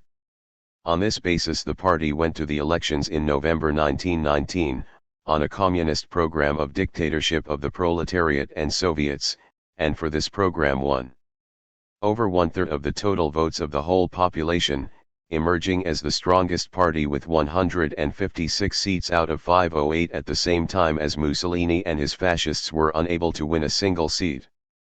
The membership of the party rose to 200,000, and of the Confederation of Labor, which was allied to the party, to 2 millions. At the municipal elections in 1920 the party won control of over 2,000 communes, or one-third of the total. At the height of the revolutionary wave the government was powerless to act, as shown in its passivity during the occupation of the factories in 1920, since it could not count on the support of the military forces. The expectation of the social revolution was general. Nevertheless, no revolution took place, because there was no decisive revolutionary leadership. As the Executive Committee of the Communist International wrote in October 1920, the PSI, Italian Socialist Party, acts with too much hesitation. It is not the party which leads the masses, but the masses which push the party. In Italy there exist all the necessary conditions for a victorious revolution except one, a good working-class organization. The truth of this was abundantly shown in 1919-20. No communist party existed until 1921, when the main revolutionary wave had passed. Anarchist and syndicalist tendencies and confusions on the one side, reformism in control of the principal mass organizations on the other, and a passive, hesitating centrist leadership between this constituted the main picture of the leadership of the Italian working class during the revolutionary wave. Although the Italian Socialist Party had affiliated to the Communist International in 1919, it retained at the very heart of the leadership, in control of the most strategic points, convinced enemies of communism, the old reformist leadership under Turati and d'Aragona, who had dominated the party until 1910. These had no longer more than a small following among the workers, as Congress votes showed, but they were strong at the center, dominating the parliamentary group and controlling the official machinery of the Confederation of Labor. They remained in the party, despite the adoption of the communist program, openly in order to defeat the revolutionary line. As one of their leaders, Prampolini, explained at the conference of the reformist wing in September 1922, by remaining in the party we were able to fulfill our duty as socialists. It would have been quite impossible for us to have accomplished outside the party the task we accomplished inside. It was manifest that if the party were to achieve its task of revolutionary leadership, the first necessity was to remove the enemies of the revolution from the strategic leading positions and replace them by revolutionaries. On this demand the Executive Committee of the Communist International, under the leadership of Lenin, conscious of the impending danger in Italy if this were not carried out, exerted the whole of its pressure and authority. The executive long urged, and finally by the summer of 1920, when the matter was too serious for further parleying, demanded in the name of the whole international movement, the expulsion of Turati and the reformist leadership. But the centrist leadership under Cerruti refused, and the fate of the Italian Revolution was sealed for many years to come. The issue came to a head at the Second Congress of the Communist International in August 1920. Cerruti set himself in opposition to Lenin and to the whole international leadership, preferring unity with Turati and the reformists to unity with international communism, and the bulk of the party under his leadership passed out of the international. The break followed at the Livorno Congress in January 1921. Cerruti and the centrists had a following of 98,000, Turati and the reformists 14,000, and the communists 58,000, who thereon formed the Italian Communist Party. Cerruti and his wing, who styled themselves Unity Communists, were appealed to by the communists to unite with them in a single communist party, which would have thus constituted go per cent of the old party, freed from reformism, but they preferred unity with the 14,000 reformists to unity with 58,000 communists. Thus the workers' ranks were broken. 2 years later, on the very eve of Mussolini's coming to power, Cerruti was compelled to recognize his fatal error. At the Rome Congress of the now weakened and dwindled Socialist Party in the beginning of October 1922, the Cerruti leadership finally carried through the expulsion of Turati and the reformists, now grown to nearly half the membership, and applied for readmission to the Communist International. Our fault, declared Cerruti at this Congress, is that we never sufficiently prepared ourselves for the events that have overtaken us. Today we believe it essential to abandon the democratic illusion, and to create a combative, active, and audacious party. But it was then too late. The irreparable harm had been done. Within 4 weeks Mussolini was in power. As the message of the Communist International to the Rome Congress declared, he cannot be called a leader of the proletarian masses who with great effort and after the lapse of several years comes to a correct conclusion, but rather he who can detect a tendency at its birth and can warn the workers in time of the peril that menaces them. 3. Was revolution possible in Italy? This understanding of the inner situation of Italian socialism during the critical years 1Q1G 1922 is essential for the understanding of the failure of the Italian Revolution during those years, despite the favorable conditions and the readiness and self-sacrifice of the masses, and the resulting advance and victory of Fascism. The revolutionary wave of 1919-20 spent itself in a confusion of unorganized partial struggles and demonstrations without decisive leadership or concentrated aim. The Socialist Party leadership gave out the watchword, "The revolution is not made. The revolution comes." Under cover of this fatal non-Marxist conception, the responsibility of leadership was in fact abandoned. The energy and self-sacrifice of the masses went to waste in fruitless uncoordinated actions. The final climax of the revolutionary wave was reached with the occupation of the factories in northern Italy in September 1920. This action of the workers was undertaken in response to a lockout begun by the employers and threatening to be made general. Beginning from the metallurgical industry in Milan at the end of August, it spread to all industries until by September 500,000 workers were in unchallenged occupation of the factories, establishing their own workers' committees and armed guards. The government and employers were powerless. The troops could not be counted on to act against the workers. The classic conditions of revolution were present. The Prime Minister, Giolitti, temporist. The extra-legal fascist formations were then only an impotent handful, and found it more prudent to applaud the workers' movement from a distance, proclaiming noisily their sympathy for the occupation in which they had no part, and which Mussolini declared in his journal to be a great revolution, Popolo d'Italia, September 28, 1920. The bourgeoisie in this situation could only count on the reformist leadership to save them. But the reformist leadership did not fail them. It was obvious that the occupation of the factories, if it remained a passive economic movement, with political power remaining in the hands of the bourgeoisie, could only end in stultification and failure. The condition of victory was that the movement begun by the occupation of the factories should be extended to the conquest of political power by the workers, which the bourgeoisie was then powerless to resist. Just this the reformists resisted, insisting on confining the movement as purely an economic movement, the same tactics as in the British general strike in 1926, and negotiating with the government for a settlement. The critical decision was taken on September 11 at a combined conference of the Socialist Party and the Confederation of Labour, by a vote of 591,245 to 409,569. Control was placed in the hands of the Confederation of Labour, that is, of the reformist leadership.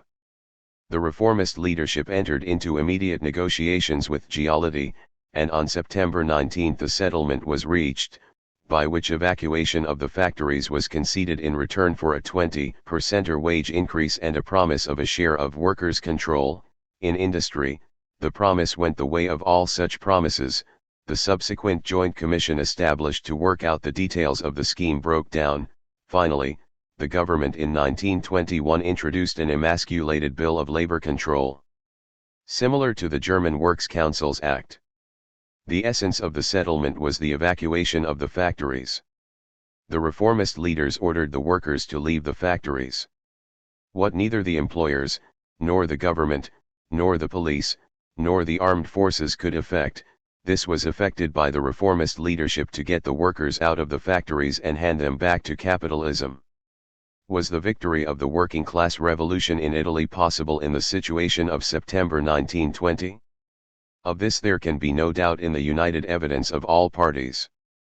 The liberal anti-fascist historian, Salvini, who is mainly concerned for the purposes of his argument to minimize the revolutionary issues of the situation in Italy before Fascism in order to deny this bourgeois justification of fascism, nevertheless writes of this period, had the leaders of the General Confederation of Labour and of the Socialist Party wished to strike a decisive blow, here was the opportunity. The bankers, the big industrialists and big landlords waited for the social revolution as sheep wait to be led to the slaughter. If a communist revolution could be brought about by bewilderment and cowardice on the part of the ruling classes, the Italian people in September 1920 could have made as many communist revolutions as they wished. G. Salvini, The Fascist Dictatorship, 1928, Volume I, p. 4, 1. The leading Italian journal, the Corriere della Sera, wrote at the time in its issue of September 29, 1920, Italy has been in peril of collapse. There has been no revolution, not because there was anyone to bar its way, but because the General Confederation of Labour has not wished it. The reformist leadership themselves boasted of having averted revolution by their action, and thereafter, in exactly the same way as the German reformists later, complained bitterly of the ingratitude of the bourgeoisie in repaying their services by the blows of fascism, but after we had the honor, stated the Secretary of the General Confederation of Labour in a speech delivered 2 years after the occupation of the factories, of preventing a revolutionary catastrophe. Fascism arrived. Daily Herald, April 12, 1928. Thus in the agreed testimony of the bourgeoisie and of the reformists alike, the communist revolution was fully possible in Italy in September 1920, and was only prevented by the reformist leadership. Fascism played no part in this. It was only after the revolution was already defeated, After the working class ranks were disorganized and disillusioned by the reformist betrayal, after this had begun to show itself in a rapid collapse of membership and organization, that then fascism stepped forward to show its prowess in beating the already defeated workers. The surrender of the factories took place in September 1920. From that point the Italian working class movement went downwards. After the occupation of the factories in September 1920, the idea spread among the people that the revolution had failed, and they grew discouraged. Salvini, of CIT, p. 43. The membership of the party and of the trade unions began rapidly to fall. The party membership fell from 216,000 in 1920 to 170,000 in January 1921.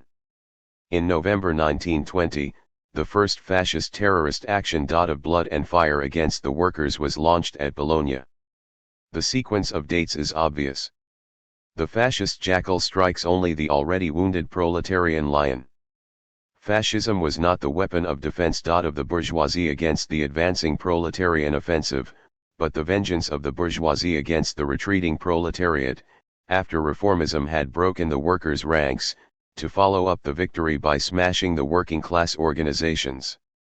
For the growth and victory of fascism.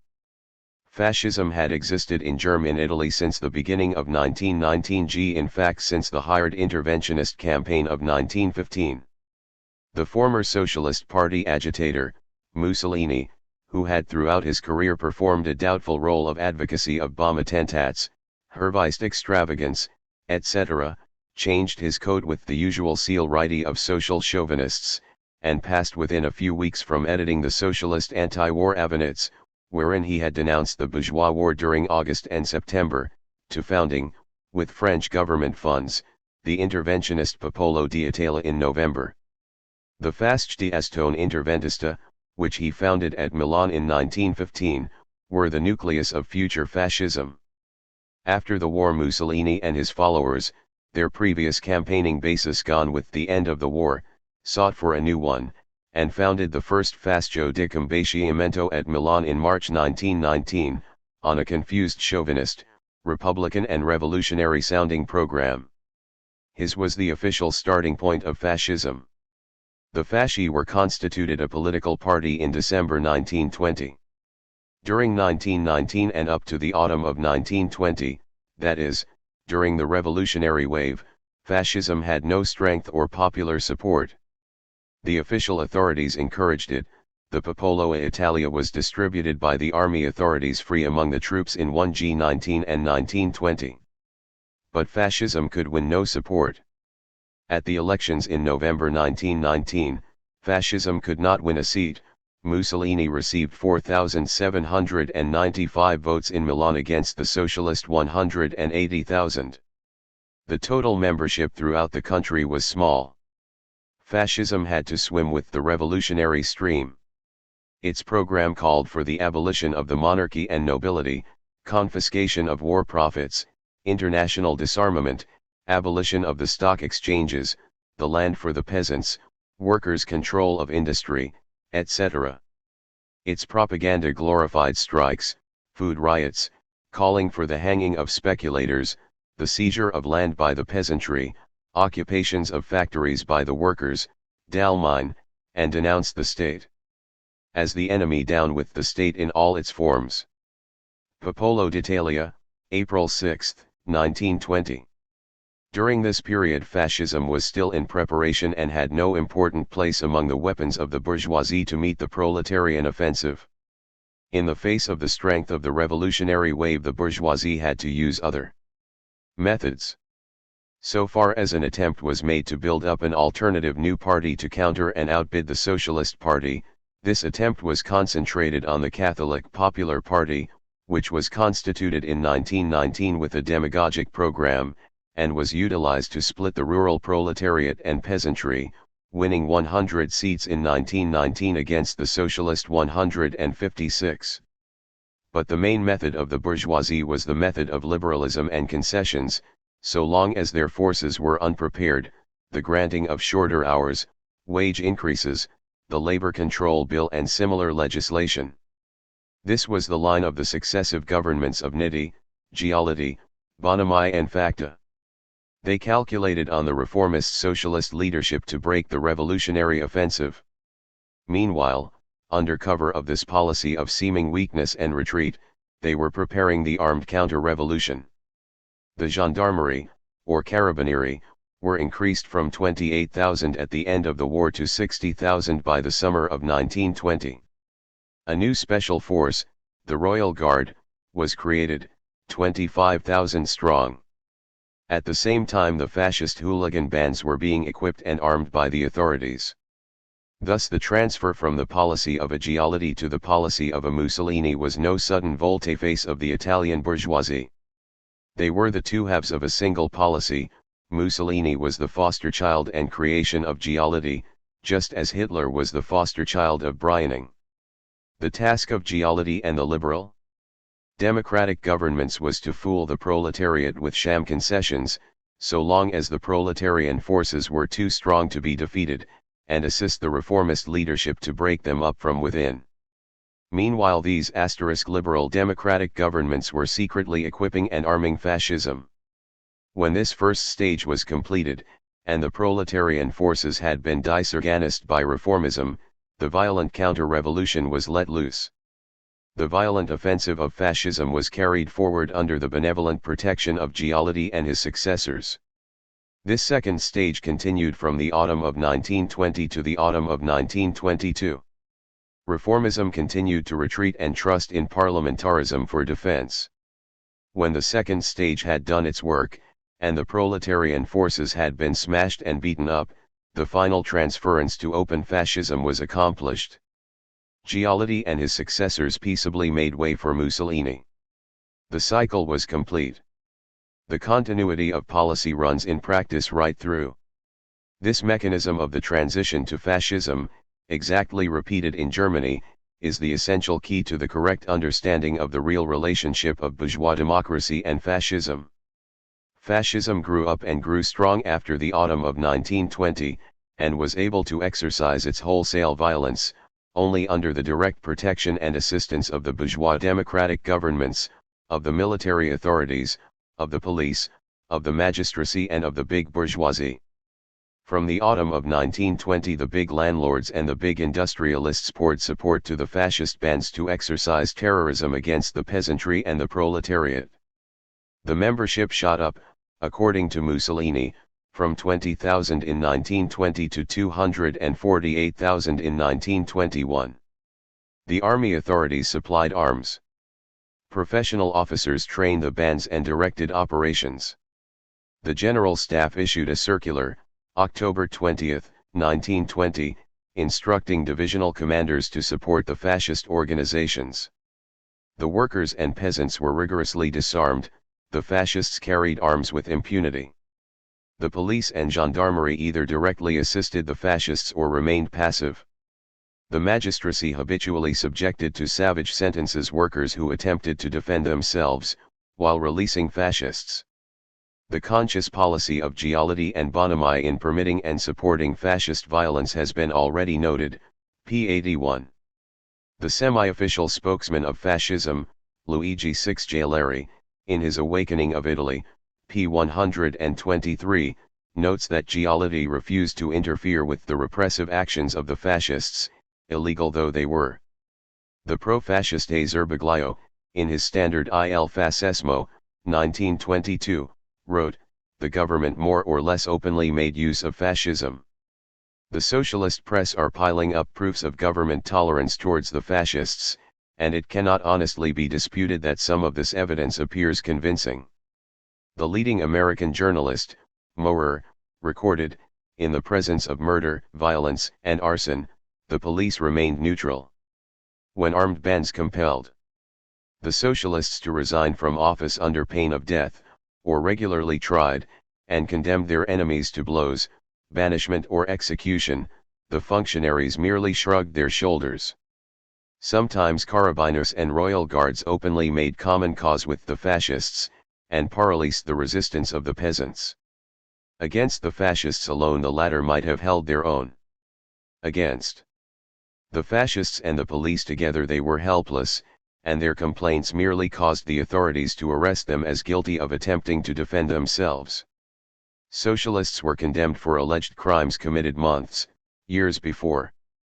Fascists taken red-handed were released for want of evidence. E. A. Maurer, Immortal Italy, p. 361. And again, from the army the fascists received sympathy, assistance, and war material. Officers in uniform took part in the punitive expeditions. The fascists were allowed to turn national barracks into their private arsenals, Ibid, p. 144. Similarly, the notorious advocate of fascism, Odenpour, notes in his Fascism, p. 111, that the fascists had been equipped largely on the quiet, from the regular army. Another American journalist who was in Italy in 1921, J. Garter, reports, the fascisti had carte blanche to beat up their opponents throughout Italy, while the government pretended to be neutral. J. Carter, New York Times Book Review, June 12, 1927. One of the standard writers on fascism, generally sympathetic, G. Prezzolini, in his Le Fascism, 1925, writes, p. 97 they could organize themselves in armed corps and kill right and left, with the certainty of impunity and with the complicity of the police. It is thus no overstatement to recognize that the fascists fought with 99 chances out of 100 of gaining the victory. The fascist offensive of terrorism, destruction, and murder, which was launched at Bologna in November 1920, with the overthrow of the newly elected Socialist Town Council and sacking of the Chamber of Labor, was thereafter systematically developed and extended, with the manifest planning of a military campaign, through the industrial region, and with wholesale sporadic violence in the agricultural areas. Socialist, trade union and cooperative buildings, painfully erected by millions of sacrifices of a generation of workers, were burned and sacked, workers' newspapers and printing presses were destroyed, socialist municipal councils were expelled from office, militant workers and peasants were beaten up or murdered. All this went forward with the connivance of the civil authorities, who normally followed up each fascist coup expelling a duly elected socialist municipal council by appointing a special commissioner in its place. The normal procedure when a workers' building was threatened by the fascists would be for a special force of armed police or royal guards to appear first to protect it. These would search for and remove any arms, disarm the workers in it, and prevent any workers' demonstration approaching it. The fascists would then arrive with full arms, and machine guns. The police forces would then declare resistance impossible and retire, and the fascists would be left free to work their will on the defenseless building and disarmed workers. Between January and May 1921, according to figures published by the Italian Socialist Party at the time, the fascists destroyed 120 labor headquarters, attacked 243 socialist centers and other buildings, killed 202 workers, in addition to 44 killed by the police and gendarmerie, and wounded 1,144. During this period 2,240 workers were arrested by the police, 162 fascists were arrested. During 1921-2, up to the fascist dictatorship, 500 labor halls and cooperative stores were burned, and GU socialist municipalities were dissolved. How did reformism and centrism, in control of the majority of the working class, meet this offensive of the bourgeoisie? They preached to the workers to put their trust in legal and pacific methods and the use of the ballot. In May 21, Giolitti held a general election, hoping that the reign of violence would have already broken the workers' forces. The total socialist and communist vote, nevertheless, actually exceeded the 1919 total, reaching 1,861,000, against 1,840,000 in 1919, 122 socialists and 16 communists were returned, totaling 138, as against only 35 fascists. The workers were endeavoring to use the ballot in their defense. The socialist organ, Avanti, in illusory triumph, proclaimed, "The Italian proletariat has submerged the fascist reaction under an avalanche of red votes." The reality was otherwise. The avalanche of red votes made no difference to a situation of civil war. The violence, in place of being diminished, was increased. The next step of the reformist leadership was to spread even more disastrous illusions as to the real character of the struggle. They endeavored to enter into a formal treaty of peace with fascism. On August 3, 1921, the Fascist-Socialist Treaty was signed, proclaiming an end to all acts of violence. This was signed by Mussolini and his colleagues on the one side, on the other by the executive of the Socialist Party, of the Socialist Parliamentary Group and of the General Confederation of Labour. The Communist Party refused to take part in this criminal comedy. The agreement was not worth the paper it was written on. The fascist violence went forward, and Mussolini explained the violation of his pledge by declaring that he had been overridden by his supporters. The final step of the reformist leadership was to endeavor to enter into a parliamentary ministerial combination. After the resignation of Facta in July 1922, Turati as the socialist parliamentary leader saw the king. When the attempt to secure agreed terms for a ministerial coalition were unsuccessful, the reformist leadership conceived the idea of calling a general strike at this late stage as a weapon of extra-parliamentary pressure to bring about the formation of a coalition government. The general strike was called on August 1, wholly without preparation, and was explained by Turati to be a strike in defense of the state. Under these conditions the general strike was inevitably a failure, reaching only a section of the membership of the Confederation of Labour, and winning no general response, because of the utter lack of serious preparation or fighting lead. The effect was only to play into the hands of the fascists, who intensified their attack. The conditions were now complete for the final step of the open transmission of power by the bourgeoisie into the hands of the fascists. This took place in October. The transmission was carried through by the combined action of the king, the army chiefs and the Facta cabinet. A theatrical march on Rome of fascists was organized for October 28. This march was in fact organized under 6 army generals, and the commander-in-chief of the army addressed an enthusiastic fascist gathering on the evening of October 27. The Facta cabinet went through the form of proclaiming martial law. This only had the effect that the civil authorities handed over their powers to the military throughout the country, who promptly allowed the fascists to occupy the public offices, railways, postal and telegraphic offices, etc. After this had been successfully achieved, the king announced on the morning of October 28 that he refused to sign the decree. Of martial law. Martial law was accordingly withdrawn. It was in consequence declared impossible to defend Rome against the fascists. The Facta cabinet, which had already been in negotiation with the fascists, resigned. Mussolini was invited to form a ministry, and arrived at Rome on October 30 in a sleeping car. Such was the so-called fascist revolution, which was in fact carried through from start to finish by the bourgeois dictatorship from above. The full forms of the fascist dictatorship were not immediately decided and carried through, as in Germany 11 years later, because the methods were still being experimentally discovered. At first, a show of parliamentary forms and mission of opposition parties and press was maintained, alongside wholesale governmentally maintained violence and terrorism in practice. It was not until 1926 that the completed fascist dictatorship was finally established, with complete suppression of all other parties, organizations, and press, the workers' trade unions being officially incorporated in the fascist syndicates, and the principal reformist trade union leaders, including D'Aragona, passing over to fascism. The Italian example provides the classic demonstration of the transition to fascism. The lines of development, the roles of the different elements, the successive stages of this tragedy of the working class stand out clear and sharp for all to learn.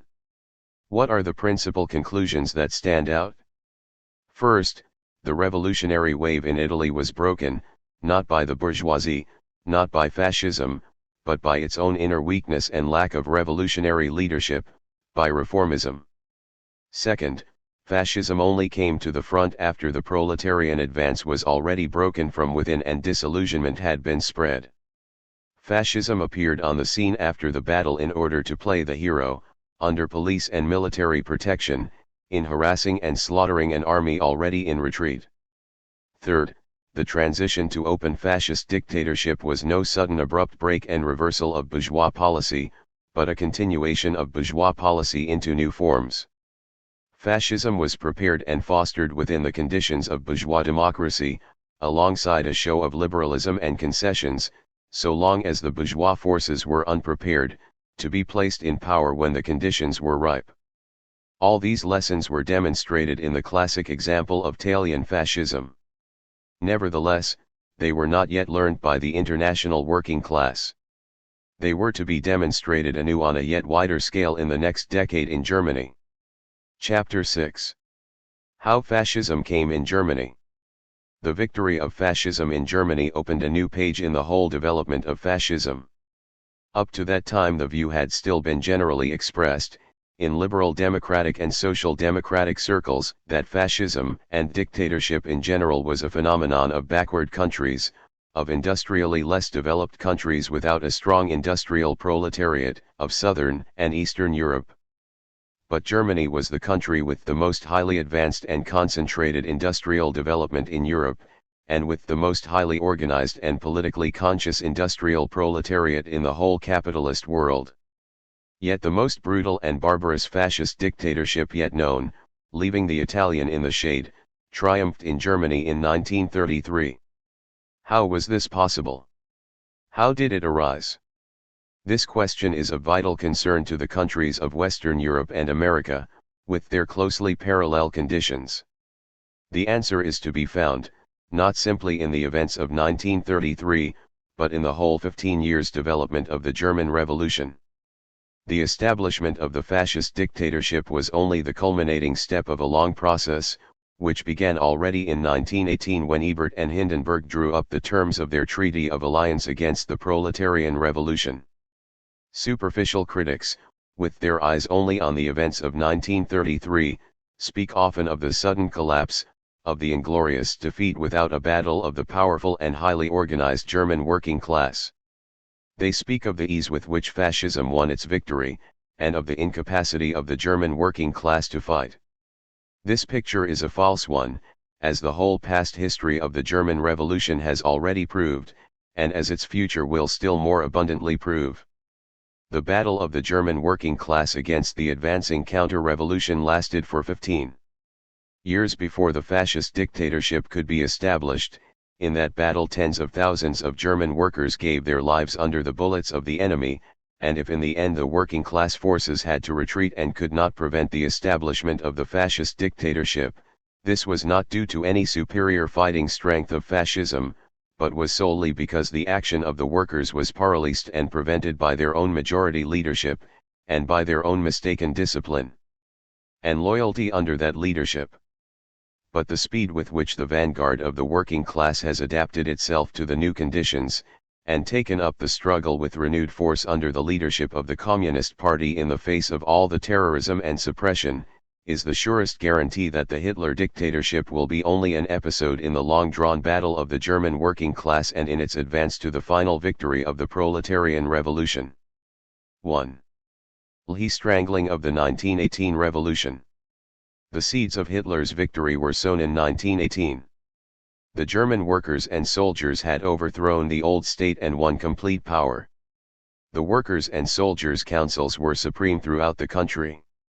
The bourgeoisie and old militarist class were unable to offer any resistance.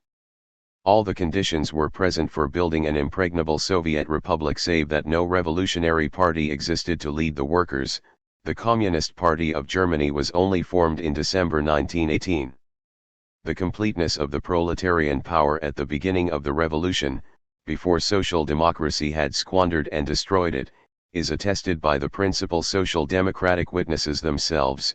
The military collapse brought the whole power of the state into the hands of the proletariat at one stroke. H. Strebel, The German Revolution, p. 1. In November 1918, the revolution was the work of the proletariat alone. The proletariat won so all-powerful a position that the bourgeois elements at first did not dare to attempt any resistance. Koski, Introduction to the Third Edition of the Proletarian Revolution, 1931. How was this absolute power of the proletariat turned in 15 years into its exact opposite, into the absolute power of the bourgeoisie and militarist class, and the absolute subjection of the working class? The answer to this question, in which is contained the tragedy of the German Revolution of 1918, is comprised in two words: social democracy. The German Social Democratic Party was built upon a long and glorious revolutionary past. Its early years had been watched over by Marx and Engels, and led by Bebel and the elder Liebknecht. It had refused to vote the war credits in the War of 1870, and had fought and defeated during the 80s Bismarck's 12-year attempt at its suppression. It had stood for the program of revolutionary Marxism, and on this program had built up the mass organizations of the working class. But in the imperialist era, opportunism and corruption had made increasing inroads in the leadership, especially in the reformist trade union leadership. In their closing years, Marx and Engels had already given warning of the danger and called for a split. Their warnings were ignored, and their messages and program criticisms were held back from the membership. The party and trade union apparatus grew in practice more and more closely bound up with the capitalist state. 1914 completed the process. The Social Democratic Party leadership openly united with the Kaiser, the militarists, and the bourgeoisie in support of the imperialist war against the working class. The scattered opposition elements, under heavily difficult conditions of combined war censorship and party censorship, gathered their ranks for the fight, in the revolutionary illegal Spartacus League, founded in 1916, and in the Independent Socialist Party, founded in 1917. Through these forces the 1918 revolution was organized. The Social Democratic Party had no part in the victory of the 1918 revolution, but was on the contrary opposed to it from the first. As Scheidemann declared in his libel lawsuit in Berlin in 1922, the imputation that social democracy wanted or prepared the November Revolution is a ridiculous, stupid lie of our opponents. When the revolution broke out, the Social Democratic leaders were ministers in the coalition government of Prince Max. In the critical days their executive issued call after call to the population against revolution. When they found themselves compelled to press for the abdication of the Kaiser, they did so, according to Scheidemann, Vorwärts, December 6, 1922, in the hope to save the monarchy. The trade union leaders were negotiating a treaty of alliance with the employers, which was actually signed on November 15, 1918. Nevertheless, the main body of the workers, soldiers, and sailors, who were in fact carrying through the revolution against the Social Democratic leadership, were at the same time organized in the Social Democratic Party and under its leadership. This was the fatal contradiction of the November Revolution, which led to its downfall. As soon as the revolution had triumphed on November G, the Social Democratic leaders hastened to the revolutionary leaders, to Liebknecht and the independents, to beg to take part in the leadership of the victorious revolution and form a joint government. It was at this point, already on the morning of November 9, that centrism, in the shape of the independent or left Social Democratic leaders, took the disastrous step which sealed the fate of the revolution. Liebknecht correctly rejected such a coalition with the open agents of the bourgeoisie, which could only serve to restore their prestige and enable them to strangle the revolution. Had the independents followed the lead of Liebknecht, and stood firm in a revolutionary bloc, excluding the social imperialists, at the head of the triumphant revolution, the Spartacists and independents controlled the majority of the Berlin Workers' and Soldiers' Council. It is doubtful whether the discredited Social Democratic leadership, hopelessly identified with the overthrown old regime, could have prevented the victory of the revolution. But the independents in the name of unity chose the alternative course. They allied themselves with the Social Democratic enemies of the revolution in an equal coalition government. In this wave, where all other channels had failed, bourgeois influence was re-established at the heart of the new order. Within less than 2 months the independents found themselves compelled to withdraw from the coalition government, but the work had been done. The bourgeois militarist regime had been re-established under the protecting shell of social democracy. A council of people's commissars, responsible to the workers' and soldiers' councils, was appointed, consisting of 3 majority Social Democrats, and 3 independents. The forms which had thus to be adopted revealed how completely the pressure and demand of the masses in the moment of revolution was towards the Soviet Republic. But the leaders of the new formally Soviet order were its sworn enemies whose only thought was to overthrow it.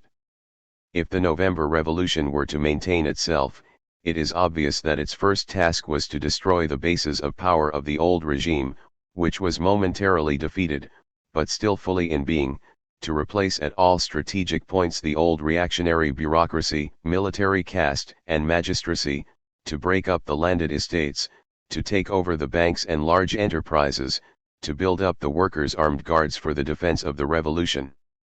Had this been done, when there was full power to do it, fascism could never have raised its head in Germany. But the social democratic government did the opposite.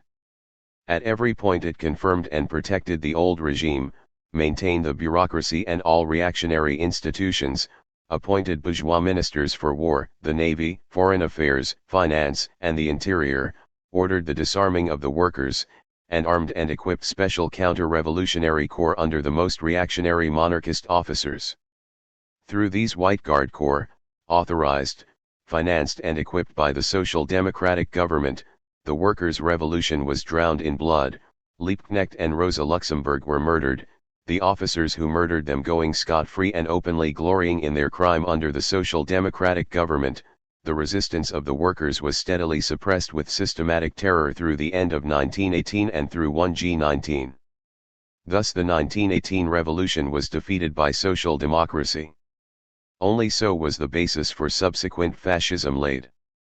What led the social democratic leadership to act in this fashion, which could in the end only mean the destruction also of their own positions?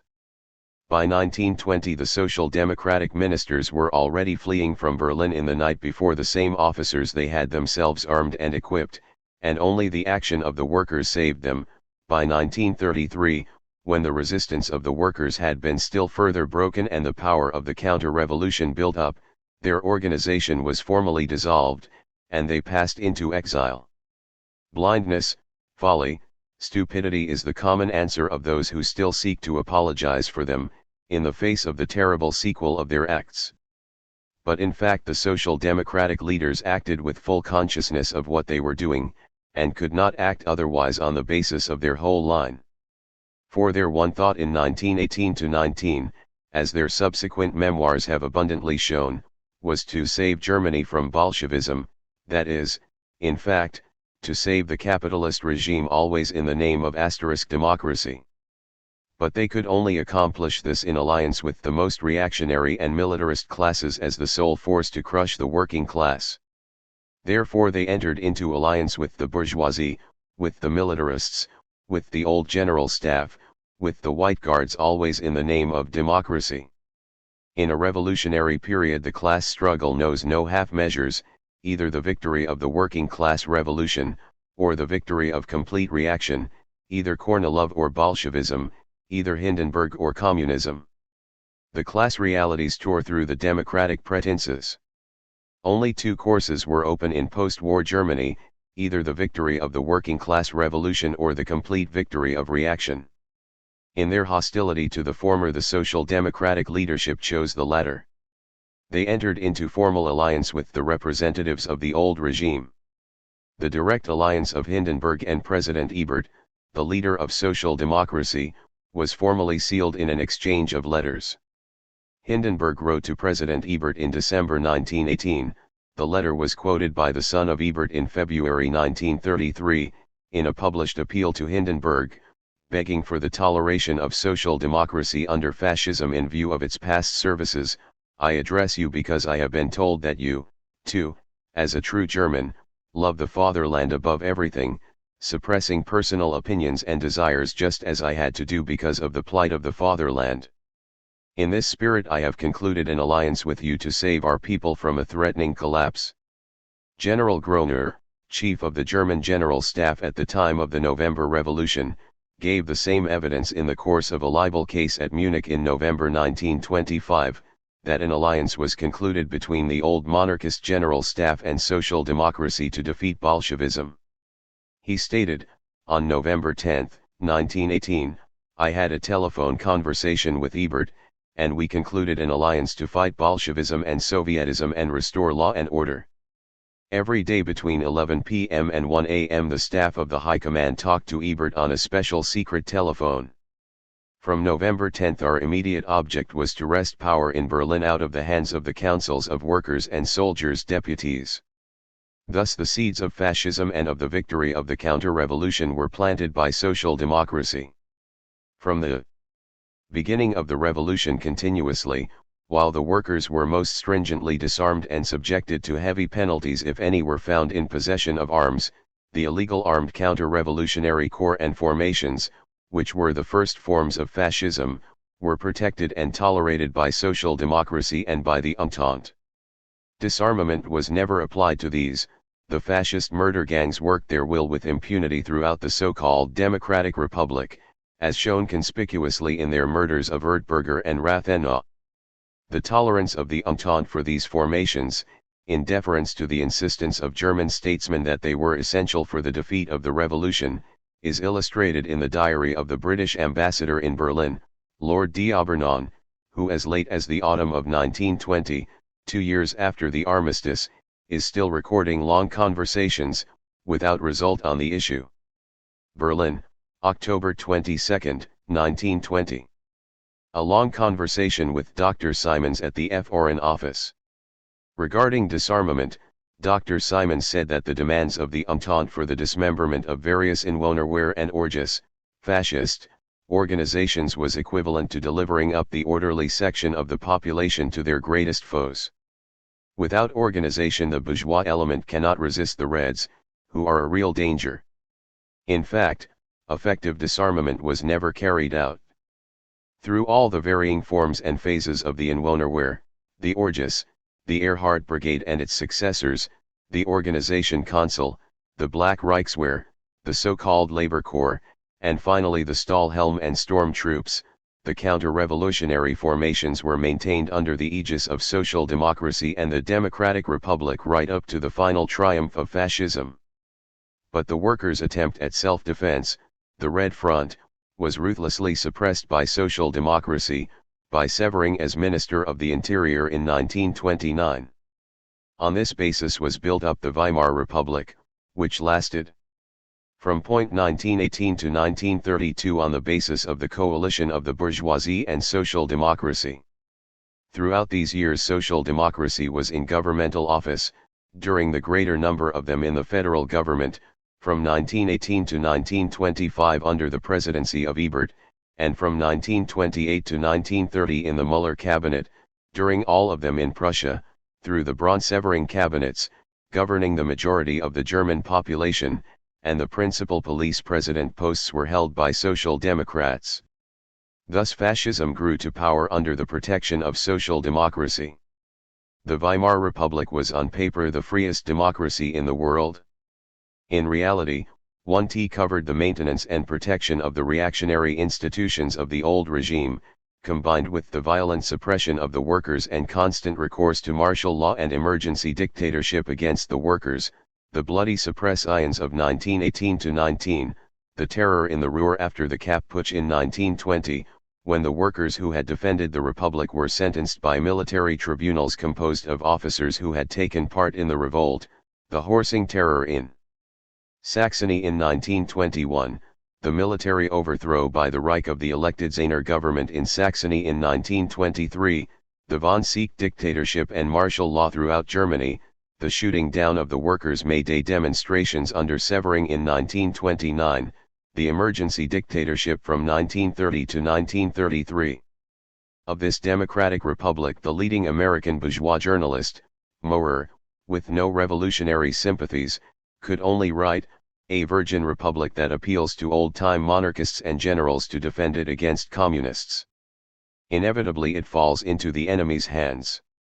What can be said for a republic that allows its laws to be interpreted by monarchist judges, its government to be administered by old-time functionaries brought up in fidelity to the old regime, that watches passively while reactionary school teachers and professors teach its children to despise the present freedom in favor of a glorified feudal past, that permits and encourages the revival of the militarism which was chiefly responsible for the country's previous humiliation?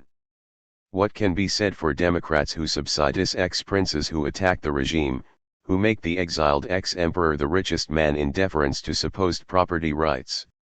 This remarkable. The growth of National Socialism. WI5.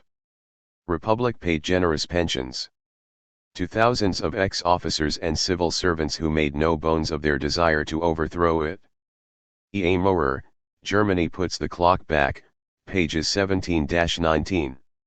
He further notes that in 1914 30% of the officers' corps were of aristocratic lineage, in 1932 21% were of aristocratic lineage, an indication how little the real regime was changed under the so-called democratic republic. These were the conditions within which fascism grew to power in Germany in the midst of bourgeois democracy.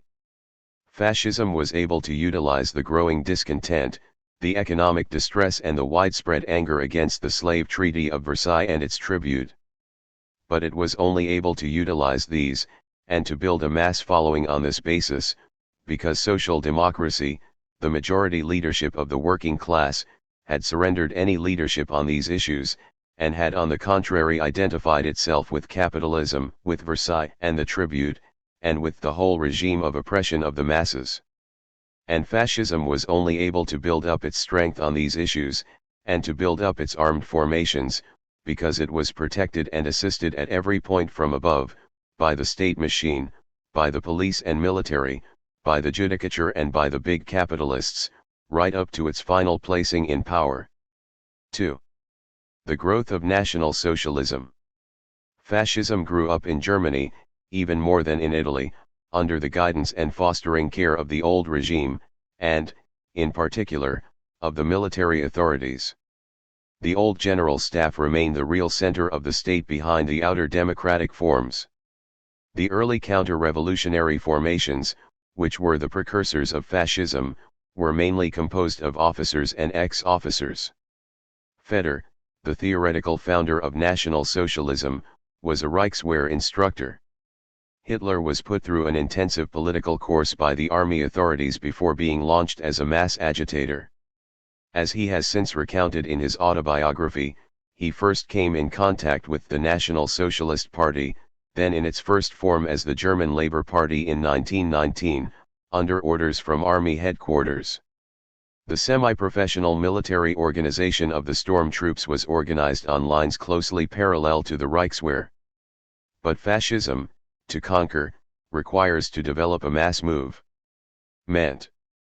The early attempts of the counter-revolution, least in the Kapp Putsch, based solely on the officers, Junkers, and bureaucracy, could only end in failure. The Ludendorff-Hitler Putsch of 1923, although preceded by longer agitation, also ended in immediate ignominious collapse. The leniency with which these armed revolts against the state were treated shows the semi-official protection under which the counter-revolution was being built up. The Kapp rebels went unpunished, while workers who had resisted them were subjected to heavy sentences. Ludendorff went unpunished. Hitler, an alien who had taken up arms against the state, was given a few months' detention and then allowed to continue his agitation. But the failure of these putsches showed that it was necessary to build deeper roots of a mass party, alongside military terrorist organization. On this task fascism concentrated its attention in the succeeding years. The mass agitation of German National Socialism was built up on the basis of the 25 points program originally adopted in 1920, see Chapter 9, and was especially developed under Hitler, and later under Goebbels and Gregor Strasser, to direct its appeal, not only to the peasantry and urban petty bourgeoisie, but to the working masses in the industrial districts. Whereas Italian fascism early dropped any pretense of connection with socialism, German fascism could only reach a mass basis by professing to stand for socialism. National Socialist propaganda distinguished itself by its wild and frenzied character of combined anti-Semitism, anti-capitalism, and chauvinist denunciation of Versailles and of the subjection of Germany. Its contradictions, unscrupulousness, and demagogy were far more blatant than in the Italian example. As Hitler declared in Mein Kampf, in a sentence subsequently deleted since the 12th edition in 1932, the German has not the slightest notion how a people must be misled, if the adherence of the masses is to be sought. Hitler took as his model the British wartime propaganda, which he admired as the finest example of the art of demagogic lying. Fascism can, however, as the Italian example had already shown, only reach a mass basis after social democracy has fully exposed itself and created widespread mass disillusionment in the midst of growing economic crisis and gathering revolutionary issues. This is the general background for the growth of fascism. A first wave of advance to such a basis was reached in the end of 1923 and the beginning of 1924, after the inflation ruin of the petty bourgeoisie and the failure of the proletariat in the revolutionary situation of 1923. In the elections of May 1924, National Socialism reached a vote of 1.9 millions, against 6 millions for social democracy and 3.6 millions for communism. But the subsequent stabilization period, and the widespread promises of social democracy of a new era of organized capitalism and economic democracy, led to new hopes in social democracy and the dream of the peaceful, reformist democratic path to socialism. By December 1924, the Nazi vote fell to GUOOO. 4 years later, in the 1928 elections, it had fallen to 800,000, against 9.1 millions for social democracy and 3.2 millions for communism.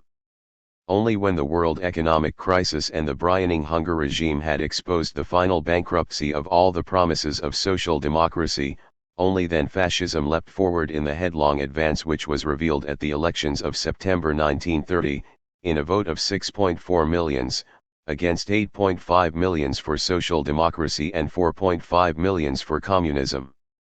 This was carried forward in the presidential elections of April 1932, to 13.4 millions, and in the elections of July 1932, the highest point, to 13.7 millions. What led to this sudden expansion of fascism in Germany in 1930 to 1932? The world economic crisis, which undermined the basis of stabilization and of the Weimar Republic, undermined equally the position of social democracy, which was closely linked up with these. Capitalism in Germany required to advance to new methods in face of the crisis. It required to wipe out the remainder of the social gains of the revolution, in respect of social legislation, hours, and wages, which had constituted the main basis of influence of social democracy in the working class and its stock in trade to point to as the fruits of its policy. In place of the concessions of the early years of the revolution, capitalism required now to advance to draconian economic measures against the workers. For this purpose new forms of intensified dictatorship were necessary. Social democracy was thrust aside from the federal government, and the Brianing dictatorship was established in the summer of 1930, ruling without parliament by emergency decree but with the support of social democracy.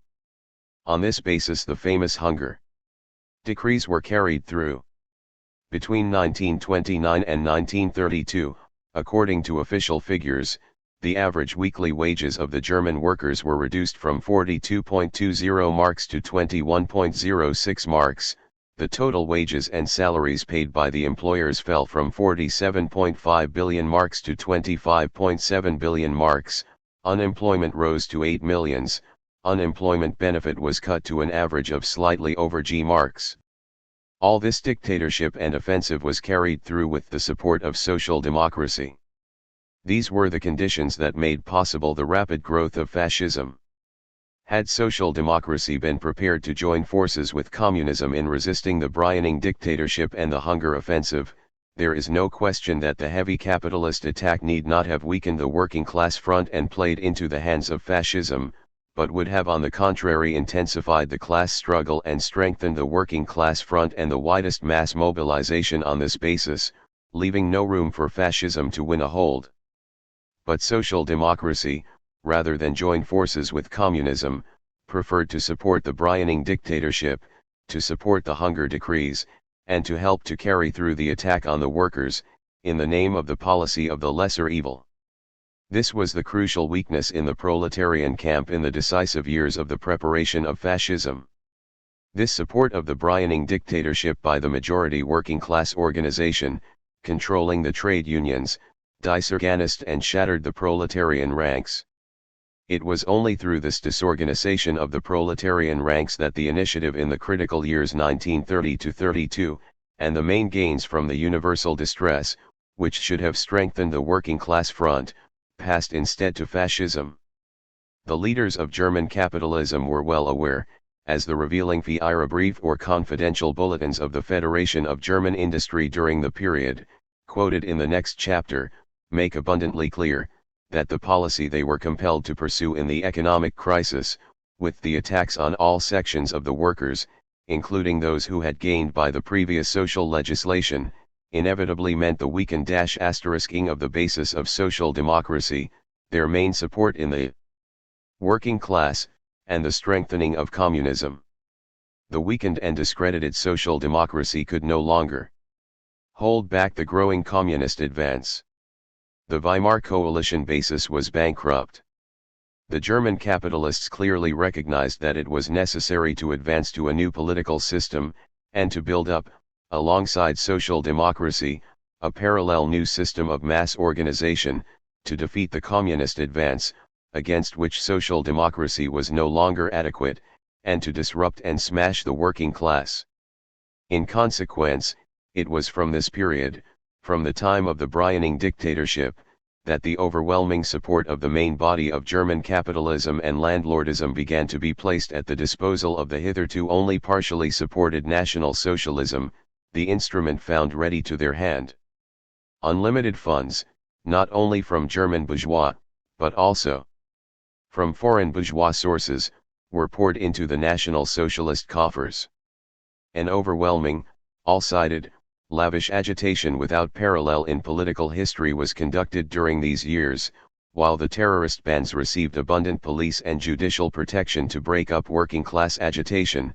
The hand of the government dictatorship was heavy on all militant working-class organization and agitation. The gigantic, artificial expansion of National Socialism during this period, it had begun to sink again as rapidly already by the autumn of 1932, was a highly organized product of the entire mechanism of the capitalist dictatorship. All the politically backward discontented elements of the population, petty bourgeois, déclassé elements and backward workers, were swept into the National Socialist net. The class-conscious workers who became disillusioned with social democracy passed to communism. The politically backward elements passed to fascism. This process is shown by the successive voting figures. Between 1930 and 1932 social democracy lost 1,338,000 votes, while communism gained 1,384,000 votes. Thus the communist gains almost exactly approximated to, slightly exceeding, the social democratic losses. Thanks to the existence of a strong communist party, the losses from social democracy did not pass as in England, in the national government elections of 1931 to abstention or the class enemy, but to the militant working class front.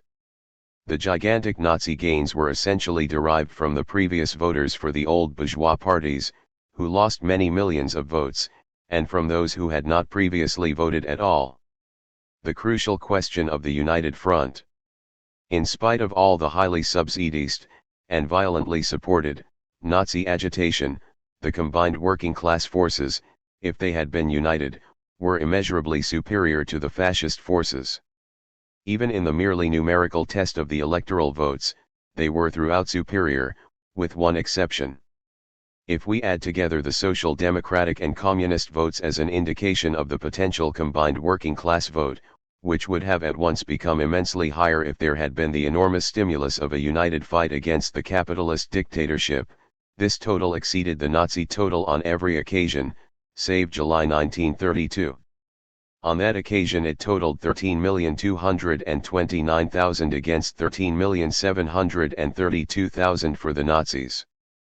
But already within 4 months, by November 1932, it totaled 13,241,000 against 11,729,000 for the Nazis.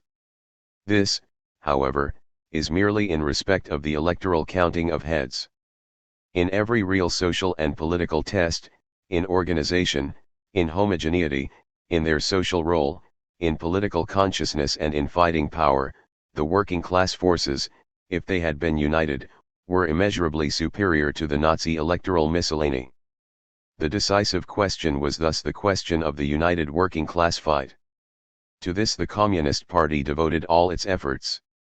As the issue grew more and more urgent, the Communist Party issued appeal after appeal for the united working class front against fascism and the capitalist attack, both to the mass of the workers and specifically to the Social Democratic Party and to the General Trade Union Federation.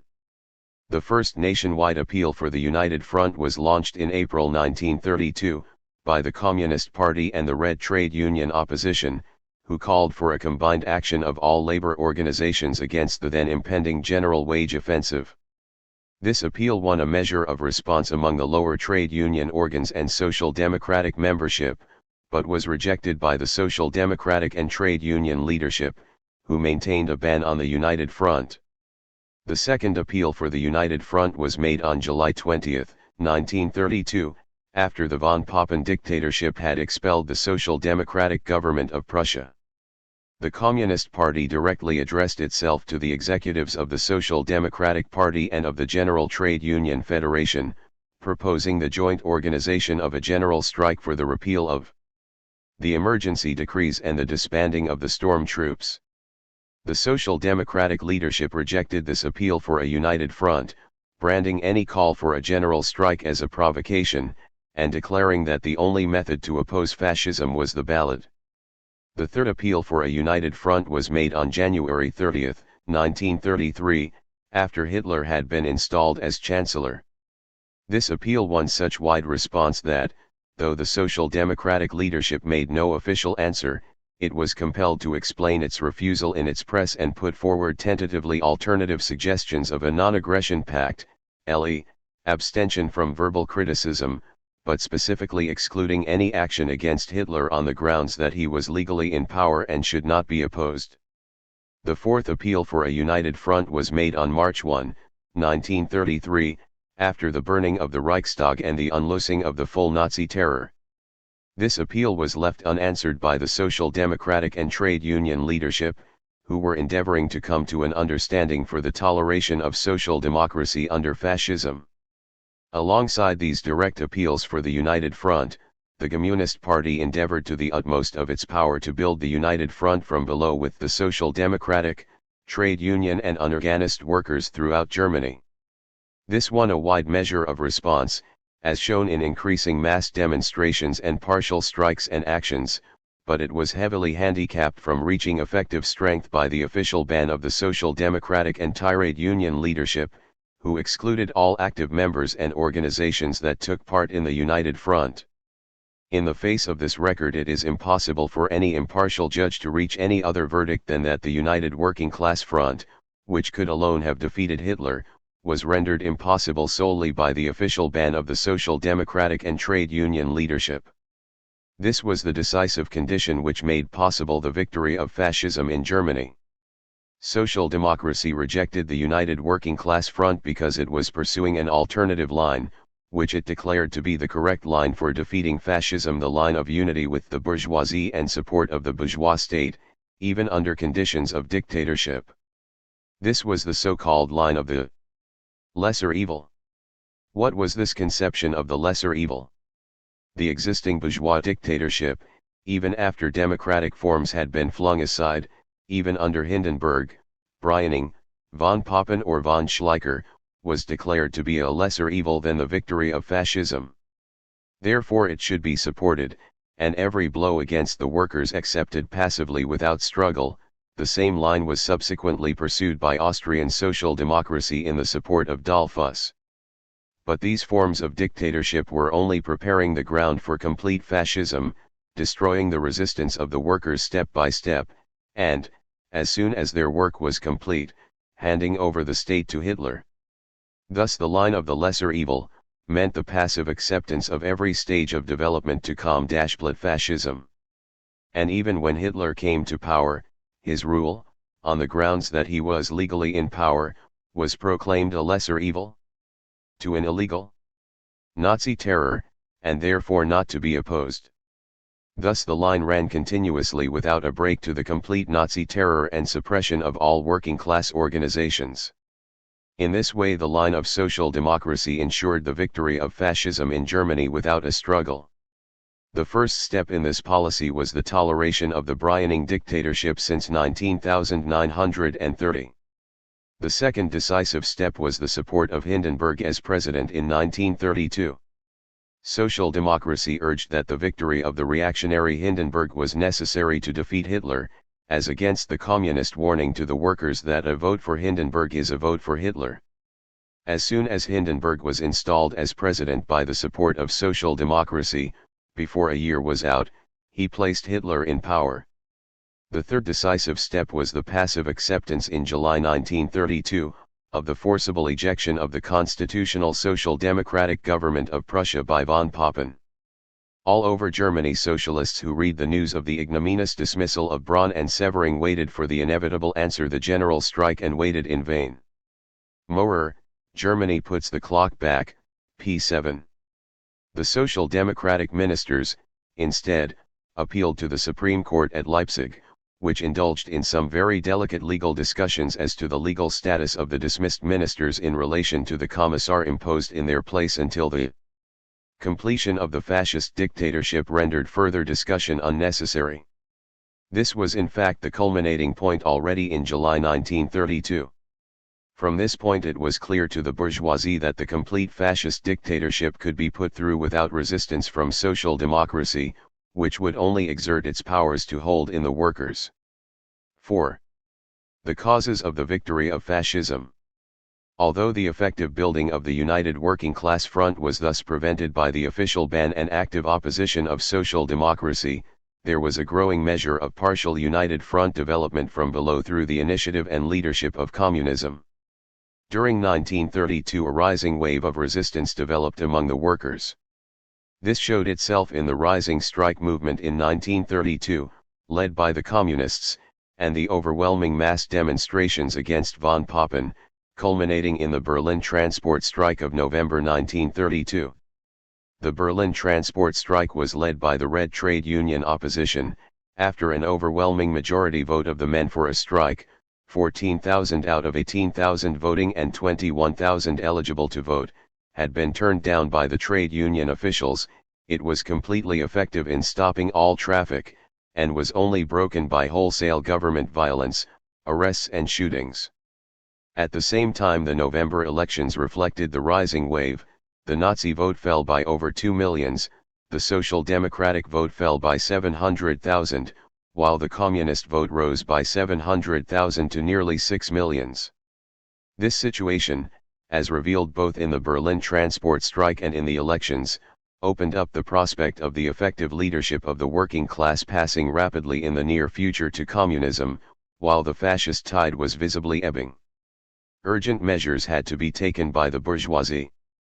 Von Papen had to resign on November 17. Long negotiations followed between Hindenburg and Hitler.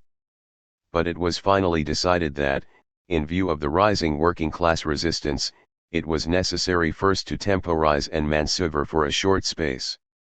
The Social General von Schleicher was accordingly installed as Chancellor for a couple of months, during which he relaxed some of the emergency decrees, especially with regard to the freedom of the press and assembly, proclaimed his main concern with the social question, negotiated for an alliance with Lippert and the trade union chiefs, who accordingly praised him highly in their press, and in general sought to lull the workers' resistance.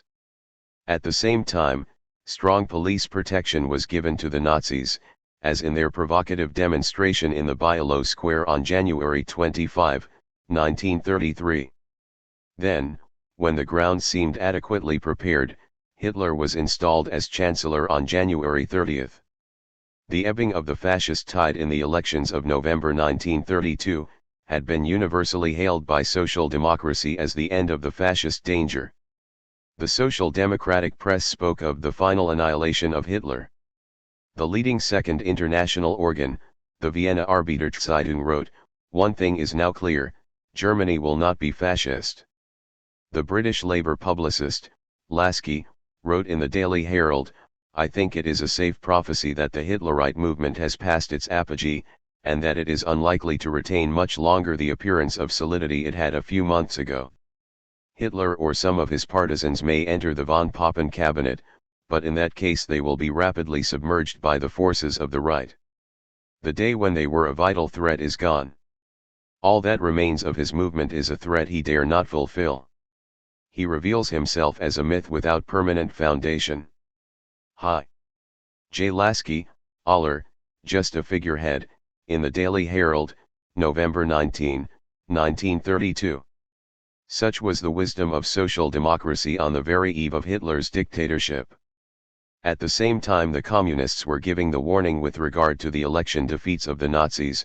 However great the defeat of National Socialism may have been, it would be criminally foolish to talk of the smashing up of the mass movement of Fascism. Communist International, December I, 1932.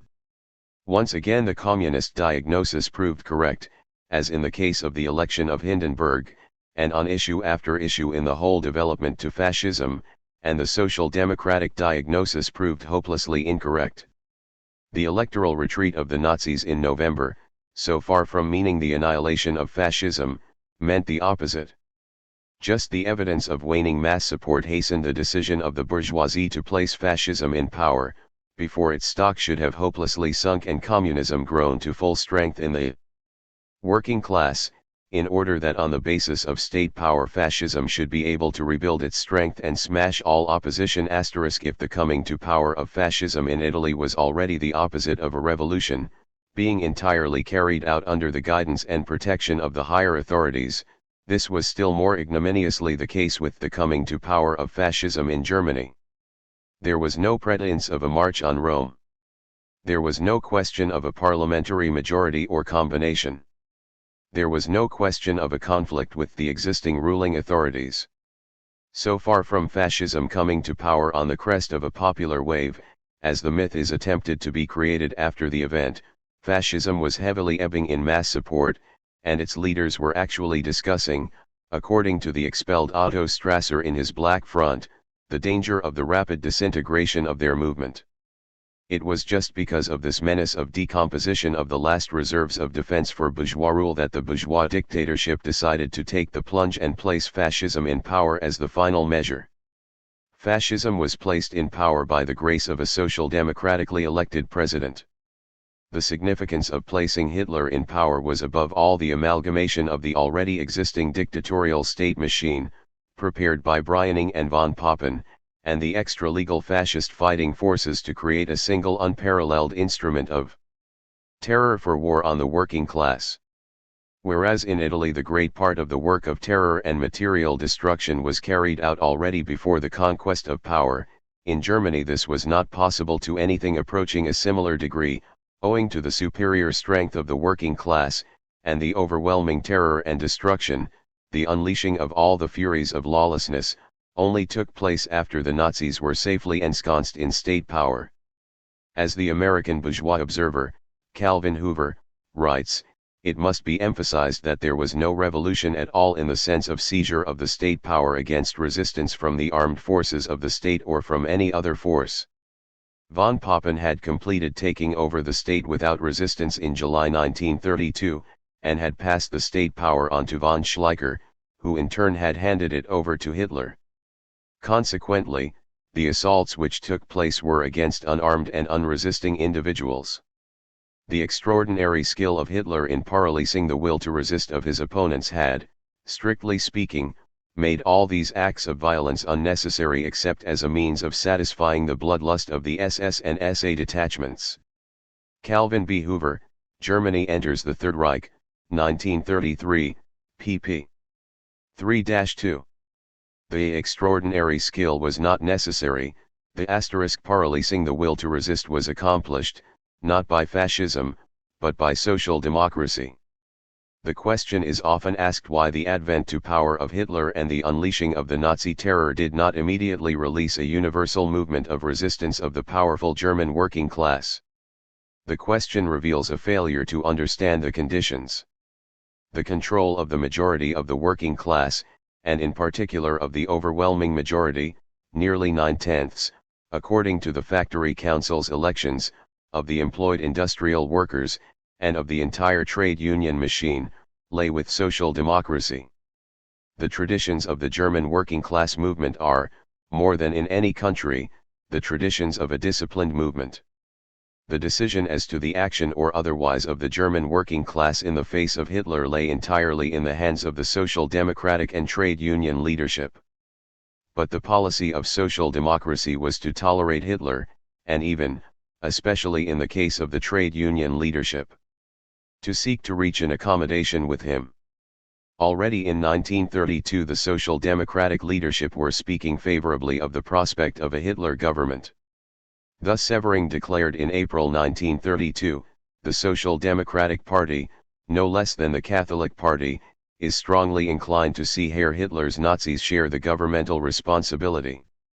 And the party organ Vorwärts wrote in the same period, apart from constitutional considerations it is a precept of political sagacity to allow the Nazis to come to power before they have become a majority. Let Hitler come to power, Hitler's coming to power is inevitable, Hitler's coming to power will be the quickest way to expose him, this was the fatal line of thought of social democracy. Only the communists were opposing this line and proclaiming in the same period, wrote Fani, April 26, 1932 we shall do everything to bar Hitler's way to governmental power. But the communists were in the minority. When Hitler came to power on January 30, the Social Democratic leadership rejected the communist appeal for a united struggle. They declared that Hitler had come to power constitutionally and legally, 1.e, by the appointment of Hindenburg from above, and therefore should not be opposed. The only course was to await the elections on March 5. Meanwhile Hitler armed the storm troops and incorporated them in the state as auxiliary police with special control of the policing of the elections, suppressed the entire social democratic and communist press, forbade all working class meetings and propaganda, arrested all leading militants, and let loose the terror, and under these conditions held his elections.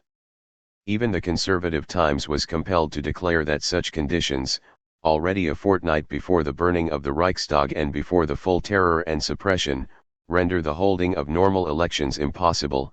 London Times, February 15, 1933.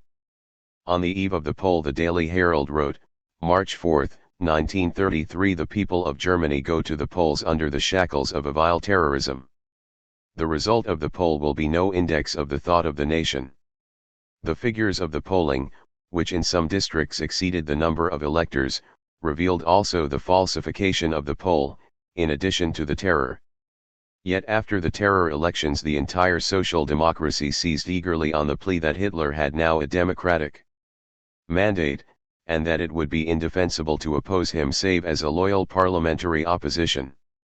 Stampfer, the former editor of Vorwärts, wrote in the party bulletin after the elections, the victory of the government parties makes it possible to govern strictly in accordance with the Constitution. They have only to act as a legal government, and it will follow naturally that we shall be a legal opposition, if they choose to use their majority for measures that remain within the framework of the Constitution, we shall confine ourselves to the role of fair critics. Koski wrote, the dictatorship has the mass of the population behind it. Koski, what now? Reflections upon March 5 th. The diplomatic correspondent of the Daily Herald, W.N. Ure, wrote, the triumph of Hitler, everyone is saying, is a heavy defeat for democracy. Yet it is really nothing of the kind. It is a victory of democracy, or at any rate of demagogy. He, Hitler, has come to power by the most strictly constitutional means. He is Chancellor of Germany under the Weimar Constitution, and by virtue of the Weimar Constitution. Of course there was a certain amount of intimidation at the elections. There always is. But it was under the circumstances curiously small. The figures indeed are proof that the election was practically free. WNUR, Why Hitler Triumphed, Plebs, April 1933. The chairman of the Independent Labour Party, Maxton, wrote, "The brutalities do not make my statement false that Hitler first contrived to get a popular mandate for setting up his regime." J. Maxton, New Leader, December 29, 1933. Thus social democracy endeavored to cover its subserviency and bootlicking to fascism by the transparent device of ignoring the terror preceding the election, and thereafter arguing that the mock election, conducted under the terror, constituted a democratic mandate. The victory of fascism was, in the labor and social democratic view, a victory of democracy. There was a certain amount of intimidation at the elections, but curiously small. The complete suppression of the communist and social democratic press, the arrest of the communist deputies, the raids on communist and social democratic buildings, the armed occupation of the communist headquarters, the suppression of all freedom of speech and meeting, the beating up and imprisonment of thousands of the most active communist and social democratic workers. All this is a curiously small amount of intimidation at the elections. The election was practically free. Such is the Labour Party conception of democracy, which throws a revealing light on their pose as champions of democracy or their claim through it to bar the way to fascism. The line of social democracy after the elections, in the face of the full operations of the fascist dictatorship and terror, continued this degradation and subserviency to the extreme point, in the endeavor to win favor with fascism. The speech of the leader, Wells, at the opening of the Reichstag on March 23, was the signal expression of this line of endeavoring to win the favor of fascism. Wells, as leader of the party, publicly resigned from the executive of the Second International, in protest at the spreading of atrocity stories by the latter against the Nazis. The trade union leadership proclaimed their readiness to cooperate with fascism, acclaiming in their press the fascist revolution as a triumphant continuation of the 1918 revolution, urging that the common enemy was communism, and that their socialism also was a German affair. Sozialdemokratischer Pressedienst, March 9, 1933. On this basis the trade union central executive officially called on the workers to participate in Hitler's May Day. The union leaders, declared the Labor Daily Herald, April 24, 1933, have sealed their reconciliation with the new rulers of Germany. Nevertheless, this subserviency did not win for the reformist leadership the hoped-for position of a recognized and tolerated adjunct to fascism. A large proportion of the workers in the big enterprises refused to obey their leaders' instructions and held off the Nazi May Day demonstration. As soon as it was thus clear that the hold of the reformist leadership on the workers was insufficient to serve the purposes of fascism, immediately on the next day, on May 2, the Nazis took over the trade unions, incorporating them into their labor front, and threw the leaders into prison, replacing them by Nazi officials. The Lipparts and the Grassmanns, declared Dr. Ley, the leader of the Nazi labor front, may profess their devotion to Hitler, but they are better in prison. The Social Democratic Party trod the same path of ignominious capitulation, followed by dissolution. On May 17 the entire Social Democratic Party in the Reichstag voted for the fascist government's resolution, and joined in the unanimous acclamation of Hitler. This also did not avail them. The entire property of the Social Democratic Party was confiscated, and on June 22 the organization was formally declared dissolved. If the attempt of social democracy to become an officially recognized and tolerated adjunct of fascism thus failed, in fact, a considerable number of the functionaries, state and municipal officials, police presidents, trade union organizers, etc., directly joined the Nazis and continued in their posts, as also the Reichstag leader, Loeb, and the former Minister of the Interior, Severing, later declared their support of the Nazis. This was manifestly not for any lack of trying on the part of the leadership, but only because fascism had no confidence in their power to control the workers and no use for any form of independent working class organization, however subservient the leadership. Social democracy was thus forced by the bourgeoisie, in spite of all its pleadings, to perform its task of disruption under the conditions of legality, under which conditions it could be of more use to the bourgeoisie in the event of a rising revolutionary wave in the working class than if it were openly identified with fascism.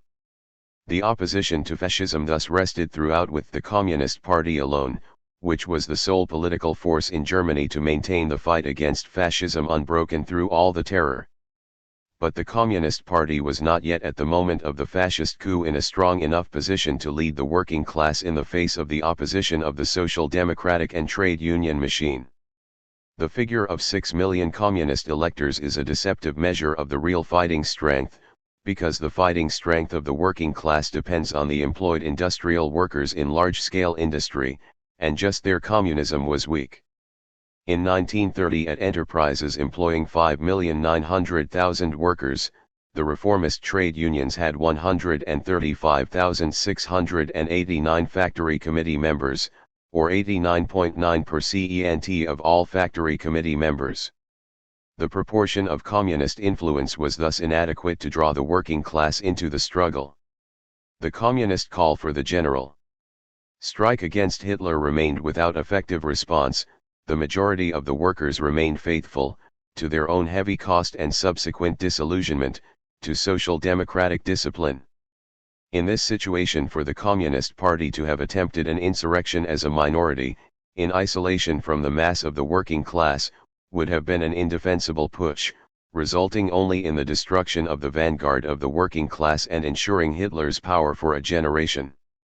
The Communist Party was compelled in consequence to pursue the difficult course of postponing the decisive struggle, to maintain its organization, to spread an ever-widening network of agitation and organization in the midst of conditions of unparalleled terror, and in this way to build up the illegal revolutionary movement and the leadership of the working class, and to prepare the final decisive struggle for the overthrow of Hitler and the victory of the working class revolution. The speed, tenacity, heroism, and self-sacrifice with which this task is being accomplished on a scale unparalleled in working class history under conditions of illegality and terror, as testified even by all bourgeois observers, is the guarantee of future victory. The decisive causes of the temporary victory of fascism in Germany thus stand out sharply and clearly. First, the strangling of the 1918 revolution, the destruction of the power of the working class in the name of democracy, and the restoration of the capitalist dictatorship and the protection of the reactionary institutions of the old regime under the cover of Weimar democracy.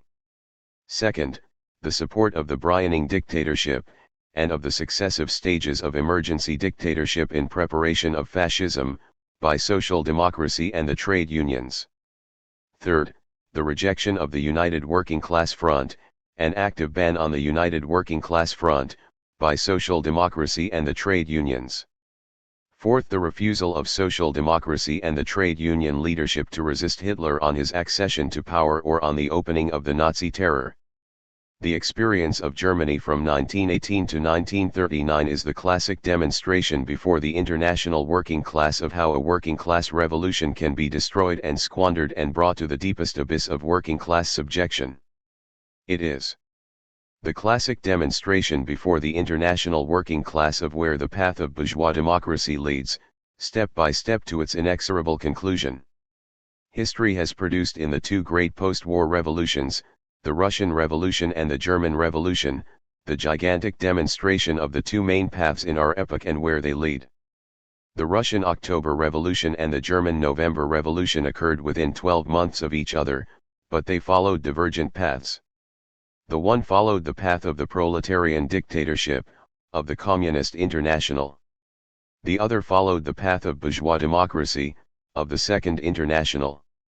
The theoretical expression of that divergence was contained in the controversy at the time of Trotsky and Lenin. Today, a decade and a half later, we can see where those two paths have led. The path of the proletarian dictatorship, of Lenin, of the Communist International, has led to the ever greater strengthening of the workers and the triumphant building of socialism. The path of bourgeois democracy, of Koski, of the Second International, has led to the victory of fascism. 1. Chapter 7. How Fascism Came in Austria. Harp on the heels of the victory of fascism in Germany came the establishment of the fascist dictatorship of Dollfuss in Austria during 1933-4. The rising of the Austrian workers in February 1934, against this fascist dictatorship opened a new stage in the struggle of the international working class against fascism, at the same time as it finally completed the German experience in exposing the illusions of democratic socialism. The lesson of Austria was even clearer and sharper in many respects than that of Germany. 1. The significance of the Austrian experience. In the first place, Austria revealed a conflict between two rival forces of fascism, the Heimwehr and the Nazis, openly reflecting the battle for domination of rival imperialist and fascist powers over the living body of the Austrian people. There could be no more striking demonstration of the real role of fascism as the chauvinist predatory policy of particular groupings of finance capital, belying all the national, popular, and pacific pretenses. The battle of fascist Germany and fascist Italy over the body of fascist Austria provides a foretaste of the majestic peace of world fascism. Both these forces were in fact equally united against the working class, but sharply in conflict between themselves for the dominant position. In the initial stage, the clerical fascism of Dollfuss, subordinate to Italian fascism, has conquered, but the further development of events may still bring a change of combinations and the possible ultimate dominance of the Nazis and pan-German fascism. In this situation, the fatal policy of the working class organizations under social democratic leadership was to endeavor to support one fascist group against the other, Dollfuss against the Nazis, as the lesser evil, and thus to smooth the way at every stage for the advance and victory of fascism. Second, the fascist dictatorship of Dollfuss grew directly out of bourgeois democracy under Dollfuss, even more clearly than the parallel Hindenburg-Hitler process in Germany. Dollfuss was acclaimed throughout Western Europe as the champion of democracy against fascism, i.e., against the German Nazi menace, and on this basis was supported and tolerated by social democracy, at the same time as in fact he was carrying through the transition to fascism. Up to the last, on the very eve of the workers' rising, social democracy was offering to accept and support an emergency dictatorship of Dollfuss, the suspension of the parliamentary regime, and institution of a form of corporate state, on condition of being permitted to exist under these conditions, the clearest, most conscious expression of the line of social fascism. The policy of social democracy, of the lesser evil, here receives its crushing exposure no less heavily than in Germany. Third, the Austrian working class was the most highly organized in the capitalist world. In a population of 6 millions, the paying membership of the Social Democratic Party numbered 600,000, and the voting strength 1.5 millions, or 70% of the electorate in Vienna and 40% of the electorate in the whole country. There was no question of a split in organization. The Communist Party, although playing a role of great significance in the fight, it alone gave the call for the general strike on February 10, which was forced by the workers on the reformist leadership on the 11th, and in the actual launching of the fight, Linz, where the united front of the communist and social democratic workers had been established in defiance of the reformist leadership, and the fight was opened against the express orders of the reformist leadership, was nevertheless extremely weak in numbers. The attempt to explain the advance and victory of fascism by the split in the working class through the existence of communism is thus exploded once and for all by the example of Austria. Social democracy boasted of its sole complete control of the working class, and thereby admits its sole responsibility for the outcome. There was no split in the Austrian labor movement, the communists were merely an insignificant minority. The fact that so powerful a party should have been completely smashed is now naturally engaging the attention of socialists in all countries. Otto Bauer on Tactical Lessons of the Austrian Catastrophe. In reality, the Austrian workers were split, and therefore defeated, but the split was within social democracy, between the workers and the leadership, and through the action of the leadership. The real question of the split in the working class through the existence of a socio-fascist leadership is thus laid bare beyond the possibility of concealment. Fourth, Austrian social democracy was, despite the smallness of the country, in its theoretical role and in the high degree of organization and supposed practical results, the leading party and the model party of international social democracy, and in particular of left social democracy. Where German social democracy or British Labourism was far more glaring and shameless in its virtual or specific repudiation of Marxism and acceptance of capitalism, the corruption of the Austrian social democratic leadership was covered under the subtle sophistries of Austro-Marxism. Further, many of the leaders were obviously sincere in their democratic pacifist betrayal of the struggle, even though by their policy they did everything to assist the strengthening of capitalism and the advance of fascism, even though by their policy they made the defeat of the struggle certain, though they failed to prepare it, to organize it or to lead it, and did everything to prevent it. Nevertheless, when the workers launched it in spite of them, some of them took part and suffered. This is commonly accounted to the Austrian social democratic leadership for virtue and for rebuttal of the charge of social fascism. On the contrary, just this makes the real role of political treachery of the whole line of social democracy far more clear and unmistakable. The question of politics is not a simple question of subjective sincerity. Long ago, at the Second Congress of the Communist International, when Sarati endeavored to defend the reformist Turati as sincere, and argued against the T21 conditions on the grounds that it was impossible to produce a sincerometer or test of sincerity, Lenin replied, "We have no need of such an instrument as a sincerometer, what we have is an instrument to test political directions." And it is in this sense that the role of Austrian social democracy is revealed with unexampled clearness, with a completeness and relative absence of complicating factors unequaled elsewhere, as a role of direct service and assistance to the victory of fascism. Fifth, the armed rising of the Austrian workers, both in its strength and in its weaknesses, has marked out and lit up the future line of the fight of the international working class against fascism. I owe the experiences and lessons of this struggle, alike political, strategic and tactical, it will be constantly necessary to recur in every country in the further development of the struggle against fascism. The Second International endeavors to draw two lessons from the Austrian events. On the one hand, they endeavor to exploit the fight of the Austrian workers, launched in the face of the express warnings and prohibitions of the social democratic leadership, as a vindication of the honor of social democracy after the German exposure, and a proof that social democracy can and does fight. On the other hand, they endeavor simultaneously to prove that the Austrian outcome has shown the policy of armed struggle to be impossible and foredoomed to failure, that against modern artillery nothing can avail, and that the Austrian rising was only a heroic gesture, nothing more. No one doubted that the military forces of the government were much stronger than the power of the workers, and that the workers could not succeed in struggle against the government power. Thus social democracy seeks to prove two opposite conclusions. They wish simultaneously to cover their real policy of surrender with the stolen glory of the rising which they prohibited, and in the next breath to prove the correctness of their policy of surrender, that struggle is impossible, and that the victory of fascism is consequently inevitable.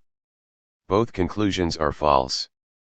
The Austrian workers fought, not through the initiative and leadership of social democracy, but against the express instructions of social democracy. The victory of the workers is not impossible. The lesson of Austria shows the exact opposite, how closely victory was within reach of the workers, had there been leadership and organization, had the full forces of the working class been brought into play, had there not been division and chaos at every strategic point of the leadership, and had the struggle been entered on at the right time, with clear political aims and with the tactics of the offensive.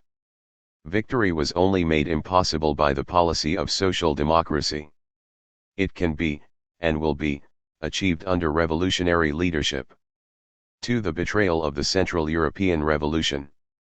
As in Germany, so in Austria the issue of the workers' struggle cannot be judged solely on the basis of the final stage of the fascist coup, of the days of February 1934, but must be seen in relation to the whole line of development of 1918 to 1934. Just as the strangling of the 1918 revolution in Germany by social democracy laid the basis for the ultimate victory of fascism, so also in Austria. The victory of the proletarian revolution in Austria was fully in the grasp of the workers in 1918 to 19, and was only prevented by social democracy. This is common ground, and is admitted by the social democratic leaders themselves. Otto Bauer describes the situation at the end of the war in his book The Austrian Revolution of 1918. There was deep ferment in the barracks of the People's Army. The People's Army felt that it was the bearer of the revolution, the vanguard of the proletariat. The soldiers with arms in hand hoped for a victory of the proletariat. * Dictatorship of the proletariat. All power to the Soviets, was all that could be heard in the streets.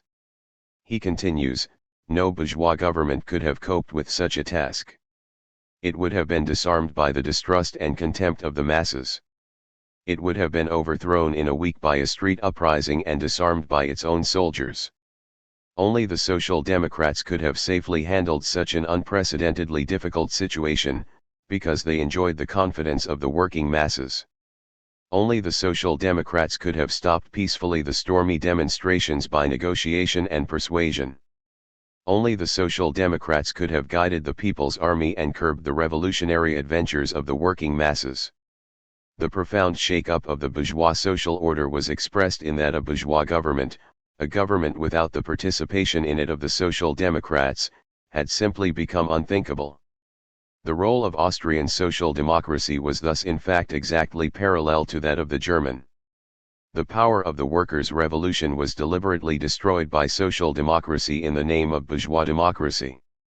The bourgeois order was only saved by the coalition government from 1918 to 1920 of Austrian social democracy and the bourgeois parties, with Bauer as foreign minister and Deutsch as minister for war.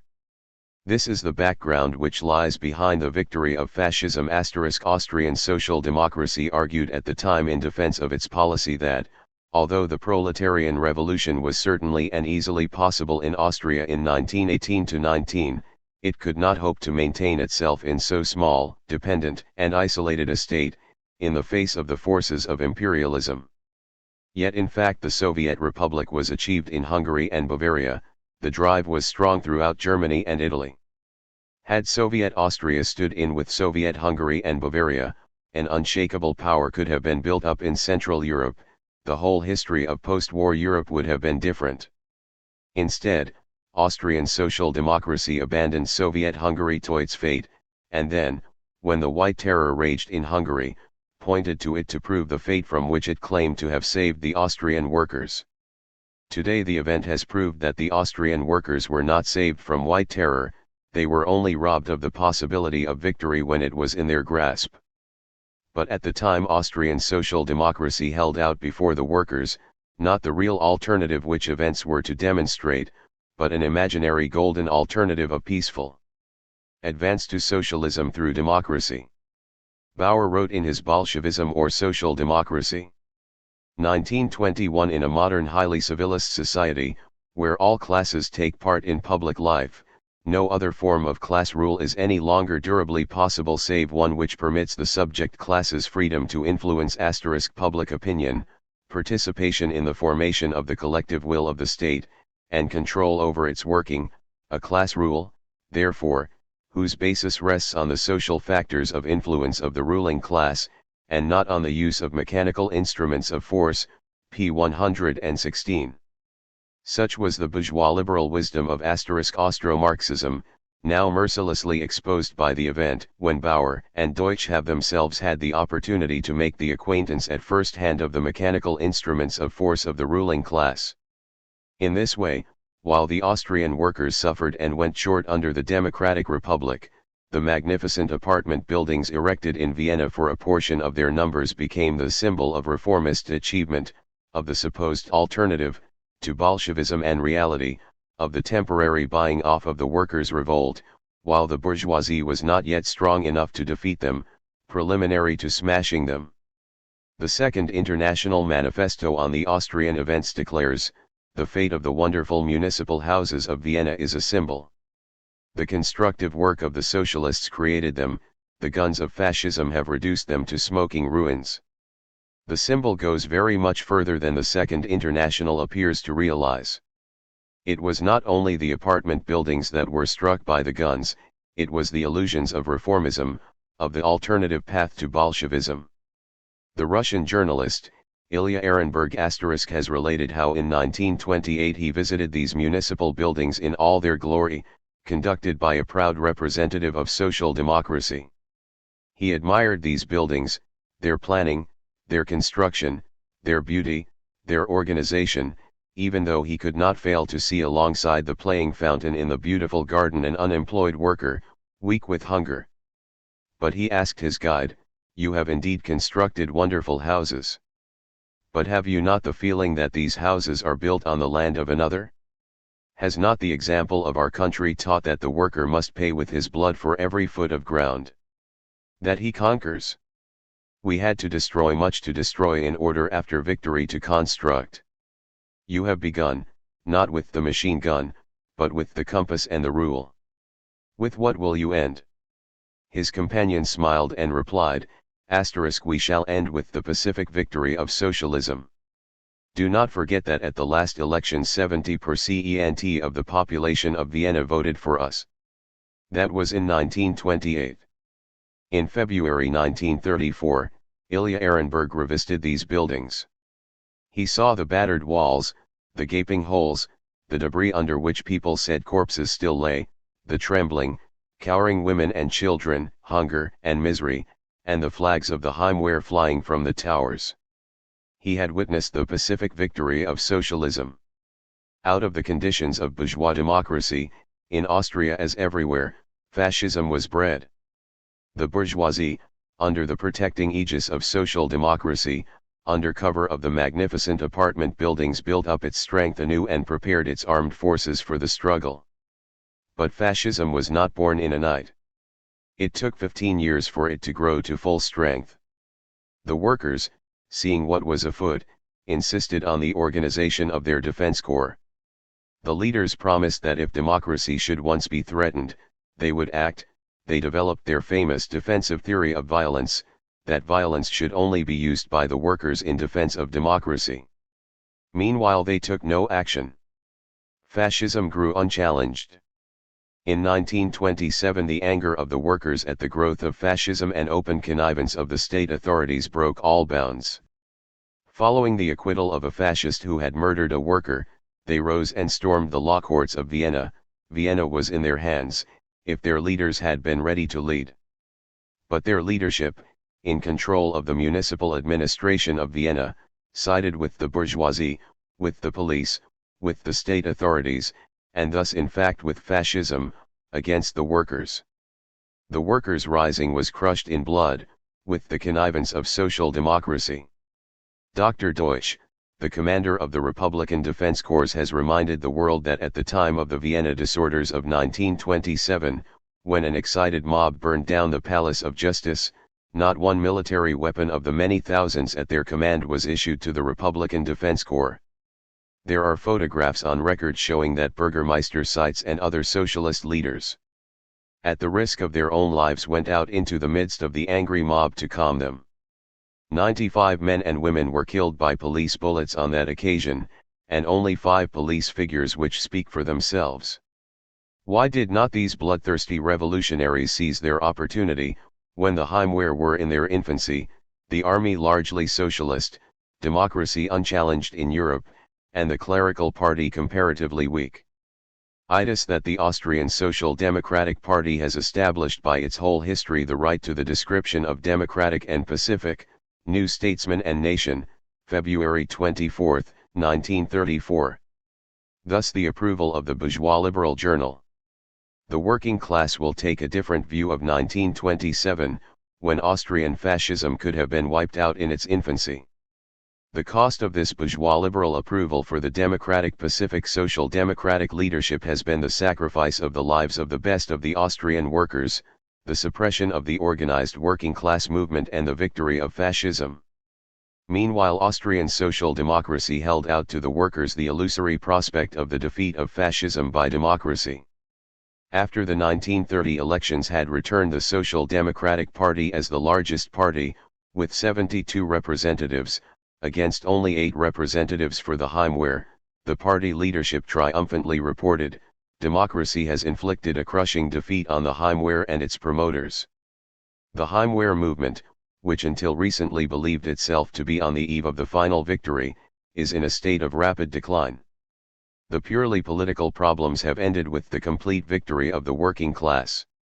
Report of the Austrian Social Democratic Party to the Vienna Congress of the Second International, July 1931. Such was the degree of prevision of the Social Democratic leadership, reposing peacefully in the supposed security of paper ballots, while paralysing the real struggle of the workers. The illusions of the Italian reformist leadership, after the success of the elections of May 1921, as having submerged the fascist reaction under an avalanche of red votes, or of the German reformist leadership after the elections of November 1932, as marking the final annihilation of Hitler, were thus exactly paralleled in Austria. In reality, fascism was preparing its final coup, when the issue would depend, not